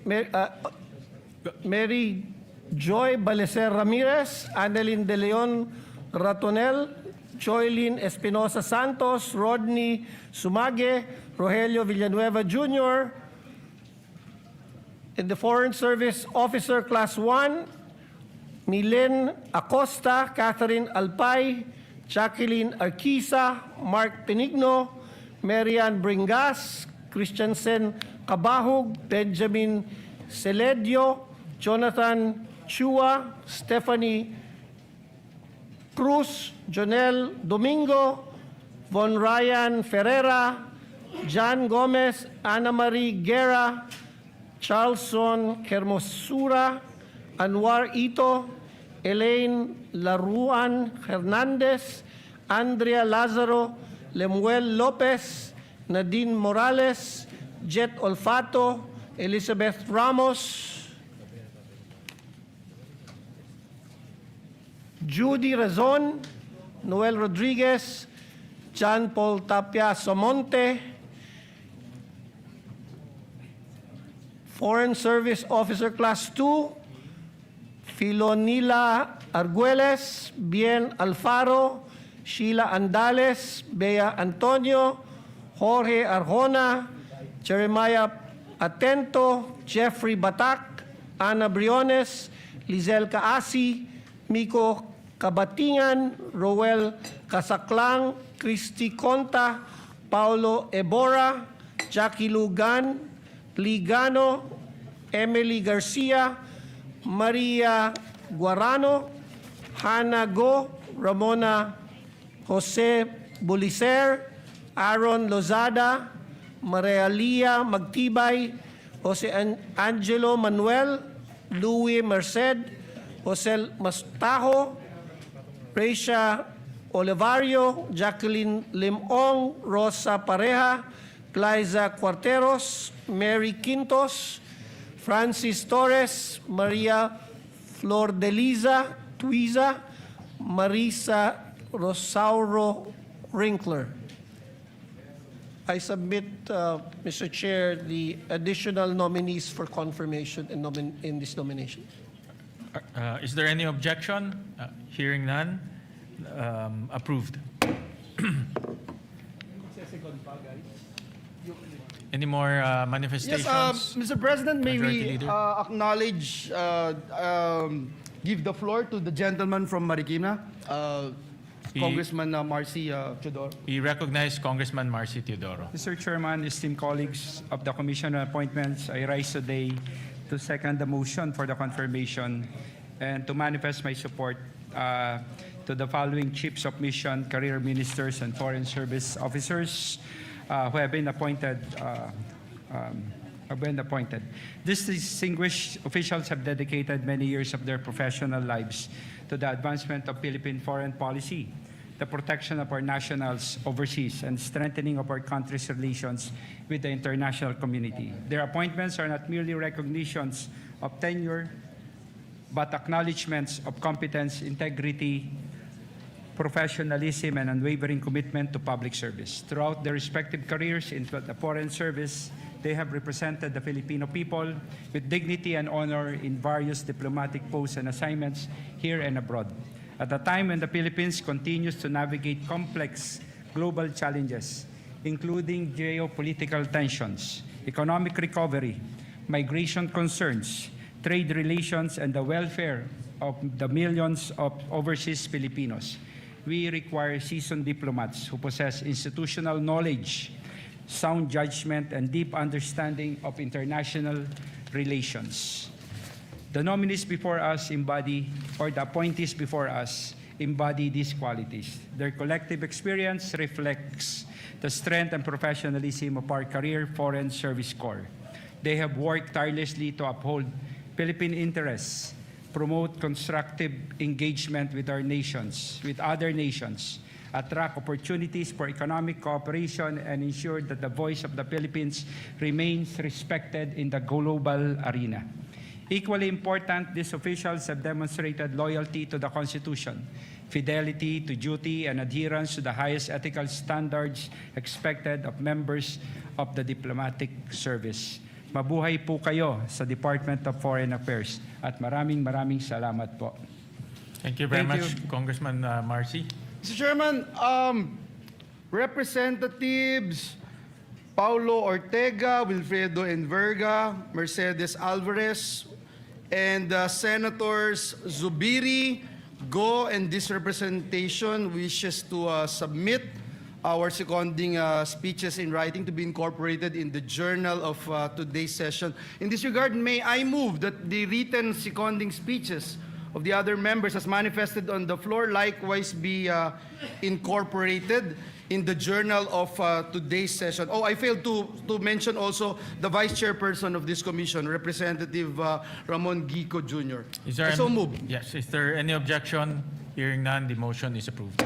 Mr. Chairman, at this juncture and on the part of the minority, may we recognize the distinguished gentleman, Representative Alan T. We recognize the gentleman from Isabela, Congressman Alan T. Thank you, Majority Leader. Mr. Chairman, Your Honors, on the part of the minority, we support and interpose no objection to the confirmation of the appointments of 85 officials of the Department of Foreign Affairs. Thank you, Mr. Chairman. Majority Leader. Mr. Chairman. The manifestation of the Minority Leader is duly noted. Mr. Chairman, at this juncture and there being no other matters to discuss, I move to adjourn. Is there any objection? The chair hears none. The session is hereby adjourned. May we request the confirmed guests to ascend the rostrum for their picture taking.